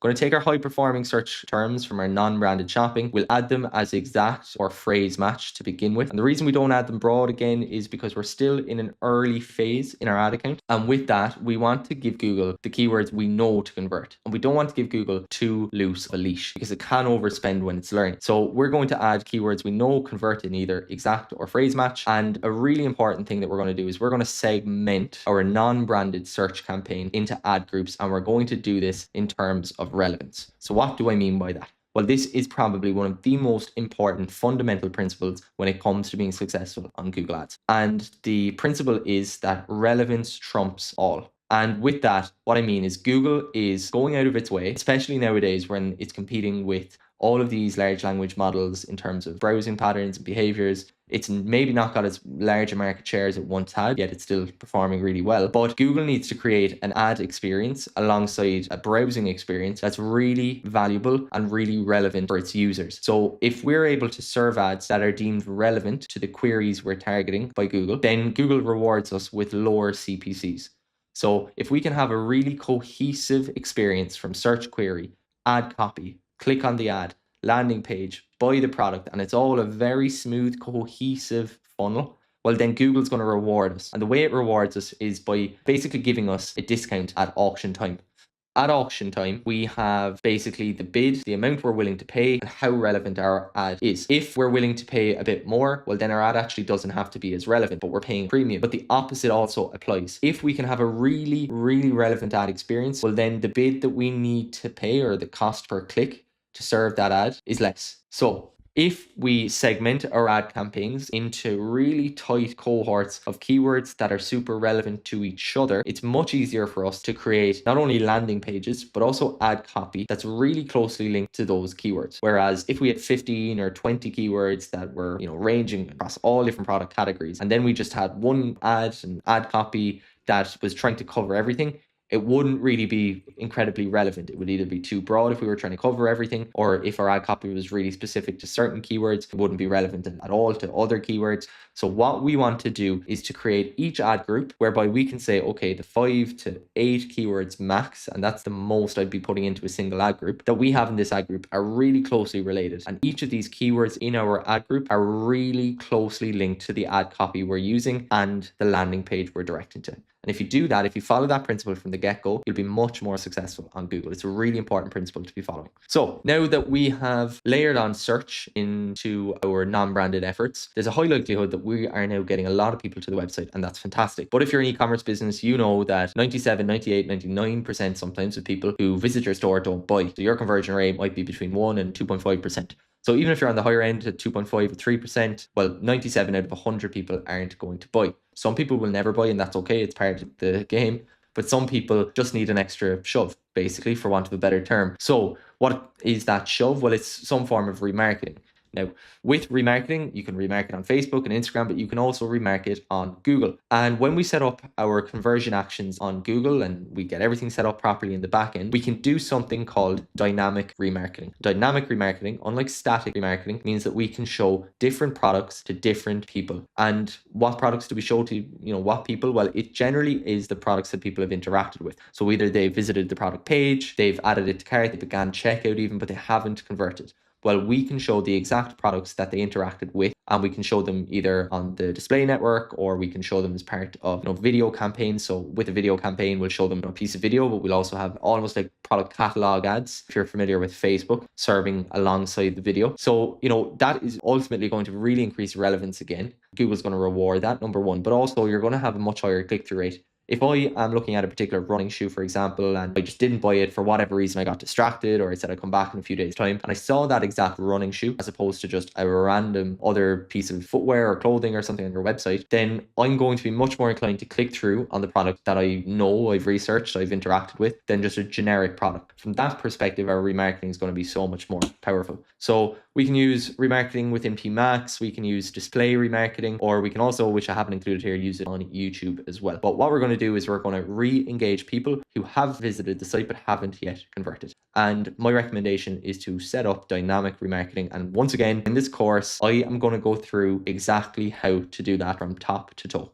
And now the last phase. So this is phase 3. So phase 3 for us is growth. Once again, we've got branded search and branded shopping. We have our clear distinction in terms of branded terms. They're going to stay in there. So that's going to be brand only. This is going to be non-brand, everything going after new customers inside here. Non-branded shopping, non-branded search, remarketing, we've already touched on that. And now if we're seeing success across many different Google Ads campaign types, so we're seeing success maybe across search, across shopping, maybe across display, well then what we're going to do is we're going to layer in one of Google's campaigns that is most easy to scale, in my opinion. Once again though, really important, we exclude our brand from this campaign type. Otherwise, we're not going to be able to interpret how well the campaign is doing because it's going to be leaking branded traffic. So really, really important that we do that, and we do it across the board. We do it here, but we also do it here in our Performance Max campaign. So if you watch my last video, you'll know that Performance Max encompasses search, shopping, video, display, demand gen.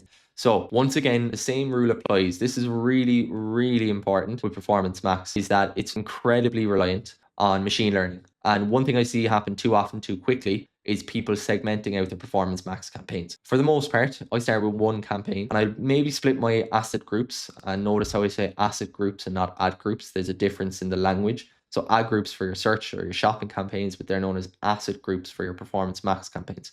I'll split those out in the same manner that I would have split out maybe my non-branded search campaign. So I'll focus on ad relevance. So I'll take all the assets, so all the ad copy, all the images, all the videos, all the products that I have in a particular asset group, and I'll eyeball that and I'll say, okay, well, if this video is shown with this ad copy and this product, does that all create a cohesive message around a single piece of relevant information for the potential user? And if the answer is no, well, then I'm going to split them out into relevant asset groups, and that's Performance Max. And I'll follow that principle, but I'll still try to keep it under one campaign. So these campaigns are still going to talk to each other when you separate them out, but my feeling is that performance is much better, at least in the initial term with Performance Max, if you segment out at asset group level as opposed to at campaign level. Now, if you're targeting the US and Canada and Australia, then it does make sense to have different campaigns. But for the most part, if you're in a single market and you're just looking to, layer on Performance Max, I'd start with your best selling terms, your best selling product categories, best selling products, and only segment at the asset group level. As I said, use your brand exclusions, focus on consolidation, and set things up. You're going to have to be super patient with Performance Max. It can be very choppy in the initial term, and that's because it's using machine learning really heavily, very much dependent on how much data you have across the entire account, so how well you've been building through these phases. If you've been following this strategy carefully and you've been intentionally layering on these new campaigns and not doing, throwing spaghetti at the wall and setting everything up in one go, well, then you're much more likely to see success with Performance Max because you're only doing it off the back of previous campaign successes on search and shopping campaigns. And the very last campaign that I'm going to walk through is demand gen or YouTube. So it's kind of two campaigns, so kind of cheating, but they're really important in that we use demand gen to set up a lot of our YouTube campaigns. And for us, it's something that's worked really well. We can test loads of creative really quickly. We just see the performance work that bit better for us.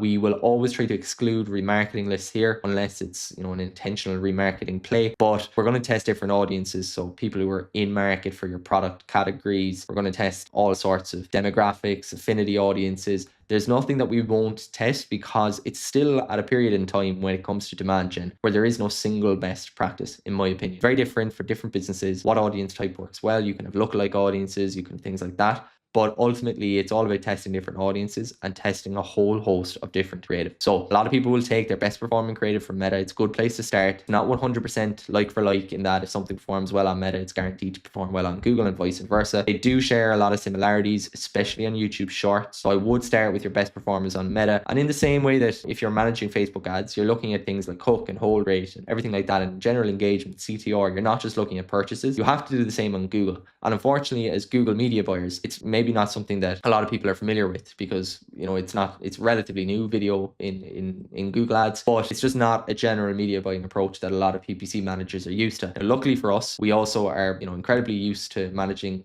video campaign on Facebook. We know what to look out for, how to know if video is doing well, if it's a hook issue, if it's a body issue. So you need to be looking at things like, how long are people watching through? So you get insight into, view percentage, 25, 50, 75%, 100% watch rate, things like that, average watch time. So you can see when people are falling off. So that's the level of detail you need to get into if you're looking to add demand gen or YouTube to your portfolio on Google Ads. So if you're not willing to get into that level of detail, don't do it. You're better off consolidating your video creative over on Meta. But for e-commerce brands that we're working with who are doing maybe 4 to 750K a month, and they're just beginning to see performance struggle a small bit on Facebook, it's only natural. As you scale, things get slightly less efficient. So then it becomes a good opportunity to go and start testing on demand gen. Try and get up as many exclusions as possible so you can be focusing on cold traffic. Look at net new reach, things like that. That's a really important metric. It's really useful for us to see how well we're, targeting cold audiences. And the most important thing with demand gen and YouTube is patience. So like I said, with Performance Max, you need to have a lot of patience. You need to be twice as patient ultimately when it comes to demand gen or YouTube campaigns. I've seen initial performance be quite slow on demand gen and video. And I try to always warn brand owners that, okay, you're going to need to show patience here. It's not going to be an overnight fix like sometimes it is on Meta, within 2 or 3 days if you've got a winning ad or not. It can be much slower, but you do still have lead indicators that can paint, a much clearer picture as to how well you're doing, even if your purchases or your ROAS looks really, really poor. As I said, you're looking for things like engagement, click-through rate, CPMs, how competitive you're being, how effective you're being, and how engaging you're being. And these are lead indicators you need to look for. So if you're not willing to have that period of pain for, as I said, 4 to 6 weeks, and sometimes even longer, generally it's in that 4-week mark that we'll have a really good understanding. But if you're not willing to put at least a month of patience and ad spend behind video campaigns on Google, well, then now is not the time. You're better off keeping that budget inside Meta or, looking to expand in search or shopping campaigns on Google. So when do we move over from phase 2 to phase 3? Well, there's no clear distinction. We will generally, if we're seeing performance work well on both shopping and search from a non-branded perspective, we'll generally look to layer in Performance Max to try and expand into new pockets, new audiences, new keywords based on shopping and search, because ultimately Performance Max is going to prioritize particularly shopping placements because it does best for e-commerce. So no set period of time. If you're doing over 20, 30K per month, it's very unlikely we won't have some element of Performance Max in there, either on a retargeting basis. But what I would say to you is that you really want to be seeing success across ultimately these 5 campaign types before you add Performance Max to your portfolio. Thereafter, only make a decision on demand gen and YouTube if you have the patience to withstand a little bit of pain at the start while things are learning. Hopefully you found this video useful. This is the structure that we use. So we always start in phase 1, setting up a really solid foundation, having patience at the start, not just setting up a whole host of campaigns or automated campaigns like Performance Max and hoping things work. Because when things work, it's fantastic. But when they don't, you've no return, you've learned nothing, it's no good to you. So instead, set things up intentionally in this manner and only progress through different phases once you're happy that your initial phase is working well, you're profitable, you're hitting your KPIs, and then move on to your next phase. So phase 2 being expansion, where we expand in product categories across search and we add in our remarketing. And phase 3 is where we scale. We'll often scale using Performance Max alongside all these other campaign types. Now, in this next video, I'm going to change your entire perspective on what's possible with Google Ads. I'm going to share with you something that feels borderline illegal: how to steal your competitors' customers. This is a tactic that almost no brands know to exist, but it's one of the most profitable strategies you can run. You're literally intercepting people who are actively looking at your competitors and directing them to your website instead. Let's get into it. What if I told you there's a completely legal way to put your ads directly in front of your competitors' shoppers? And if your products are better or your prices are lower, you can literally steal these customers from right under their nose. Today, I'm going to show you exactly how to do this using a sneaky little Google Ads feature that most e-commerce advertisers don't even know about. So let me show you exactly how to set this up. First of all, log into Google Ads, click on Tools and Settings, then Audience Manager under Shared Library. Depending on your setup, you might have some lists here already, but you can ignore them for now and click on Custom Segments. Then click on the blue plus button to create a new audience. The first thing that we're going to do is give our segment a name. So I'm going to call it competitor shoppers. Now you'll see the next part, include people with the following interests or behaviors. This is what we're going to skip over and instead look down here at expand segment by also including and people who browse types of websites. And here is where we're going to add our competitor websites. Say I'm running ads for Huel, the all-in-one meal replacement UK-based company. And let's say our competitors were AG1, Athletic Greens by AG1, and bulk powders. So I would add these competitors as drinkag1.com and bulkpowders.com. So AG1 and bulk powders sell individual supplements, but Huel is an all-in-one meal replacement that is packed full of vitamins and minerals and all these macronutrients. So click save and now your audience is ready. Remember, this isn't exact remarketing to your competitors' customers. You're telling Google to show my ads to people who browse websites like these. So Google is going to find people visiting these very sites and additional sites that are very similar to your competitors. So in this sense, you're guaranteed that some of these people are going to be your competitors' customers. So if you can position your brand with a unique benefit or a clear advantage, you can steal some of these customers. I've used this strategy incredibly well, particularly in performance max campaigns, and it works best if you directly call out your competitors' shortcomings. If I was running ads for Huel, I could say something like, are you sick of all these disgusting green powders every single morning, drinking them just to hit your daily vitamin needs? And in that sense, I'm directly calling out a competitor like AG1. And Huel are calling out their protein shake competitors directly in this ad with the headline, not just a protein shake. They're highlighting how they're far more than just a typical protein shake like you might get from one of their competitors like bulk powders, and instead are a full meal replacement containing lots of vitamins and minerals. This can work great even if you're a small brand, but you need to have a clear value proposition and you need to have one clear edge over the competitor that you're targeting. Just be careful with directly calling out their name. If your competitor's name is trademarked, you could find yourself in some hot water. But if you manage to call out a known pain point of one of your closest competitors, so in Huel's instance, this might be the gritty taste of the greens powder from AG1. If you can do something like this really well and speak directly to your competitors' customers, they'll already know who you're talking about because they're experiencing the very pain point. And in that instance, there's no need to even use their name. The beauty of this for e-commerce is that you can target people who are already in shopping mode. You're not interrupting a scroll on Facebook, you're doing this on Google's ecosystem. Your competitors have warmed them up. They've spent thousands on Facebook with influencer marketing. They've gotten them ready to purchase, and you're swooping in at the opportune moment to bring them to your brand. So now you know how to steal your competitors' customers, a strategy that can be incredibly profitable when done right. But here's the part that most people miss, and it's why a lot of e-commerce stores burn their budget without even realizing it. You can learn and understand all of these powerful strategies across search and shopping and performance max and even YouTube, but none of it matters if you're making the fundamental mistake that drains your ad spend. I'm going to show you the exact reason why most stores waste thousands of dollars, and more importantly, how to avoid every single one of them. Pay attention to this one. I just audited a Google Ads account that spent $77,000 and generated $156,000 in revenue. Sounds pretty good, right? It's a 2x ROAS. Except $27,000 of that $77,000 spend returned just $700. That's a 0.03 ROAS. And if they hadn't wasted that $27,000, their ROAS would have been over 3x instead of the current 2x that they're seeing. And the worst part, this is completely preventable. See, there's one report inside in Google Ads that a few e-commerce brand owners will look at maybe once and then forget about it.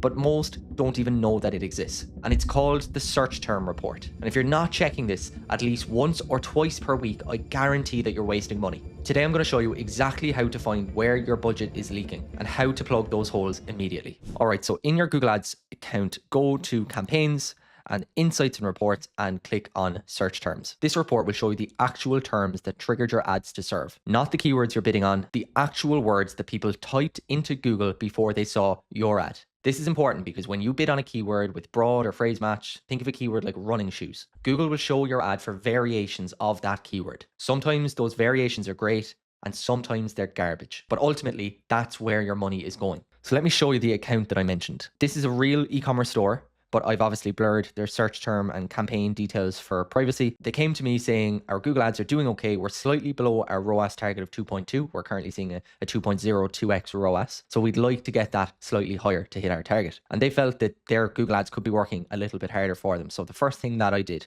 was pull up their search term reports live on the call with them and we had figured out exactly what was going wrong in less than 2 minutes. What we did was looked at their search term reports for all of their active campaigns, and we sorted it by the highest spenders first. And what I actually found was $27,000 worth of spend, returning 4.5 conversions, valuing $703, or a ROAS of 0.03, conversion rate of 0.04%, and a staggering cost per conversion of $5,933. This is on an average order value of about $150. So you can see that cost per conversion there, slightly higher than what we need to be. Now, if you look account-wide, $77,000 spent for 1,000 purchases, equating to $156,000 in revenue, or a 2.02x ROAS, and a much healthier cost per conversion of $73.95. Here's a search term, $300 spent for 0 purchases, another $315, $260, $180. And I know what you're thinking. Maybe these are top of funnel terms that are introducing new customers to the brand, and maybe we shouldn't look at direct ROAS in platform performance when it comes to these clicks, but this is not the case. These are not top of funnel search queries. These are middle and bottom of funnel queries that just happen to be completely irrelevant to this business. And here's the thing, this isn't just a handful of terms. This is $27,000 worth of terms. That's a third of their total spend going to complete waste. So why does this happen? 2 reasons.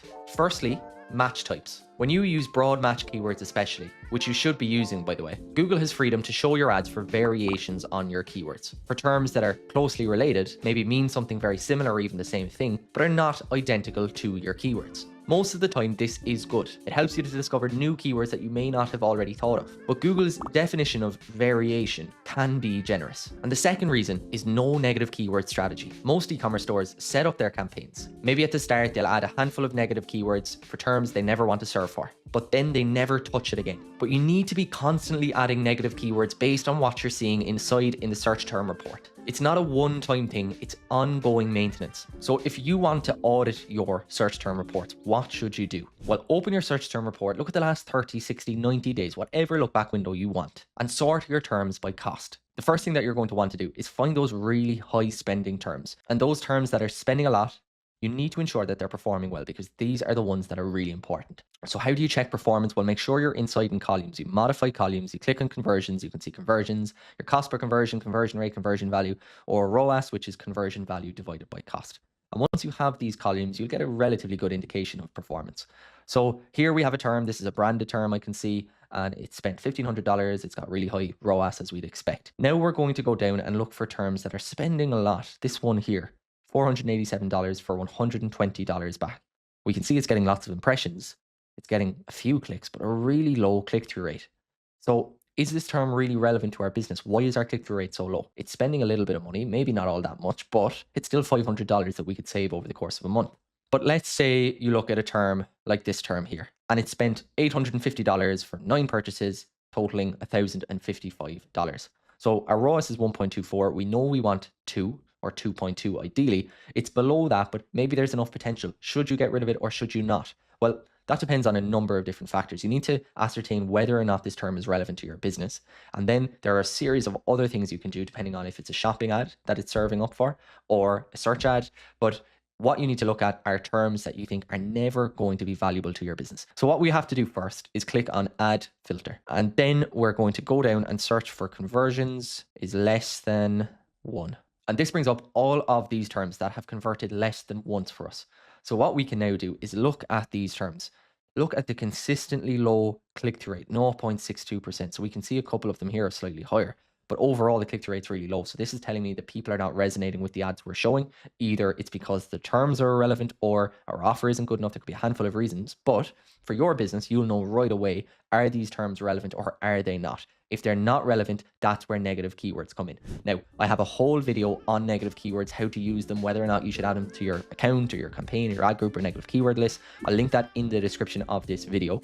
But generally speaking, if you see a term that is not relevant at all to your business, then you can either go ahead and add it to your universal list, or you can add it at the account level. And if you see a term that perhaps is relevant to your business, but it may not be relevant in this particular campaign, well, then you can go ahead and add it to a list for the campaign, or directly to that campaign, or to that ad group. That's what you need to be doing. You need to be identifying these high spending terms that are not converting for you, These are not top of funnel terms that are introducing people as a first click to your brand. This is completely different. This is trying to find people who are searching for queries that are not related to your brand whatsoever. They are never going to convert, and you're wasting money serving ads to these people. This is low hanging fruit. You should be doing it a couple of times a week. So for each term that you see, ask yourself the question, is this relevant to what I sell? And if someone is searching for this particular term, do I think they would be interested in the products that we sell on our website? And if the answer to either of those questions is a no, well then it's probably a good case to add it as a negative keyword and stop you wasting additional money on that term. If this brand had a time machine and they went back 30 days prior to this video and they excluded those really low relevant terms that never convert, well then they would have saved $27,000 in ad spend. They would have seen a ROAS of 3x. We probably never would have had a call together. They'd still have the same revenue, just way better efficiency. But now that we're able to implement this for them, that $27,000 per month can go to finding new customers, new networks, new channels, pushing more top of funnel activity, which is going to be key to growing your account. The search term report is the most important report in Google Ads. Check it weekly and add negative keywords consistently. Your ROAS will improve without spending more money.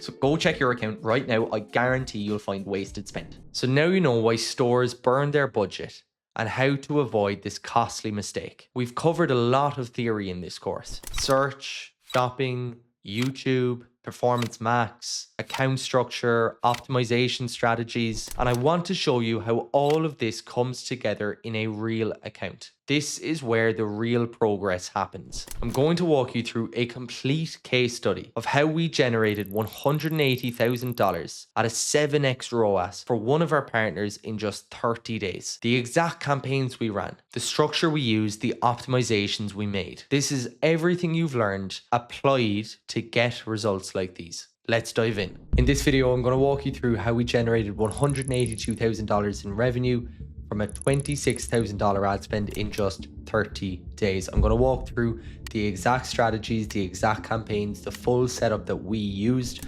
so that at the end of the video, you will have an actionable plan on how you can get these sort of results inside your own account. So without further ado, let's jump into it. So I won't be sharing the client's name for privacy reasons, but you can see the results here. $182,000 in revenue at a 7x ROAS from $26,000 in ad spend and $18 cost per conversion. And just to show you that this is real, I'm going to go ahead and refresh my page and you can see exactly the same here. So for context, this is an apparel brand with a $128 average order value. We've been working with this brand for quite some time, but I did want to give you a bit of a snapshot, a moment in time across just 30 days, how you can leverage Google Ads to actually generate huge revenue every single month. So what you need to understand really with Google Ads is that your structure is your strategy. So whereas on Meta, it's so dependent on creative, the structure, the campaign, the keyword selection, your Google Merchant Center, these are the things that really dictate the results that you're going to see with Google Ads. So let me jump into the campaigns that we actually deployed. Jumping into the account itself, it is a pretty standard structure that we actually used across the month of December. So we have branded search, branded shopping, we have a prospecting or a non-branded shopping campaign, and we have a feed-only PMAX and then a full build PMAX that's kind of operating as more of a testing campaign first. So I won't get into the branded campaigns all that much, particularly branded search. It's very easy to set up. It's very straightforward. Obviously, you can see ROAS here is 22, so it's really efficient. And that's even withstanding really aggressive competition from other brands in the space on our brand names. So we actually managed to keep CPCs here pretty low, still maintaining really solid search impression share, and actually, as I said, walked away with a 22x ROAS on that.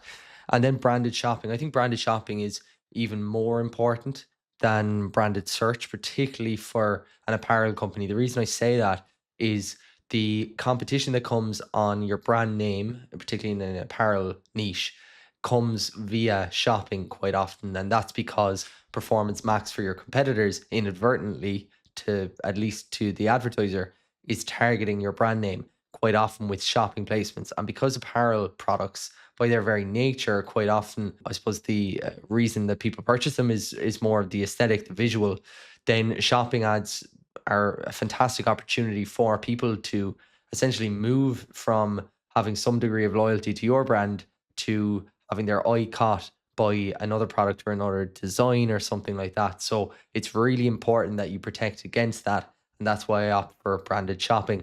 Branded shopping then obviously allows you to set up negative keywords then on your non-branded campaigns and your shopping campaigns to ensure then that you get kind of clearer pictures on performance of your non-brand versus brand campaigns in the shopping network. But that's enough for brand campaigns now. I'm actually much more interested in talking about this lead campaign here, this prospecting shopping campaign. So if I click into our prospecting shopping campaign, and you can see here that the subsequent strategies that we're looking at right now are slightly different. So the strategies, the targets that we've set, the budgets that we set for these campaigns as of recording at the end of January are different to what they were in December. But in this campaign, target ROAS had been set to about 350%. That for us was our kind of main KPI and non-branded traffic. And with that, then we were able to actually scale up this campaign pretty nicely, 3.62 ROAS throughout the month of December. Conversion rate really solid at 5.5%. What's important for us then is that we're targeting the most important products for this brand. What I often like to do is make sure that we have sufficient budget for our top sellers. Now, this brand in themselves don't actually have a single hero product or even a single collection that has performance far greater than, say, other collections. So with that in mind, our general thought process is to consolidate what we can and only segment shopping traffic if we feel that performance could be enhanced by that level of segmentation. But generally speaking, our default position is to consolidate on shopping. Now, that said, when it does come to an apparel brand that maybe has sweatshirts and trousers and hoodies and different products for different sexes or different types of products, what's very important is still having segmentation at an ad group level inside in shopping. And the reason for that is it's easier to interpret search term reports, easier to add negative keywords, easier again to monitor performance. We can see ROAS values here of 3.3 and on this product group, 3.89, 5.21, 5.89. So you can see here, okay, ROAS here is quite high in this particular product. Do we feel that the performance could be improved even further if we took it out and encouraged it to spend on its own? During December, we felt that that wasn't the move. Now it could be a different story. But we get this level of insight here into different product groups. And it's really important that we don't just bucket all our products in together in shopping with no rhyme or reason because we can't interpret the data. So consolidate, yes, for Google, but then segment within that individual campaign so that we can interpret it as the ad buyer. That's our general thought process here. I can look at product performance at an individual product level, and I can see inside in this campaign that we have conversions coming in from basically all of our key products, which is great.